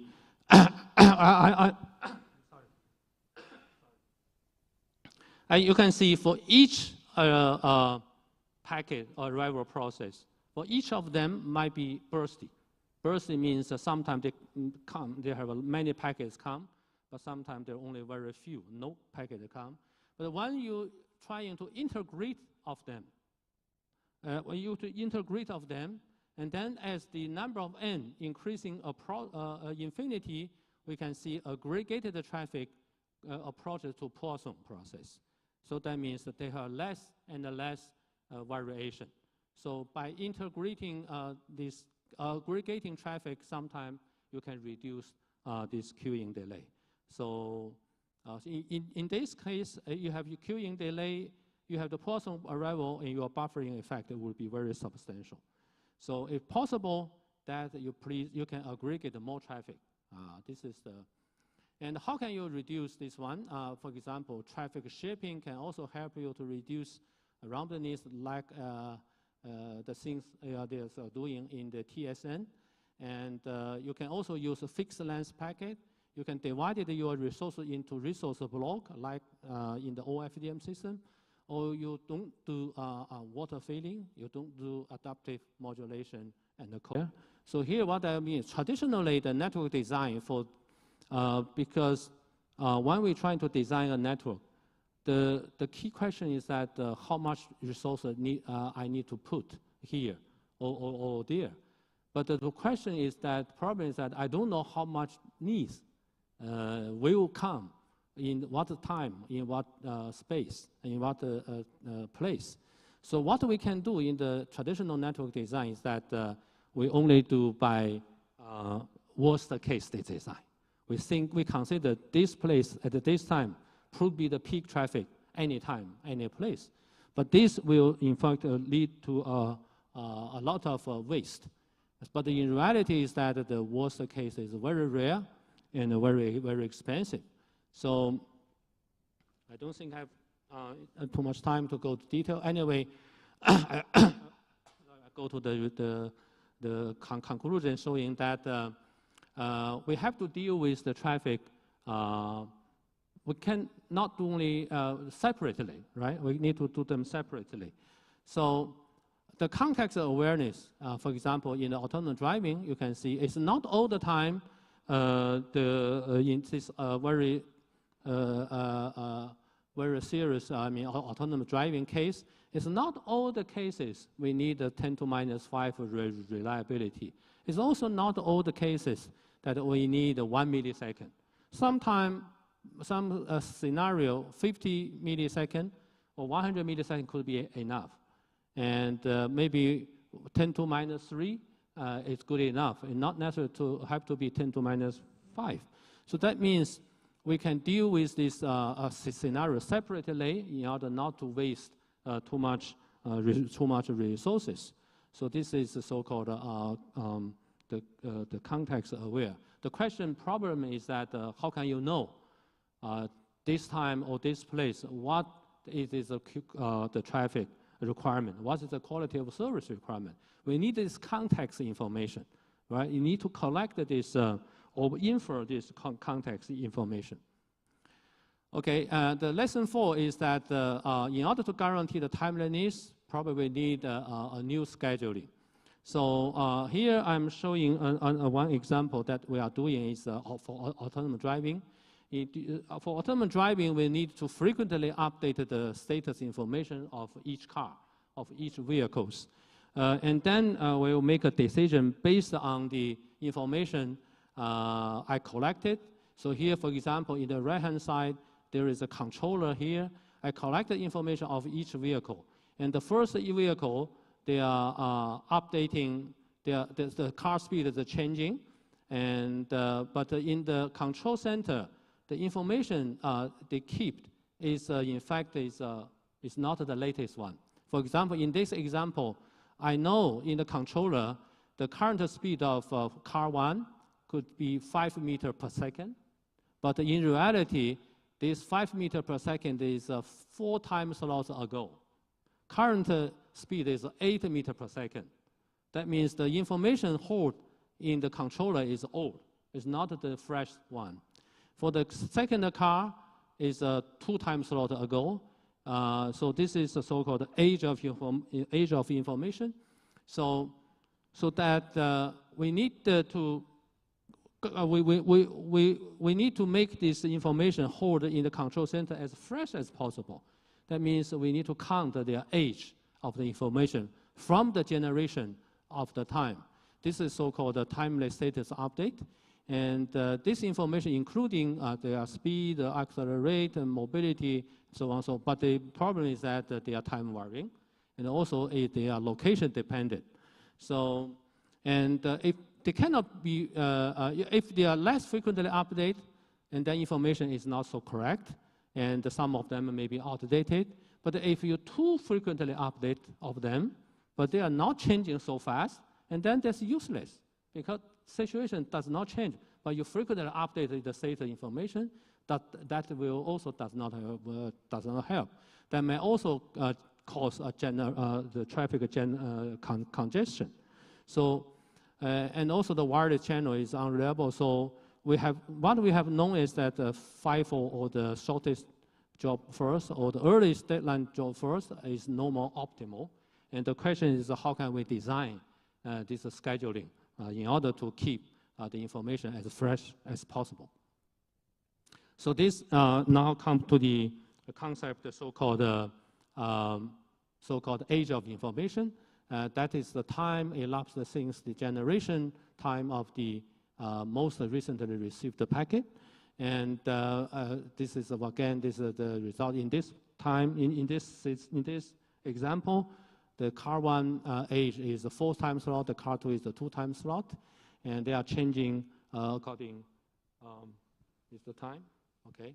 And okay, so this is so-called AOI optimal or scheduling problem. So we have done some of them, and but the problem I'll skip off this one. Sorry, but the problem for the AOI is that everybody getting old linearly the same rate, but the tolerance of this AOI is different, right? Some cases can tolerate a long delay, but some scenario is not. For example, I'm in a very urgent case. I need to turn left or turn right. I can only tolerate, for example, minimum level of the AOI.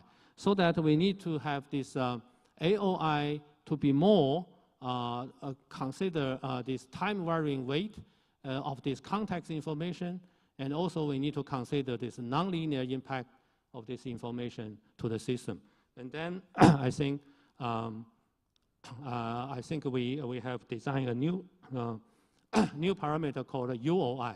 So here UOI means urgency of information, showing that the weight of the context information is changing with the time.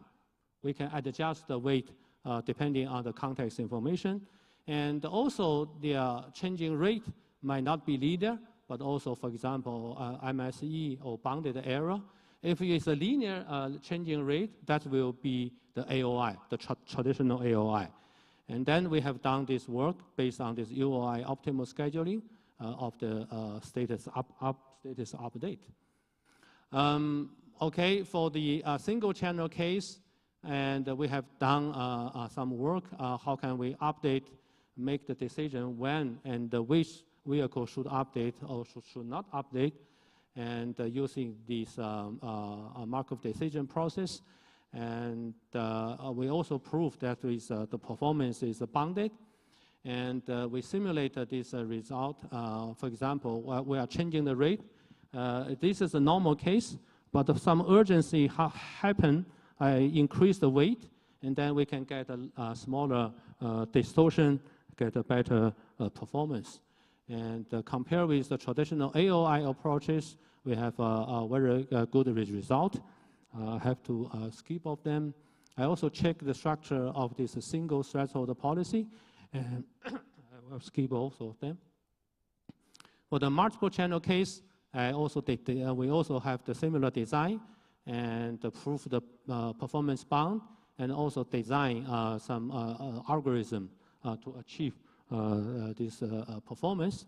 And this is performance. And we double-checked this performance through a traditional, very typical control problem called cart pull problem. How can we keep this cart pull does not falling for as much longer time as possible?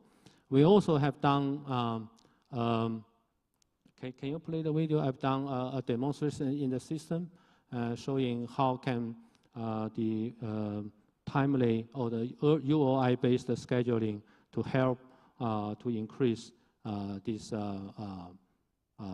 system performance. Okay, there are no.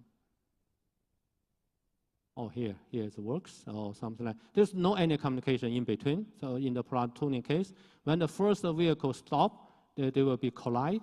But when the second case is with communication, but it's regular, without adjustment of the updating frequency. And when the first vehicle stop, they can adjust to the situation change, but with the shorter safety and distance. The last one is the result that we are status-aware communication with. Then when the first car stop, they can immediately take an action. We can increase the safety distance. Okay. In summary, the URC is, I think, is much harder than expected. They need a paradigm shift. It's not just average. It's not just the air interface, but the more timeliness and the delay bound. And we need to go beyond the communication, but also more with the computing and the controls. This is why I gave the name URC triple. And the communication, computing, and control process are deeply coupled. For the queuing theory, in fact, it can provide some key insight. For example, increasing capacity can reduce average delay, but not for the jitter. And its key is trying to reduce randomness, and the URC should be context aware, and the information latency and timeliness guarantee need to AOI or UOI based scheduling. So this pretty much I want to share with you. Thank you so much.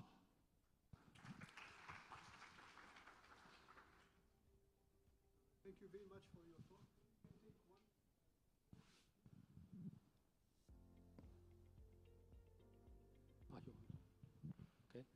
Hi, thank you very much. This is Adnan from Enritsu, and very much agree with what you said about measuring latency. It's not about average delay. It's more about looking at what percentage of packets had a delay of so and so seconds, and that's what we're demonstrating outside at our booth. But my question over here is with respect to, I think some folks talked about the non-satellite network, non-terrestrial network, sorry, and you talked about fusion, sensor fusion on autonomous vehicles. So there's a lot of data that's going, a lot of connections that are being set up, whether you go from terrestrial to non-terrestrial and vice versa, or you're doing some sensor fusion and you're sending some asymmetric information. Right. So do you believe that the current transport technologies that we have, like UDP or TCP, are they good enough to reduce the amount of, I think you use the term queuing time, average timing, right? Or do you think we need to have a different set of transport layer protocols to be able to quickly set up connections, reliably set up connections, and do that exchange? Completely right. I think this is a big question. TCP has been there for many years, and UDP has been also been there for quite a long time. Definitely, UDP from the latency point of view is not good. The purpose of UDP, TCP just guarantee the reliability, not guarantee without any guarantee of the latency. But if everybody shifted from TCP to UDP, that will be another disaster, right? The UDP will occupy most of the resources without probably any guarantee of the reliability. So definitely, what I believe we need, I don't know whether or not it's a combination, but the TCP and the UDP, in order to guarantee reliability and the low latency at the same time. This is, I don't know what, but sometime RTP or something, I don't know, but anyway, we do need that kind of a protocol. As you also mentioned, the non-terrestrial network, NTN, they also bring another challenge that also need to think about these kind of issues. Really a good question, thank you.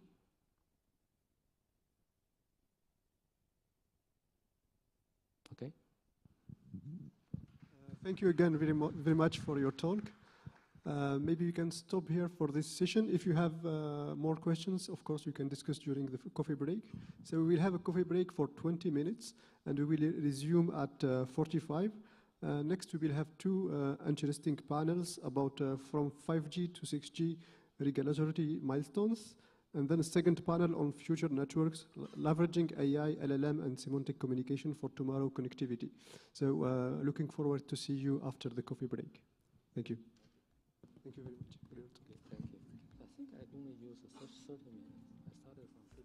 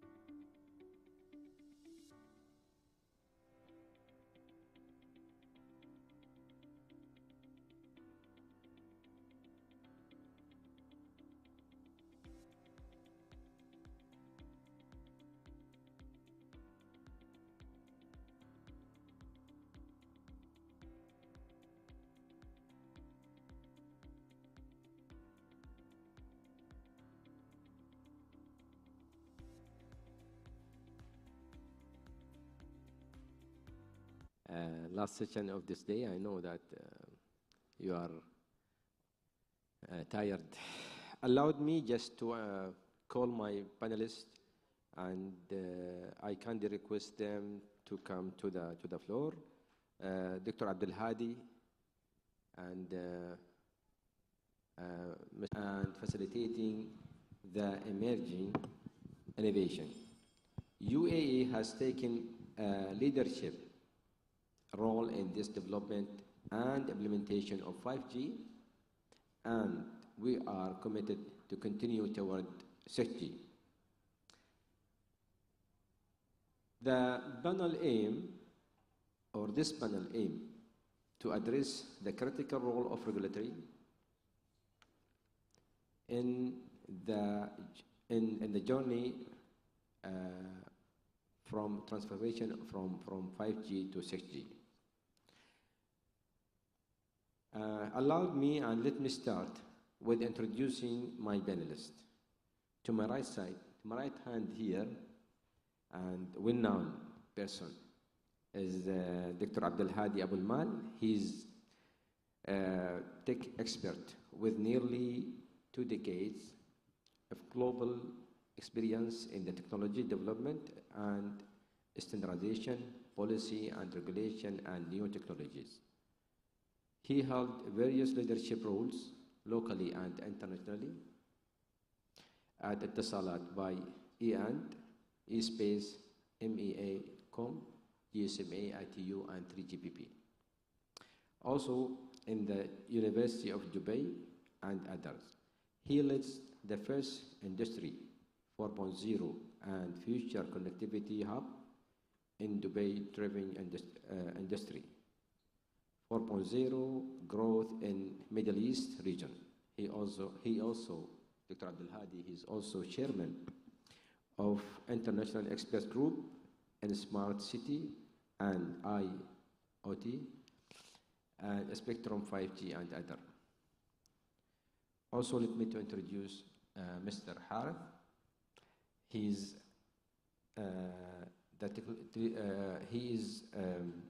in telecommunication field with nearly 2 decades of experience in the mobile network technologies.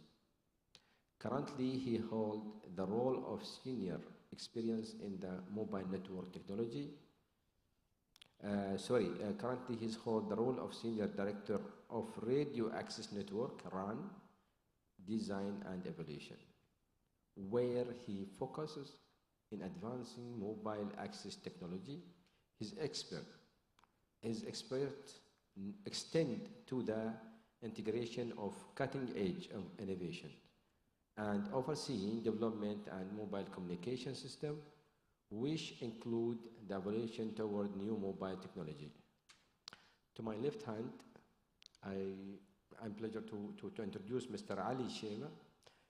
He is the Director of Spectrum Regulations at Ericsson.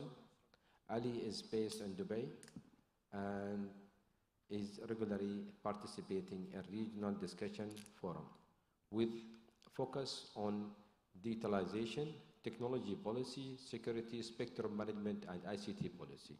Ali is actively involved with ITU to drive discussion in mobile spectrum and technology standardization. He's also over 20 years of experience working to enhance technology standardization and mobile connectivity. In the last, I would like to introduce my colleagues, Mr. Sudair. He is the co-founder and COO of the Basic Internet Foundation with leadership experience at HP, BlackBerry, Nokia, a life fellow of IEEE. He holds 21 patents, has published 9 books, and he is active in various global technology organizations. Thank you very much for joining this panelist, and I'm proud to have such experience and high background technologies expert in this panelist. today we're gonna, in this panel, we're going to talk about 6G, but we are going to talk about it from different aspects: technology, regulatory, spectrum, and internet. So let me move to some question. If we are talking about technology, and I will address this question to Mr. Harith. You allowed me to ask you, and I'm looking for very detailed answer in order to understand where we are in the technology from 6G. How 6G different from previous technology, including 5G?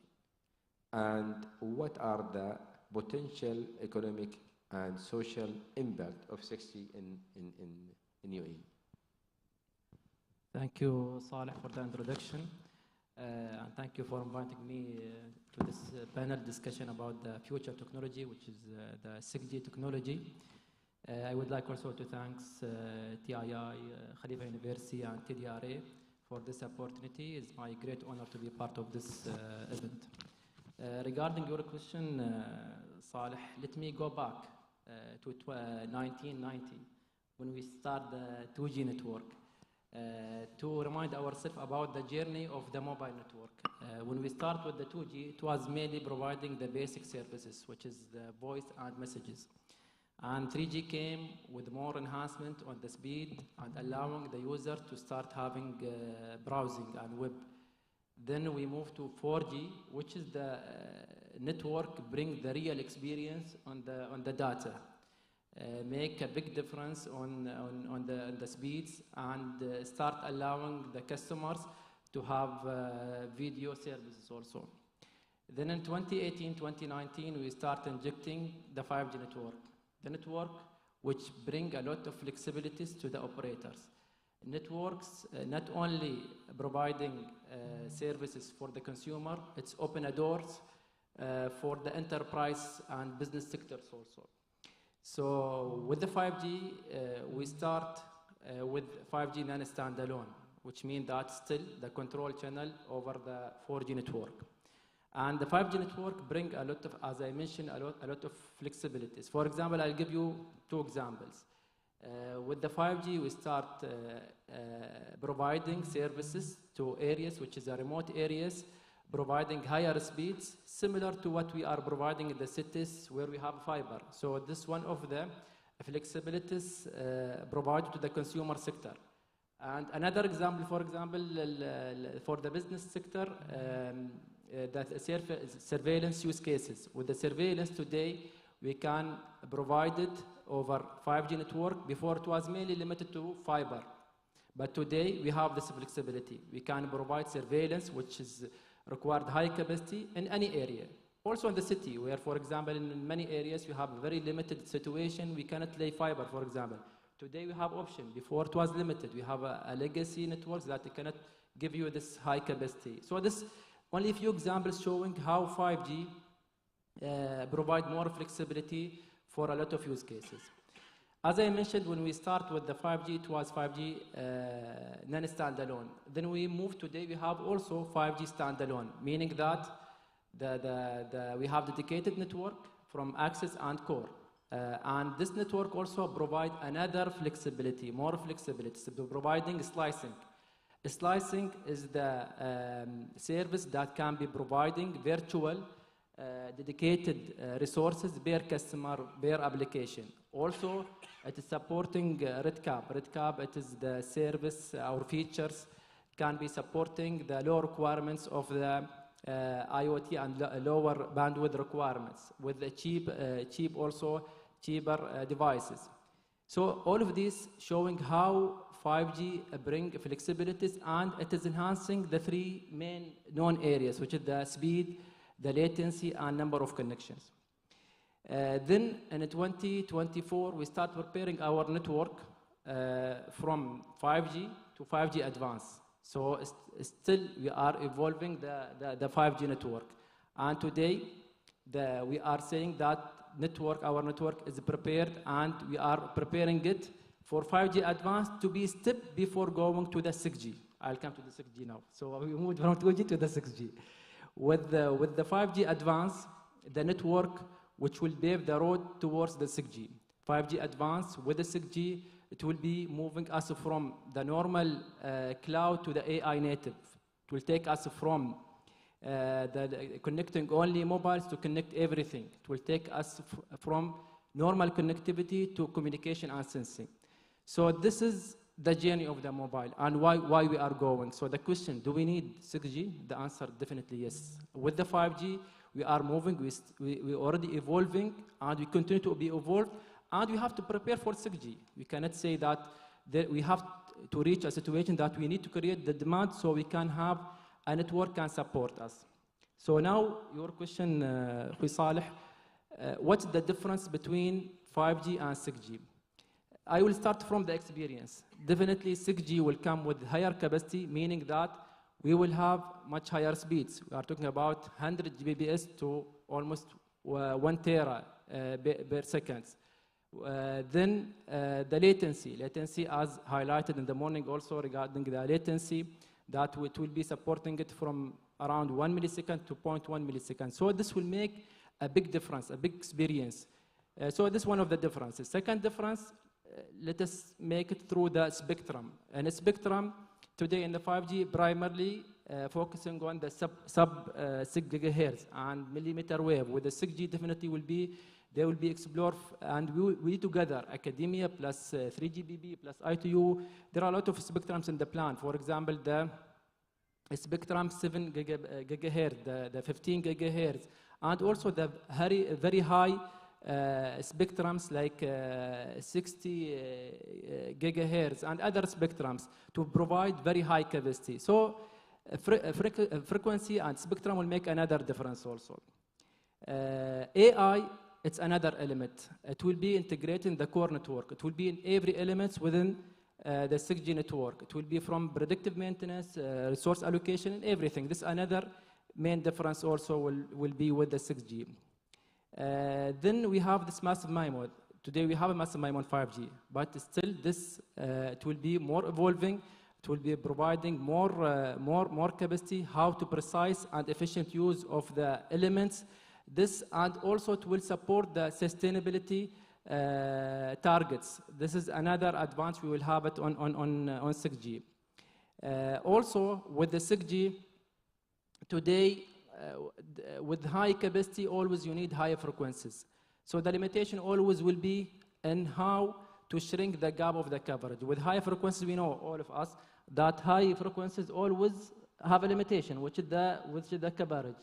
So yes, we have high capacity, so we need the high frequencies, but how to reduce this gap? How to make sure we have a good coverage? So there will be new techniques like something called RIS, Reconfigurable Intelligent Surface. Such technology can be used for 6G to make sure, yes, we have higher frequencies, higher capacity, but at the same time, it's giving us better coverage also. And the last difference also, it's related to, today we heard a lot about communication and sensing. This capability on 6G will make a big difference if we compare it with the 5G. So such capability, answering the second question, Saleh, definitely it will open a new use cases, especially the cases related to the real time. It will support the real time holographic communication. It will make the user having interactive way of communication. It will be used for use cases that require the remote communication. Remote communication, it will be using 3-dimension holograms for the objects and for people, and this will make the communication interactive, which need a real time and high capacity also. So this is one of the use cases. There will be a lot of use cases, but I'll give some examples only on use cases. Also, another use cases will be for smart cities. Then we will have, with the 6G, a real time communication for the sensors, for the traffic, and how to have a real-time management of, for example, pollution, traffic, and other examples, which will support the targets of the smart cities. Also, 6G will be the backbone of the autonomous transportation platform, which will allow the vehicles to communicate with each other, with all the vehicles, will to communicate with the infrastructure, in massive scale and also real time. I keep repeating the real time word. 6G have direct relation with the real time. And such use cases definitely will drive the growth of the economy. It will open a new industries, it will open a new business model, it will open definitely new service also. So this is, in summary, how we are moving from the legacy networks to the advanced technologies, and how this will create new use cases and will drive the economy also. Thank you. Thank you, Harith, and good elaboration about the benefit of the 6G and how can the implementation of 6G that will improve and enhance the use cases and the application. Also, it will help a lot of entity to do their business. But I can see that in order to implement 6G, that there is a lot of requirement that should be done by regulatory and the government. So this will drive us to ask a question about the regulatory framework. And I'll address this question to Dr. Abdelhadi. What are the key regulatory challenges that need to be addressed to facilitate the transition from 5G to 6G? And shall I raise this question?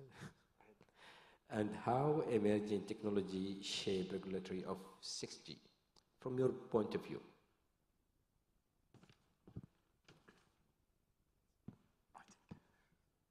Thank you very much, Saleh, and very good day, very good afternoon to everyone. I'm pleasure to be here today. Thanks to the organizing committee, to TII, to Khalifa University, to the RA. Nice question. I mean, when we talk about uncertainty, it's difficult to define certainty. That's right. And maybe before going to talk about the challenges of 6G from regulatory perspective, we need first to look maybe more about what Harith mentioned about 6G technology. That's right.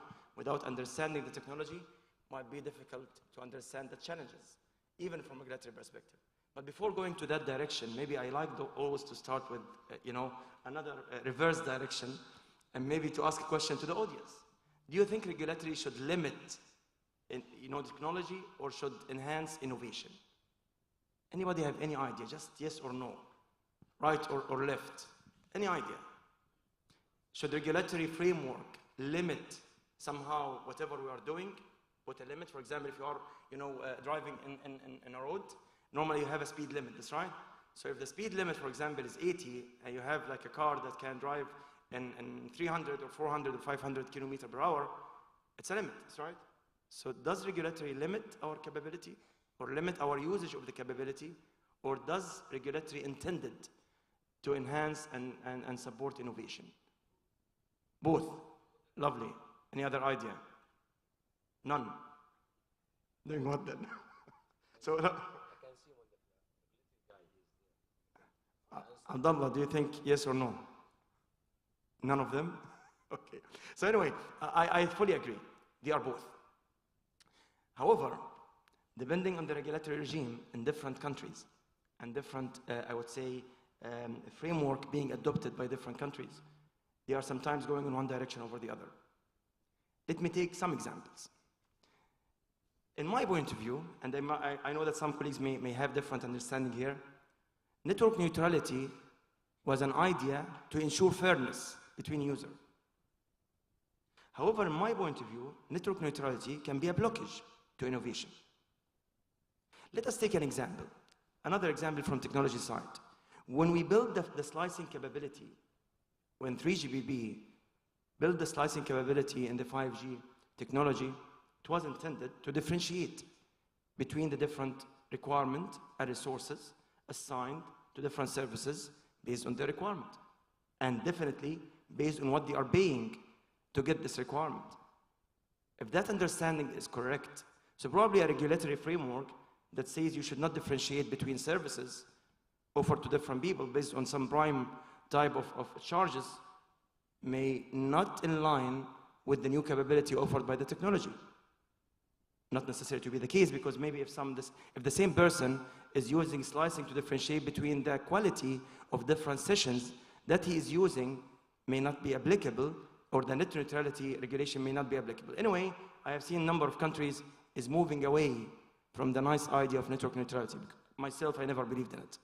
But I mean, I'm trying to say this is an option. A few years back, we have been discussing permanent roaming. What does it mean?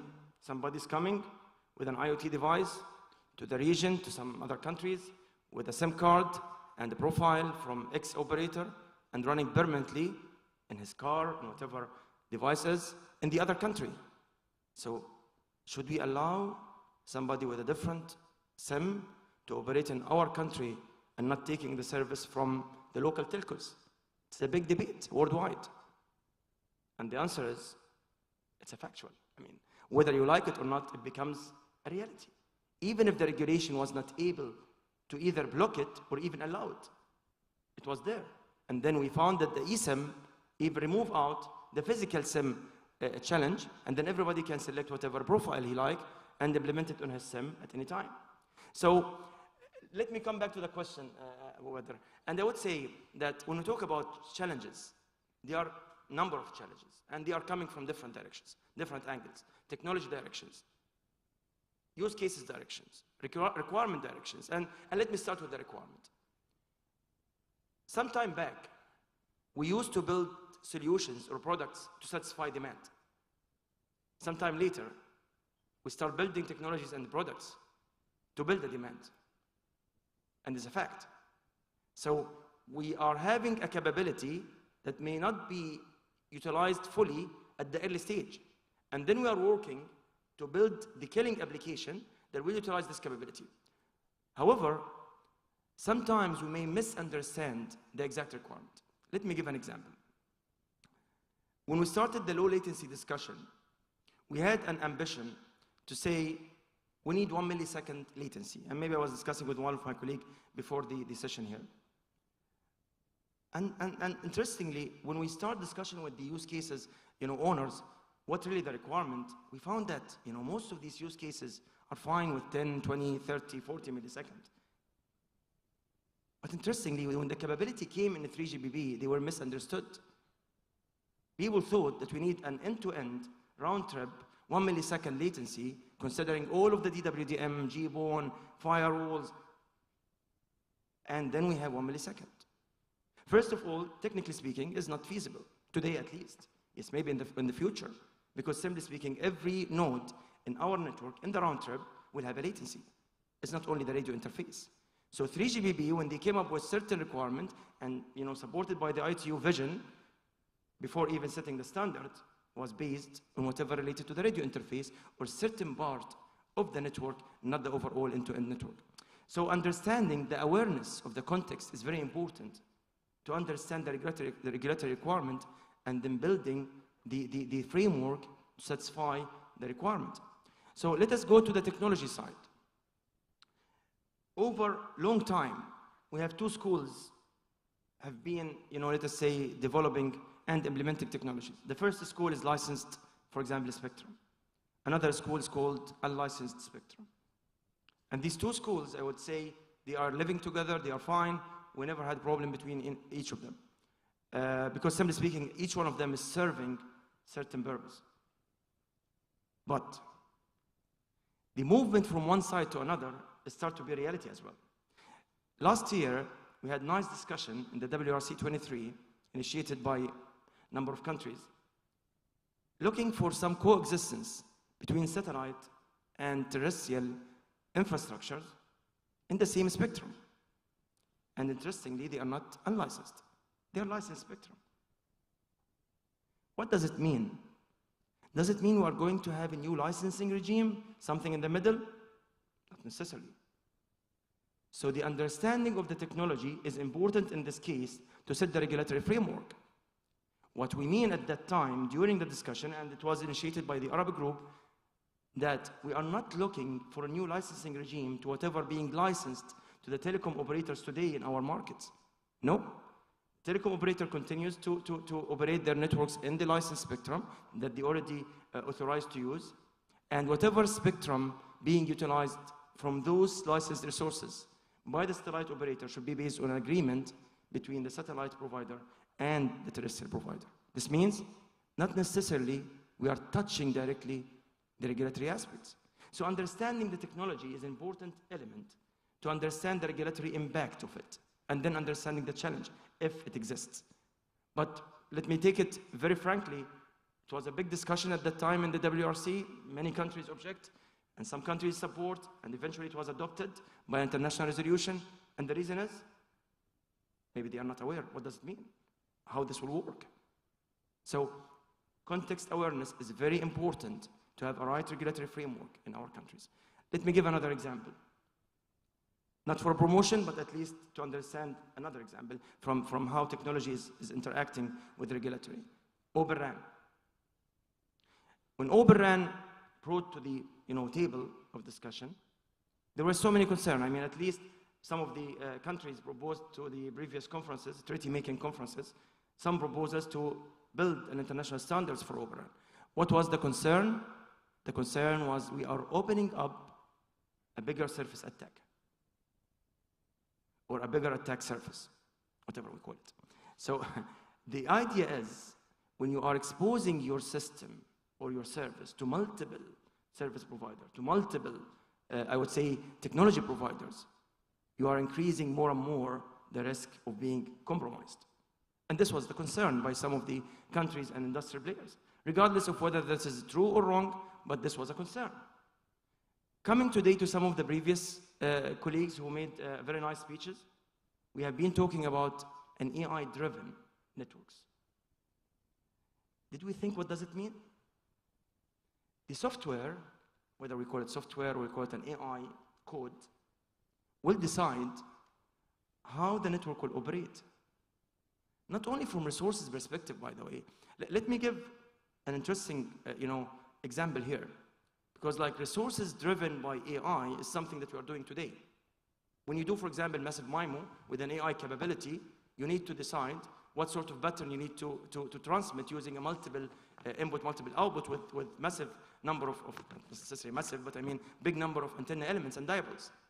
How this can be optimized in terms of pattern, you need an AI model that can study the behavior of your customers and then decide how this pattern will be, or how the beam will be formed in certain way in order to serve better the customer, and then increase our signal to noise ratio, and then definitely improve our capacity. That's right, with reducing the interference and enhancing as well the quality of service.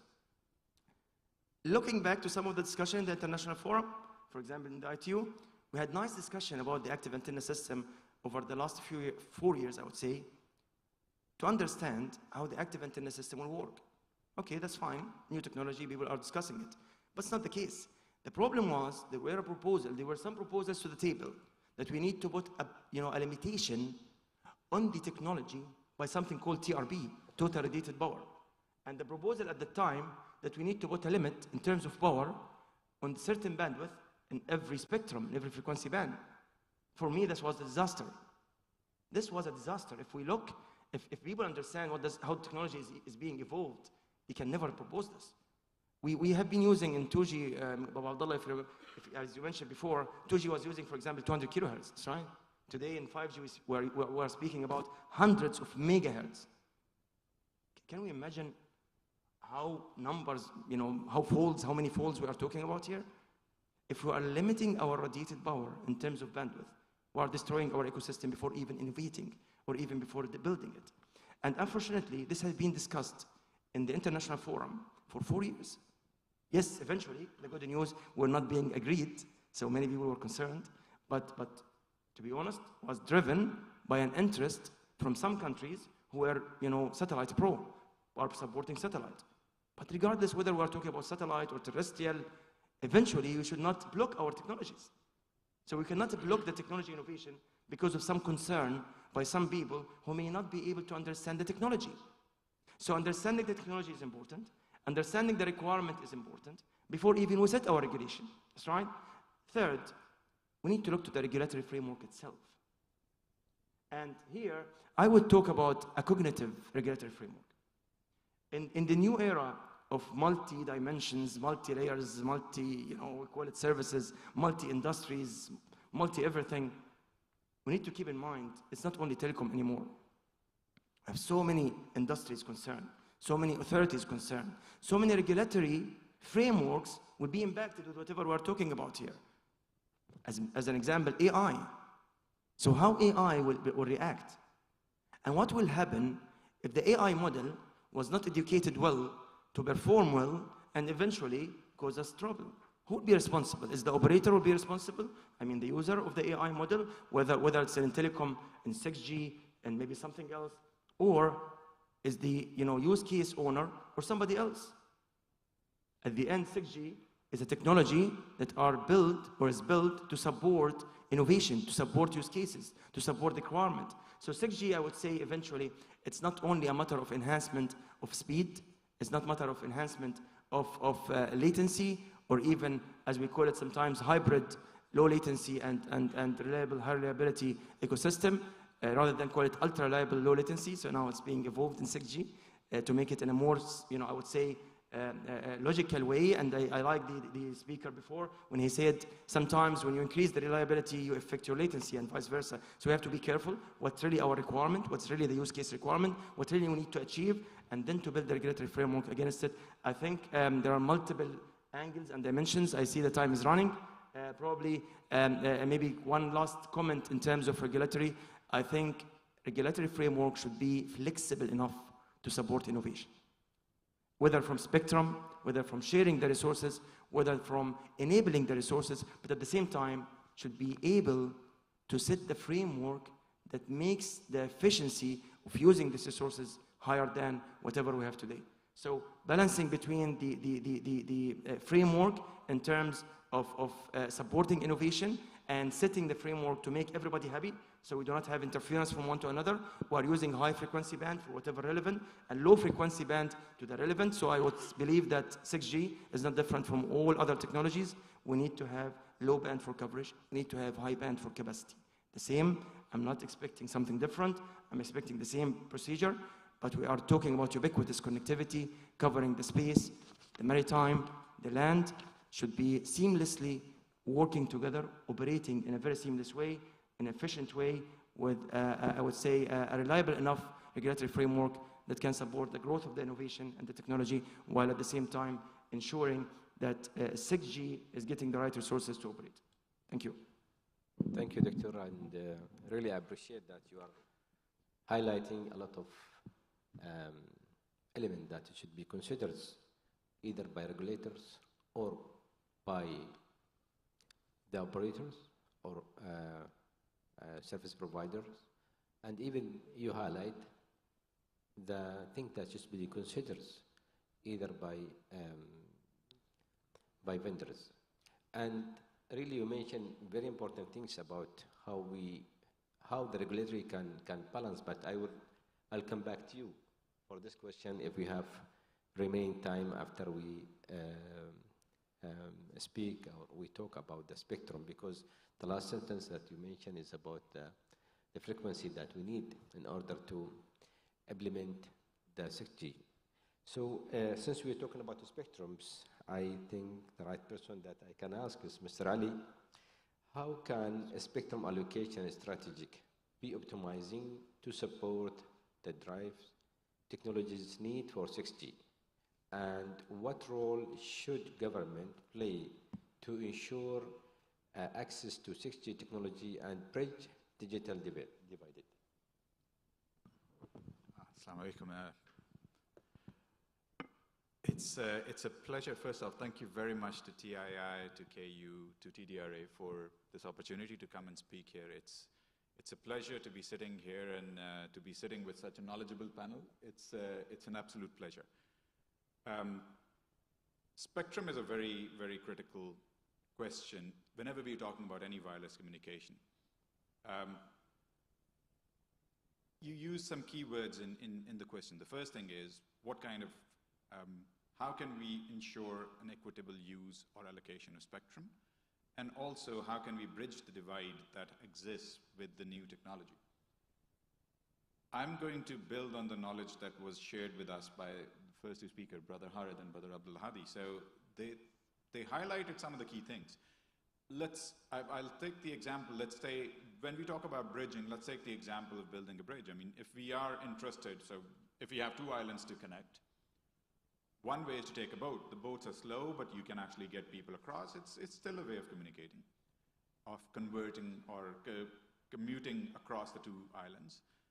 If you want to add a bit more efficient technology, you can build a 4G bridge on top of it that actually is able to get people from one place to another.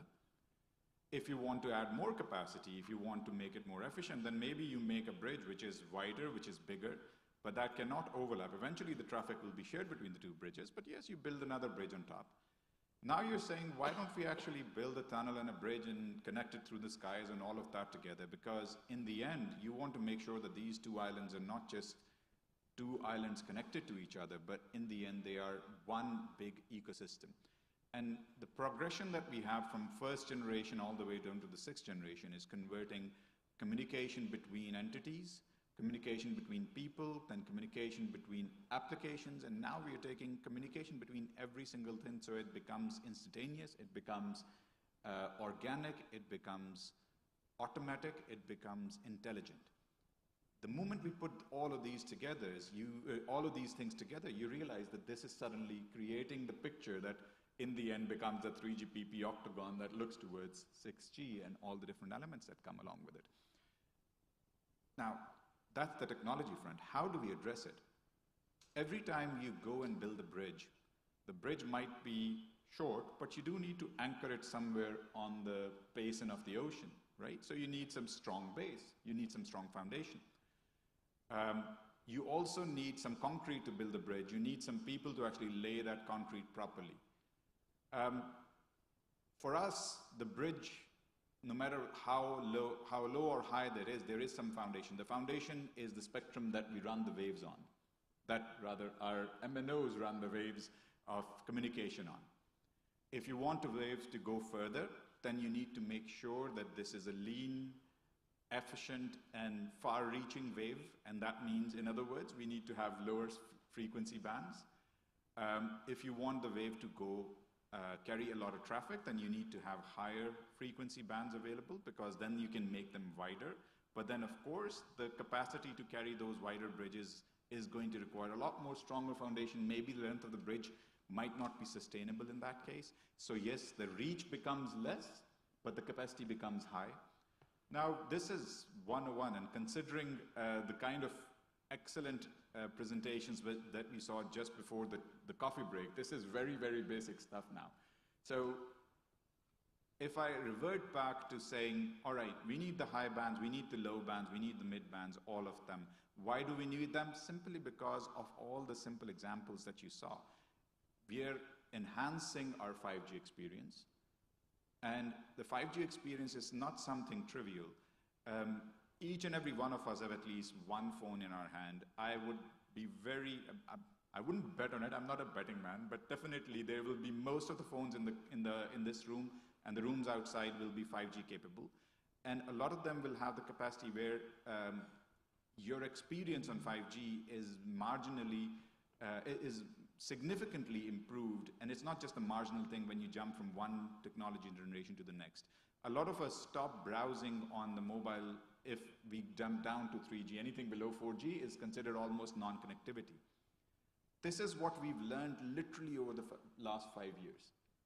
Because up until before 2020, just before 5G was actually introduced, 4G was spotty coverage, and 3G was the prevalent technology that was there all across UAE, and we are talking about the country which has one of the largest, or I should say, one of the best mobile broadband network in the world. So if we go back literally 5 to 6 years and remember what it used to be, being okay with the 3G communication and what kind of application and uses we had of the devices that we carry in our hand, and they have become critical to us, it is all subservient to the fact that there was a decision made by the Arab administrations together. Saleh, the TDRA, you were there, you led those decisions, and the decision was to harmonize mid-bands in the 3.5 gigahertz in 2018, back in the day, for 5G. That decision triggered an avalanche of communication that flew through all of the Gulf states and taking some of, at least 3 or 4 of the Gulf states are in the top 5 performers when it comes to mobile broadband performance, looking at the speed test results. So my point now, going into the brass tacks of what it means for 6G, why am I repeating discussions from 2018? The simple fact is, if you want to have any real way of equitable access of all the key stakeholders, whether it's the business stakeholders, whether it's the enterprise, whether it's the MNOs directly, whether it's anybody else, whether it's just the consumers, each one of us, I as a consumer need it. We need to have equitable access, and for that, what it means is, as a starting point, we need to have this baseline spectrum bands available. For them, they are still, for 6G, the ones which are critical are the centimetric wave, from 7 to 15 gigahertz. Those are the absolute, those are the C bands, the 3.5 gigahertz. What 3.5 gigahertz did for 5G, the centimetric wave will do for 6G. So those are absolutely critical. Yes, there'll be other bands in the terahertz even that we will utilize for special uses, similar to what we've done for millimeter wave. So absolutely we need all of those, but remember, every generation of technology that we've introduced till now, and by we I mean 3GPP has introduced till now, has utilized the frequency bands that were allocated to the previous technologies. 5G uses every single band that is allocated to 2G, 3G, 4G, everything else. And 6G will do the same. So we will use, the traffic will use all the bridges and the tunnels and the taxis that you will provide, the air taxis or whether they're in the water.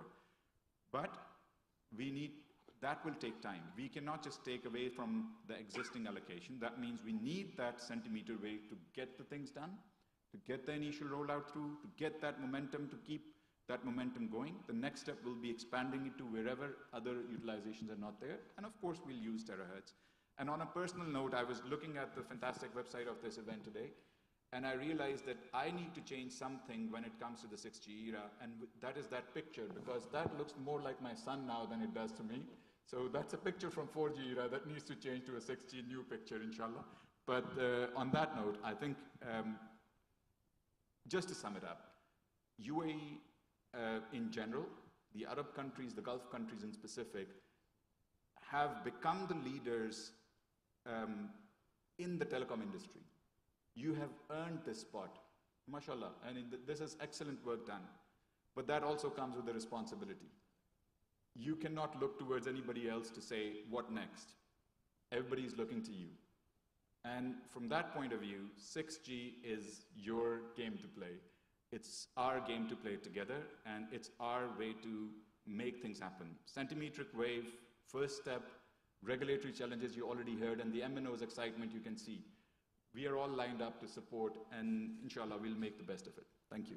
Thank you, Mr. Ali. Just one question, and I need a quick answer from your side. Since you are very actively participating in the global and in the ITU, 3GPP, and others, do you think is there any harmonizing approach for 6G spectrum and for 6G standardization? Thank you very much. So, a very critical question. Harmonization is key, as you already know. There is the standard processes that happen at the ITU, ITUR level, at the WRC level that are already ongoing. There are several agenda items which are addressing exactly the spectrum effort. So, of course, we need to lead that. But beyond that, one key element which will be important and critical is harmonization first at the national level. I think we were in a meeting together which is talking about how it will come, how 6G will utilize. That's harmonization of all the industry, all the key stakeholders together and working together. And then taking it to the Arab level, and then eventually leading to the global and ITUR 3GPP level. So again, as I said earlier, the onus is on us to make sure that we drive harmonization. We have already started that, and you have our support, but that's the way it will have to be. Literally from this country, from this city, moving outwards, upwards, and then including the Arab world, making sure that in time for WRC 27, we have a very clear position to target the centimetric wave, 7 to 15 gigahertz, for 5G, so that we can ensure that is harmonized and utilized all over for 6G. Thank you. Thank you, Mr. Ali, for this clarification. And I know that this spectrum for 5G and IMT, it will be a very hot topic for the next WRC 2027. So let's move to the internet evaluations. And let me to ask Mr. Sudair, how emerging internet technologies can facilitate introduction of 6G, for example, IP version 6 and expansion. Also, what is the use cases that 6G can serve better than today's technologies? Thank you very much. First of all, good evening, everybody, and I'd like to thank Khalifa University and TII for the opportunity to share my thoughts in this panel. The title of the panel is quite broad, and I have been trying to struggle how to scope myself, how to structure my thoughts to be meaningful, that some of you will retain after the panel. And you posed a very good question to me. So when I go back in time, and this is nothing new, we had circuit switch networks where you allocated the resources end to end, the calls were going through, the reliability was 99.999%, and the whole network used to be hardware based. Then over time, we have been migrating towards a more softwareized telecom network, and that revolution has already happened in the IT world. If those of us who are old enough and we remember the data centers, they used to be hardware servers. Now we have virtual machines running. The data centers have shrunk.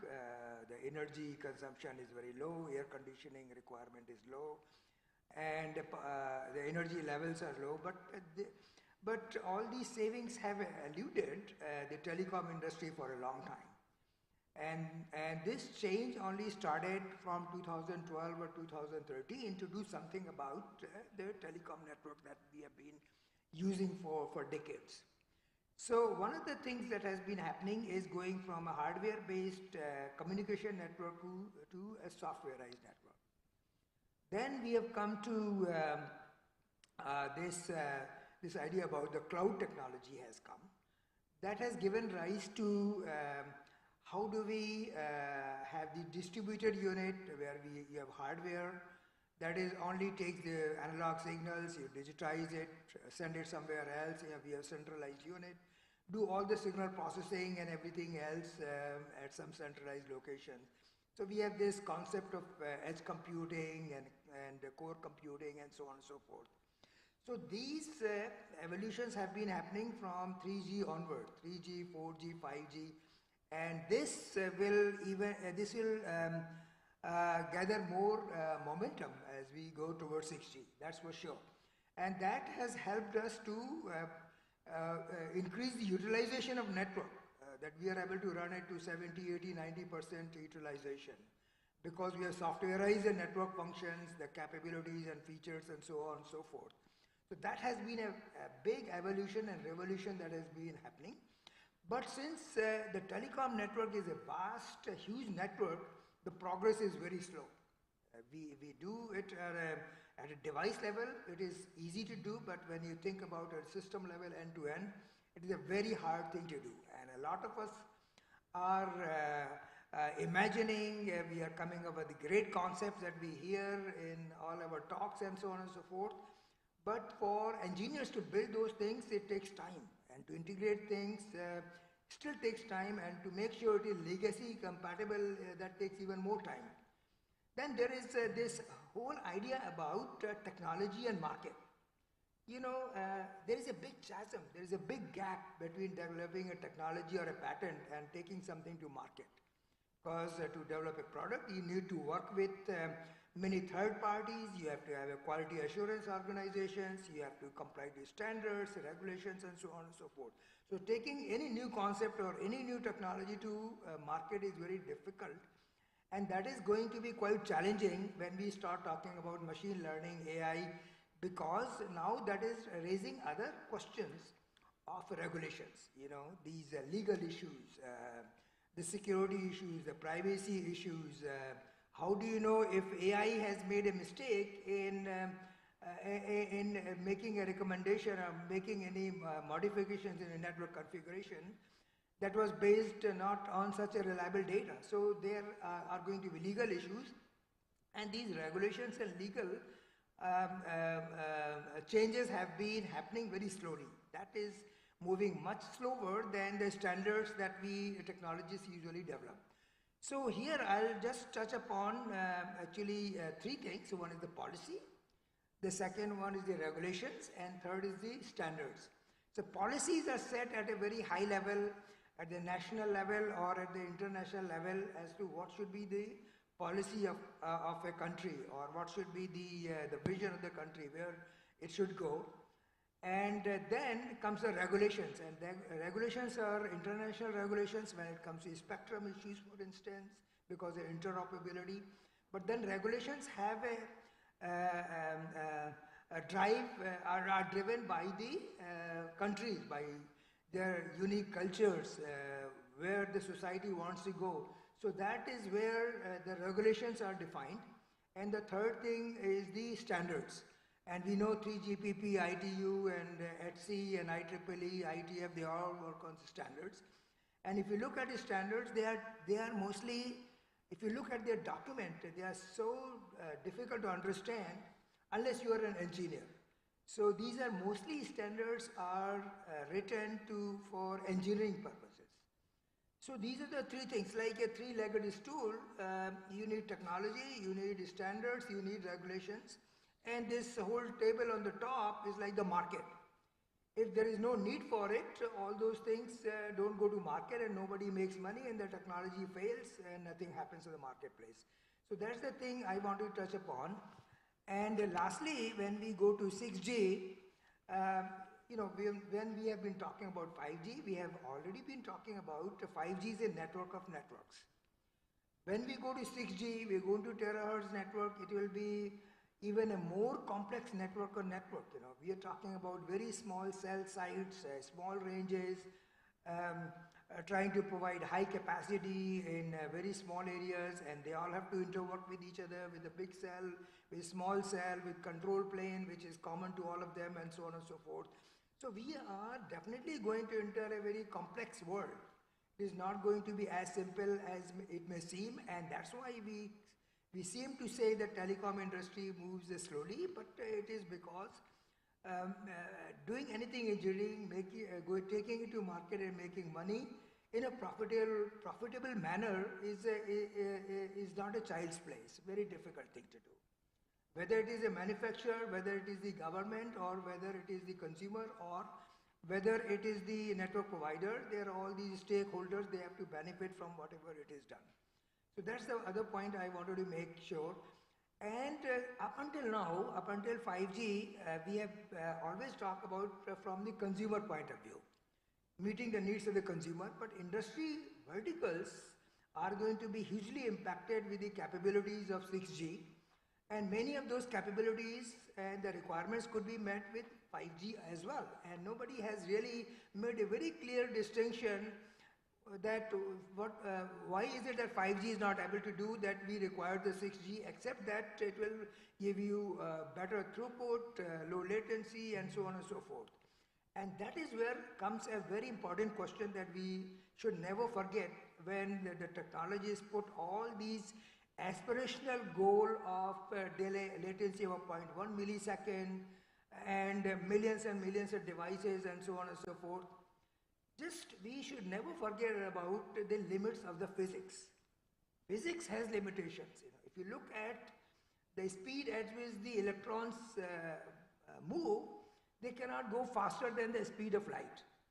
And the light travels at the speed of 300,000 kilometers per second, which means in 1 millisecond, you can go from point A to point B only 300 kilometers. Just keep that in mind. 1 millisecond will be taken up by just taking the signal from A to B and forgetting about all the processing that will need to be happening, all the software delays in the nodes and so on and so forth. So we should never forget about some of the limitations of the physics. And how many transistors can you pack in a chip, you know? If you go to subatomic level, your chip, your transistor becoming almost as small as atom or maybe few atoms. If you go to subatomic level, very strange things start happening in your chip. So we should always keep in mind when we put all these aspirational goals, what is possible, what is feasible from a practical point of view, where the laws of physics are. And sometimes we are able to overcome those laws of physics by what happened with the Shannon's theory when we wanted to increase the capacity, we came up with massive MIMO and so on and so forth. We are already working on visual light communication and so on and so forth. So there are these new developments that happen to increase the capacity by multiplexing things, by operating in a higher spectrum and so on and so forth. So this is the other point I wanted to make, the laws of physics. We should always go back and see, just don't say anything. You know, we talk about remote surgery. You know, if somebody wants to do a remote surgery from London in Abu Dhabi, you just calculate the distance. You just can't do things in real time. There will be a lot of latency. And nobody wants to play games with somebody's health, you know. So there are some practical limitations when you're dealing with some very critical industry verticals.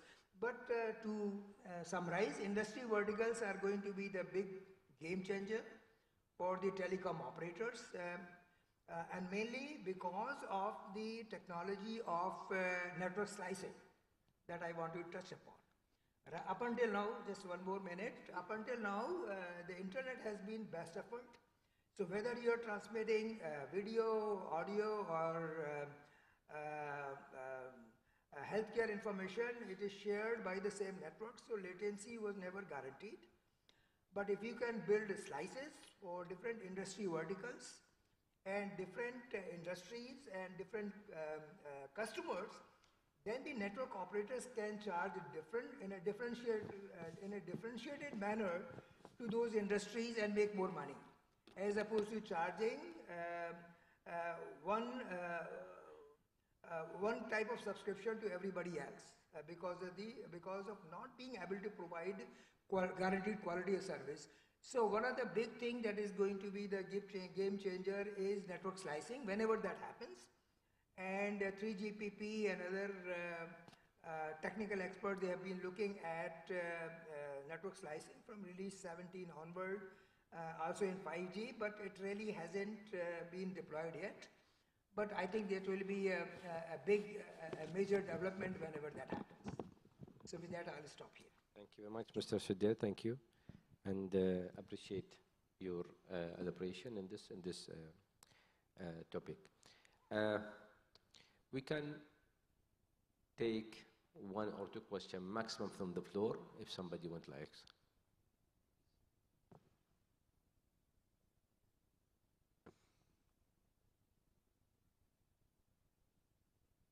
Sorry for that, because we are out of time. We would like to take more than that, but this is the time that's remaining. It will have only one question. Sure. Good evening. This is Adnan from Anritsu. Thank you very much for the honorable discussion over here. We very much agree, as what the gentleman said, that WRC is setting the framework, but it's up to the regions to see how that is implemented. They can go against or they can go with, right? So my question is along the lines of spectrum. So we label spectrum as 6G, 5G, 4G. During 5G, there was a technology called dynamic spectrum sharing that could go for 4G, 5G, but it did not succeed because of the fact that the right implementation was not there by whatever reasons. What is the view of the panel with respect to spectrum sharing? Because 5G is not going to disappear. 4G is still going to be there. How do we expect spectrum to be shared across different radio access technologies? Thank you very much. Since we are talking about spectrum, I think Ali, he will answer this question. Thank you very much, Adnan. So, very quick answer to this is, when you talk about spectrum sharing, now that's something that has been taken up, depending on who you're speaking to, it means something very different. So, there was a very efficient implementation of spectrum sharing, dynamic spectrum sharing between 4G and 5G, so long as you're using FDD technology. Within the FDD duplexing, you were able to do that, and there are practical implementation of that in the Gulf. I think even in the UAE for some parts, it is being utilized, I think probably in Etisalat's network as well. So it was implemented and it's efficiently utilized, and that basically based on traffic, the spectrum efficiently moved from either 4G or 5G users. So that was easily done. The problem was when it comes to TDD spectrum, because of the reciprocity gains were lost when you actually implemented it, there was some issue. So that was purely on the intergenerational usage. Having said that, the one aspect of spectrum sharing which is not very efficient, and we are struggling with it, is inter-service of spectrum sharing. And that's something which then comes from, particularly from the West, which is about dynamic spectrum sharing, the DSA Alliance, for example, which talks about making sure that there is spectrum that can be efficiently utilized between multiple servers based on a time slot allocation on some database.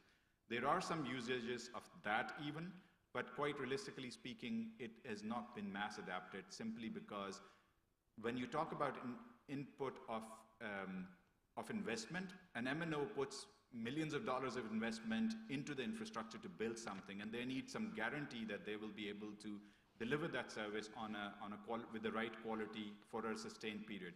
And if you're getting millimeter slots with the next slot might not be confirmed, there are some challenges associated with that. So the business end of it, that did not make sense.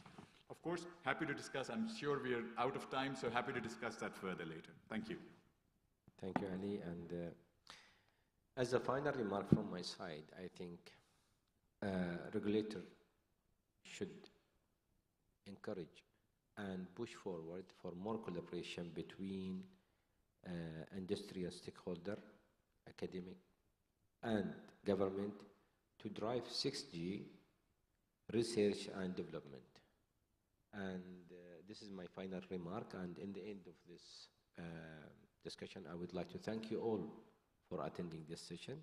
And I would like to appreciate and thanks Khalifa University and the other sponsor for hosting and arranging for this this summit. And in the final, I would like to thanks Mr. Harith, Dr. Abdul Hadi, Mr. Ali, and Mr. Sudair for joining me in this panel discussion. Thank you very much.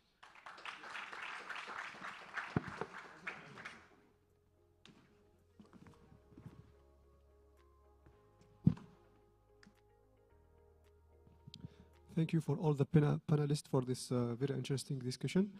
So for the program, we can move forward to the last panel entitled Future Networks, Leveraging AI, LLM, and Semantic Communication for Tomorrow Connectivity, which will be moderated by Professor Abbas Amira, who is professor with University of Sharjah. So I invite all the panelists for this session to join the floor. Yeah.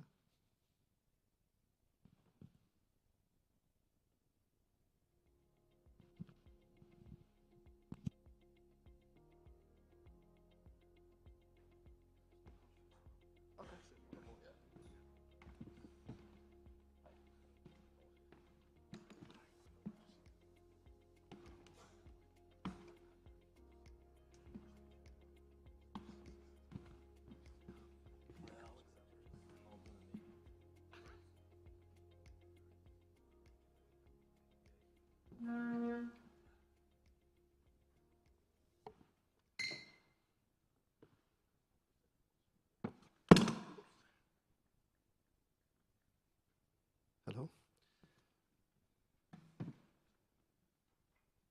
All right, assalamu alaikum. Good evening, ladies and gentlemen, and welcome to our panel discussion on the future of networks, where we will explore how artificial intelligence, large language models, and semantic communication are set to transform connectivity as we know it. My name is Abbas Amira. I'm the Dean of the College of Computing Informatics at the University of Sharjah. I'm also a professor of computer science, and I'm joined today by a group of esteemed experts. We have Mr. Alexei Maikov, On my right, General Manager, AI Software R&D Intel UAE. We have Mr. Kenan Jara, AI Operations Senior Product Manager in MyCom OSI. Mr. Deepak Raghunathan, who just joined us, Chief Executive Verix Technologies. And we have Mr. Baghdad Guras, Chief Data Officer, Midad Holding. So thank you very much for coming today and for participating in this panel. And I would like to take the opportunity to thank the organizers for setting up this interesting panel. So today we will try to answer together some crucial questions. We will look at the role of AI and LLMs in reshaping network infrastructure, the potential of semantic communications, and how really these technologies can help and tackle different issues such as cyber threats. We will also address some challenges and risks and consider what changes in industry standards and regulations might be needed. I know it's always difficult to moderate a panel or give a talk at the end of the day. I know everyone is exhausted. I hope we'll not have too much redundant information. Everyone has been talking about AI, LLMs today. So I hope we'll have different reflections and further elaborations from panelists. So let's get started. Our first question is about the architecture of future network. As you know, artificial intelligence and large language models are already playing an important role in the network management and optimization. But as we look ahead, and this question is addressed to Mr. Alexey Maikov, how do you anticipate these technologies reshaping the architecture of networks and enhancing the efficiency of the network infrastructures? Well, we heard a couple of talks today already, one by Nicola, the other one by Professor Tom Luo. I mean, they described it in depth and length, how they use LLMs and how they approach network optimization, like power efficiency. Again, AI is already is a horizontal technology, and it's used everywhere, more or less. And so it's one of the applications. I mean, to me, the interesting question is historically, network operators and telecom networks somehow never became the epicenter of innovation. Like, I hope they're going to forgive me for saying that, but I mean, say like ChatGPT happened outside of telecom networks. I mean, it was a server hosted with some CSP and cash flow generated there, despite all connectivity from mobile phones handled by telecom. So to me, the biggest question is, and I think it's kind of a fight for relevancy, because I really want some of that innovation, revenue generating innovation happen in telecom networks, not outside. I mean, like mobile apps happen outside of telecom networks. But telecom operators and telecom networks have become beat pipes, and I don't think it's fair. And I would really love them to become a strong player in that innovative pool, if you like. But I mean, AI will be used across all of the networks for optimization and so on. But I really want telecom operators to shine and come up with very cool AI use cases, which would only be possible in the framework of telecom operators. So not happen outside of the network. Thank you. I don't know if we have other inputs or reflections from the other panelists, please. Yeah, I maybe will focus on the extra point related to the future of AI and telecom networks. Maybe AI will play a good role in the autonomous network enablement, because seeing now like the complexity of technologies that you can start your voice call on voice over NR from 5G, moving to 4G, using O-RAN, using network slicing, using cloud And all of these technologies which require a lot of configuration, security, and optimization. All of this, I think it's like a good reason where AI will be able to solve these problems and start automating, moving towards the self-healing, self-optimizing, and self-evolving networks. Yeah, thank you very much. I think it was fascinating today to hear from everyone how basically, AI and large language models can basically drive those autonomous networks and make them efficient, optimized, self-sustained. I'll move on now to the next question, which is about the challenges and risks in semantic communication. So semantic communications bring the potential for more meaningful and context-aware exchanges. However, with this innovation, as other innovations, there are always basically some certain risks and challenges. And this question is addressed to Mr. Kinan Jara. What do you see as the main challenges and risks of implementing semantic communications in modern networks, and how can we mitigate them? Yeah, so talking about the semantic communication, maybe we just start like, where is AI involved also in semantic communication? So mainly here, it's involved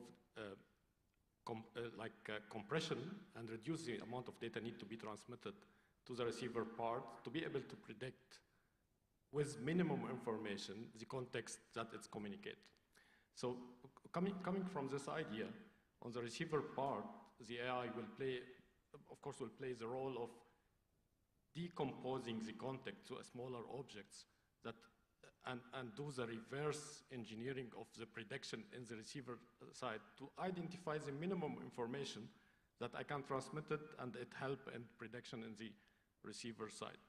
And also from the receiver side, also we need like the AI to play a role on predicting the context at that time. And from here we can start with the challenges. And the first challenge here is related to enabling the AI to be able to do reasoning, do extrapolation, do imagination, to help the receiver side to predict with this minimum information available and transmitted over the bandwidths available. Now, the other challenge, we can talk about it as well, which is related to, of course, the energy consumption here. And now with 6G, we are seeing like we are talking about 1 terabit per second. We are talking about 100 microsecond delay. And that's mean using higher frequency, which will reduce the coverage areas, right? Which mean more devices, more power consumption.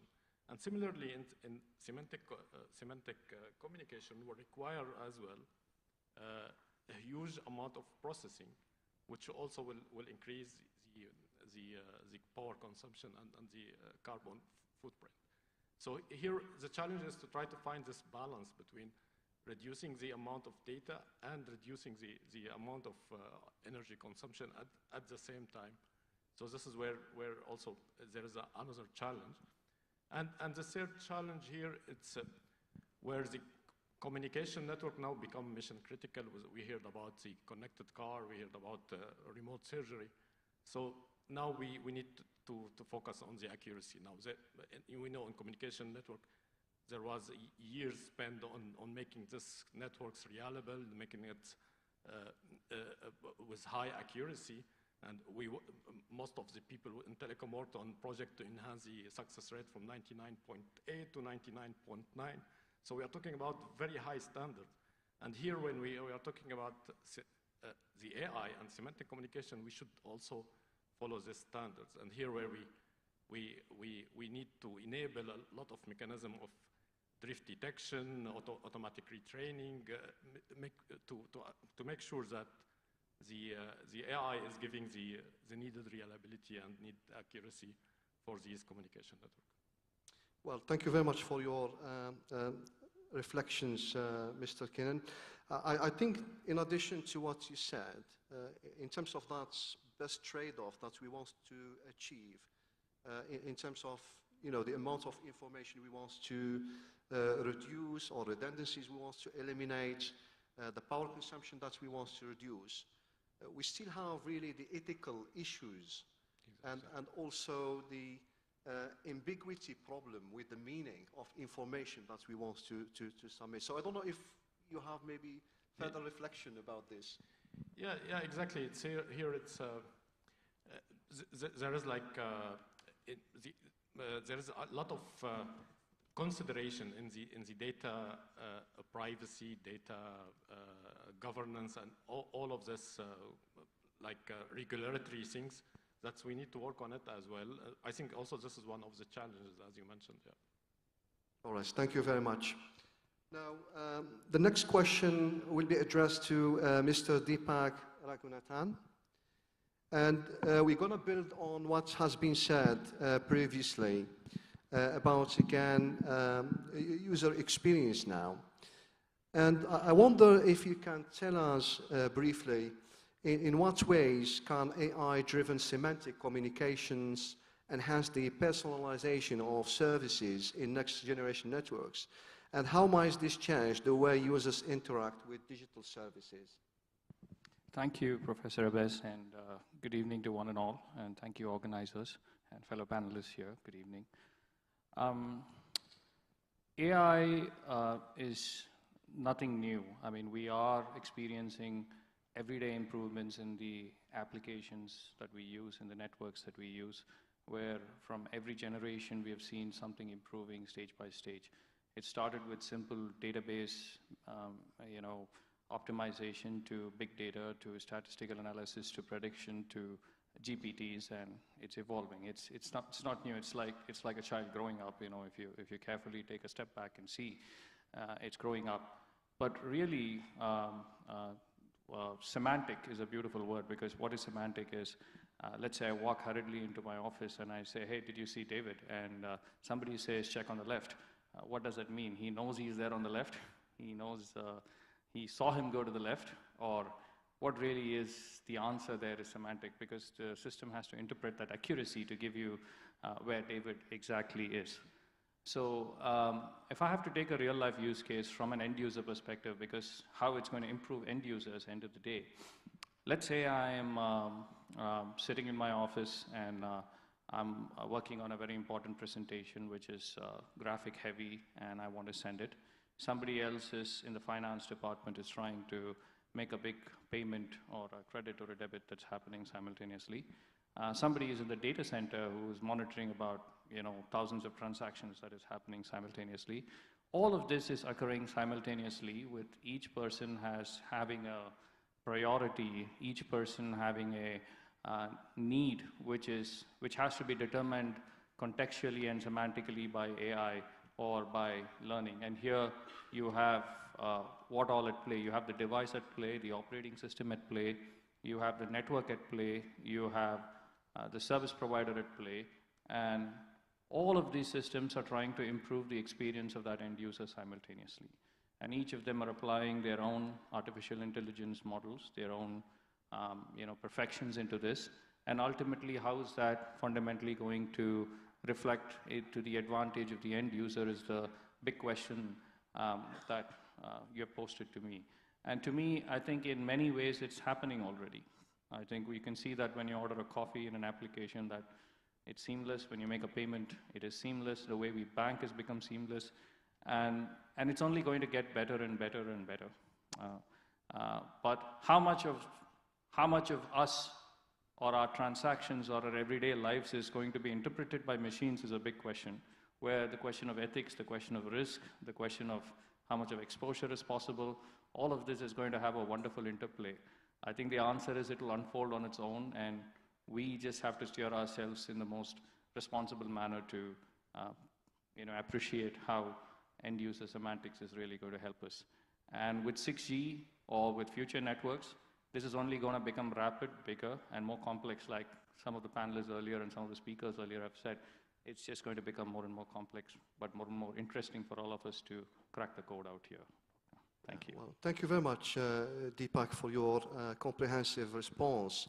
I think there is a shift for sure towards highly personalized, adaptive experiences from what you've heard today and what we are seeing a reality. And with real contents, real-time contents, tailored services, and predictive adjustments. However, I think there is a risk that users might feel at some stage as well overwhelmed with the level of personalization and customization. Hence, I think there is a need maybe for a balance in terms of what is available, right? Yes, Professor, that's a very interesting point. That comes from culture ultimately, right? Like you have open standards and open source platforms, and you have proprietary standards and proprietary platforms both simultaneously existing in the planet today. There are people who subscribe to the left and right simultaneously. Some of us willingly write about ourselves and our private lives and our private information. Some of them don't want to do this. So this balance is extremely macroscopic and microscopic in nature, in my opinion.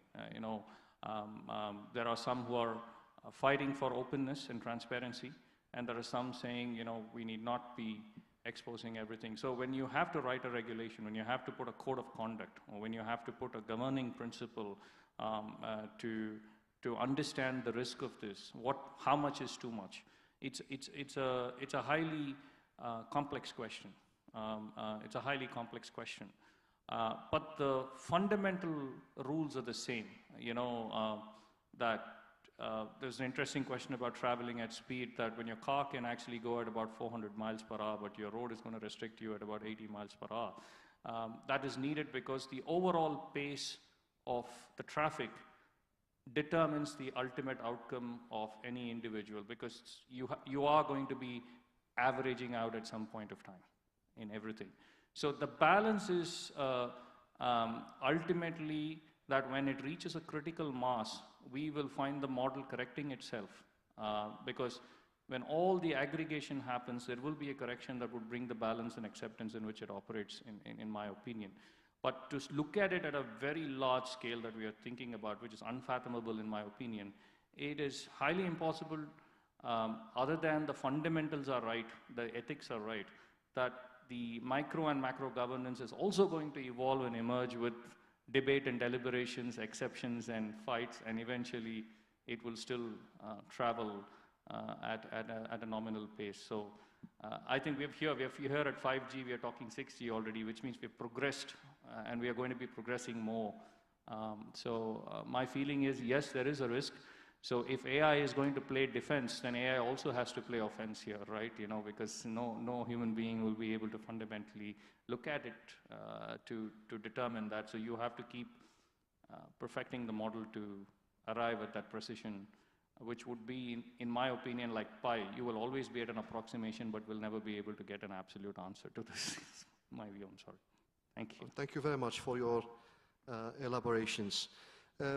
We've seen several challenges and risks previously, again, when it comes to deploying AI, LLMs, semantic, communications with networks. But one of the growing, really, concerns is security.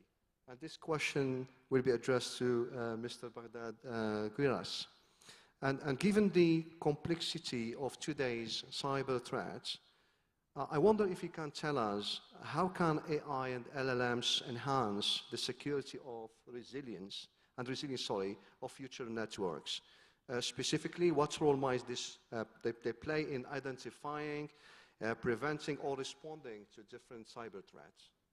So, good evening, everyone. Maybe before I will say addressing the solution, maybe we can also understand a little bit the landscape of threat that is evolving, and I tend to somehow disagree when I heard that there is nothing new in AI. It's moving actually pretty fast, very, very fast.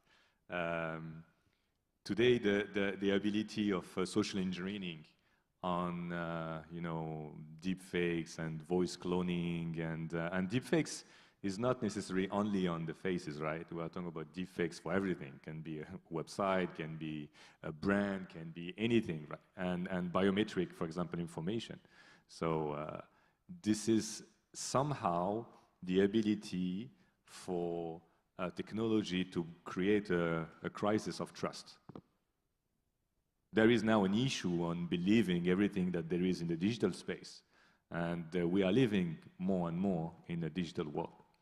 So the landscape of threat is getting more and more dangerous, and the ability, obviously, for AIs to cure those threats is to understand, obviously, and to react at that point. But the reality is that we're getting into an adversarial AI game in which any progress in AI creates a threat and an opportunity.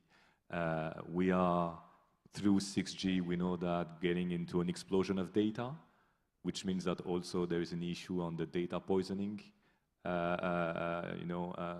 issue, which is, we are, I will say, trying to get as much data as we can, and we are continuously create new data, and LLMs need data, but how about getting data that are unbalanced or fake or poisoned for ultimately getting into fall into a trap? So there is so many things, and AI agent, autonomous AI agent, that are able, obviously, to continuously create new cyber security threats. So I would say the landscape is changing pretty fast. And one of the issue, for me, that is the more important, is actually not the ability for AI engineers to build solution. It's for users to understand the threat. Because eventually, at the end of the day, if you are connected everywhere, anywhere, into this smart, interconnected world, but you're still a human, and you're not necessarily aware of the threat that you have. So you still have the single point of failure, which is the user. Well, thank you very much for your answer, Mr. Gilas. I think, again, based on what we've seen and what you said, AI definitely can, both protects and adapts in real time to different threats, but maybe one of the main issues is more about training in real time this AI to cope, basically, with this threat. The latency, exactly, obviously, of the threat is an issue, because before we used to have some level of time to understand the communication and analyze it, and now we're getting into a real-time network communication, and that's even more difficult. How will we compute? How will we address the ability for the network to analyze those threats and enable, again, the user to not get into such trouble easily? And that's why solutions are only post-analyzing somehow the threat. And those threats are getting really more and more important from all the different channels. Yeah, that's true. Yeah, thank you for your elaborations again. I prepared a question about the industry standards and regulatory frameworks, which I believe was covered nicely and in detail in the previous panel. But maybe something that is related to that, and really, to make sure that the standards and the regulations must evolve again with the technology without hindering the innovation, is to have that collaboration between different stakeholders. I think it's essential to have collaboration between different stakeholders, industries, government, technology, basically, sectors. So how can we achieve that?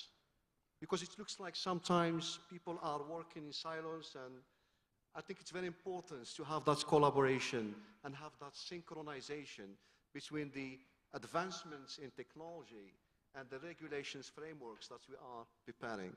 Well, as Baghdad mentioned, deepfakes. Do we need to regulate that? Bad actors using that? By all means. But does it mean that the same regulation should be applied to innovation happening in other places of AI? It shouldn't be. So essentially, I think like regulation needs to be selective. So we need to allow innovation to happen while we need to regulate actual use cases and business applications. And if we use regulation like a blanket and across the board, and that would definitely stifle the innovation. And so I think we should not let the worries and fears from deepfakes and other AI applications used by bad actors and not let that stifle the innovation in AI. Because, guys, I mean, let me point out, I'm not sure if you have seen it, but Ilya Sutskever said today that scaling plateaued. So it's meaning you can keep on throwing data at LLMs, they're not going to get any better. He admitted that. Jan LeCun has been saying that for years, and now it's his moment to say, "I told you so," because like everybody was like sailing smoothly towards AGI. AGI was a done deal in a year, and 5 and 7, not going to happen. And we need to change the paradigm. We need to change the approach if we want to reach AGI, if it's actually reachable. So therefore, I mean, innovation is going to be badly needed if we want to march towards mythical AGI. And so therefore, like using over-regulating innovation because of some bad actors using AI for certain applications would be a huge, huge mistake. Thank you. Any further elaborations? My view is, I mean, my friend here said that I don't agree with AI. No, I agree with definitely the speed at which AI has grown. I'm just seeing that as an evolutionary phase. He's very right in the perspective that innovation drives solutions because problems are posted every day and somebody is going to have to find a way to solve it. Now, once you see something big enough, then both bad actors and good actors come into the perspective of that. So how do you regulate it? Because, you know, for example, an incident has occurred and you go to find a solution how to solve that, correct? You know, until that incident has occurred, the language model does not know because such an incident did not exist to the language model to even apply or train and think. And over time, if it can learn to predict such an incident can happen, a scenario that did not exist, then it's a different perspective altogether. So artificial intelligence is then growing from 4.0 to 5.0 and 5.0 to 6.0 in every case. So my view is regulation is not standard across from country to country, from economy to economy, from infrastructure to infrastructure, from level of education, penetration to knowledge. All of this plays a role in the regulatory framework. The developed countries have a more stronger regulatory framework. The developing countries have to be a little more flexible because they cross many generations and adopt newer technologies if they decide to rise up. So it is not a level playing field to have like one regulatory framework that fundamentally supports innovation in an equal plane. Because, say, advancements in America and Japan is very different from advancements in Indonesia and another country, for example. It's just an example out here. Now, the framework that is required there and the speed at which it is growing versus the speed at which it's growing in a different country, the adoption or standardization of that cannot be the same. May attempt to it, but may not be the same. So, it's sort of a catch-22 sometimes, but you need a regulatory framework to have a general governance, and then it must have flexibility to grow, to modify, to adapt. So that would help best innovations to thrive, and the ones that are not so good, there should be a means to be able to manage it or control it, in my opinion. Thank you very much for further reflecting on this. I think we still have a couple of minutes, so I will take advantage to ask an academic question. which I didn't prepare maybe in my basically script, but coming from academia and based on what we've seen today, for example, in this event and talks from leading industries in the field, it looks to me that we need definitely to make some radical changes to the curriculum and courses related to communication, considering all what's going on with the use of AI, large language models, semantic communications. So what are your views in relation to that? Because employability is very important, and we are, for our students, and we are talking about now different employability skills that we must and we make sure that they are integrated in our curriculum. So can you elaborate, please, about this? I'm actually supposed to talk about on education and AI in education next Wednesday, and I set aside a few hours, and I thought, like, when I went to university, internet didn't exist. Like, yeah, I'm old, so I went to university because my dad thought physics was cool. University got the best library in town. And essentially it was access to professors and access to information. But what I got out of the university, back then, again, we are talking like 90s, and I got out a skill and I got out a job. And back then life was slow. Like literally, you go to university, you learn a skill, and I thought I was guaranteed that skill is I would use that skill for like decades. And what I actually learned was resilience and ability to analyze things. And because I left academia, I left physics about 20 years ago, went to and started in software business, and I have been in AI for 10 years. So if I were to look now the world is vastly different. Access to information is available to everyone, right? I mean, you go to internet, you don't need to go to university to get access to information anymore. And so like what universities should teach, again, in my humble opinion, is resiliency and prep students for lifelong learning. And by the time they graduate, Python, whatever C++ they'll learn at university is going to be outdated.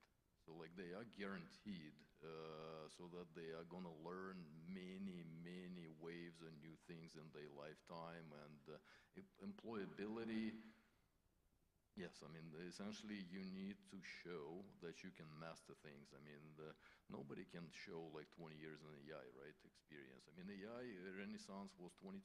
I mean, it's like slightly over 10, 12 years ago. And some lucky ones got there in the beginning, some less fortunate joined that like 5 years later. We can claim 7 years in AI. So therefore, I mean, this pace at which those waves of change are coming a lot faster than they used to when I was in university. So I would say resilience, ability to get up once you get knocked down, and is very important, and ability to learn new stuff. I mean, that's what I would vouch for universities to teach. Yeah, interesting views. Any further elaboration about this? I know it's a topic that we can spend hours about it, but I wonder if there are other views from the panelists. I agree. It's not another view. I agree, but based on our scanning to the market, we are seeing, like, especially on the last 2-year jump in the technology, we are seeing shortage on the skills available in over the world, not in a specific region, which is like trigger the need of adaptive academic systems that are able to cope with this fast technology changes. Thank you very much. I think this will come to the conclusion at the end of this panel. I would like to take the opportunity to thank again all our panelists for your contributions today. Very much appreciated. I think we've seen very interesting, basically, views and thoughts about the impacts of LLMs, AI, semantic, basically, communications on future networks. Thank you to the audience for joining us today. And we look forward to seeing how these technologies shape the future of networks. And have a very nice evening. Thank you.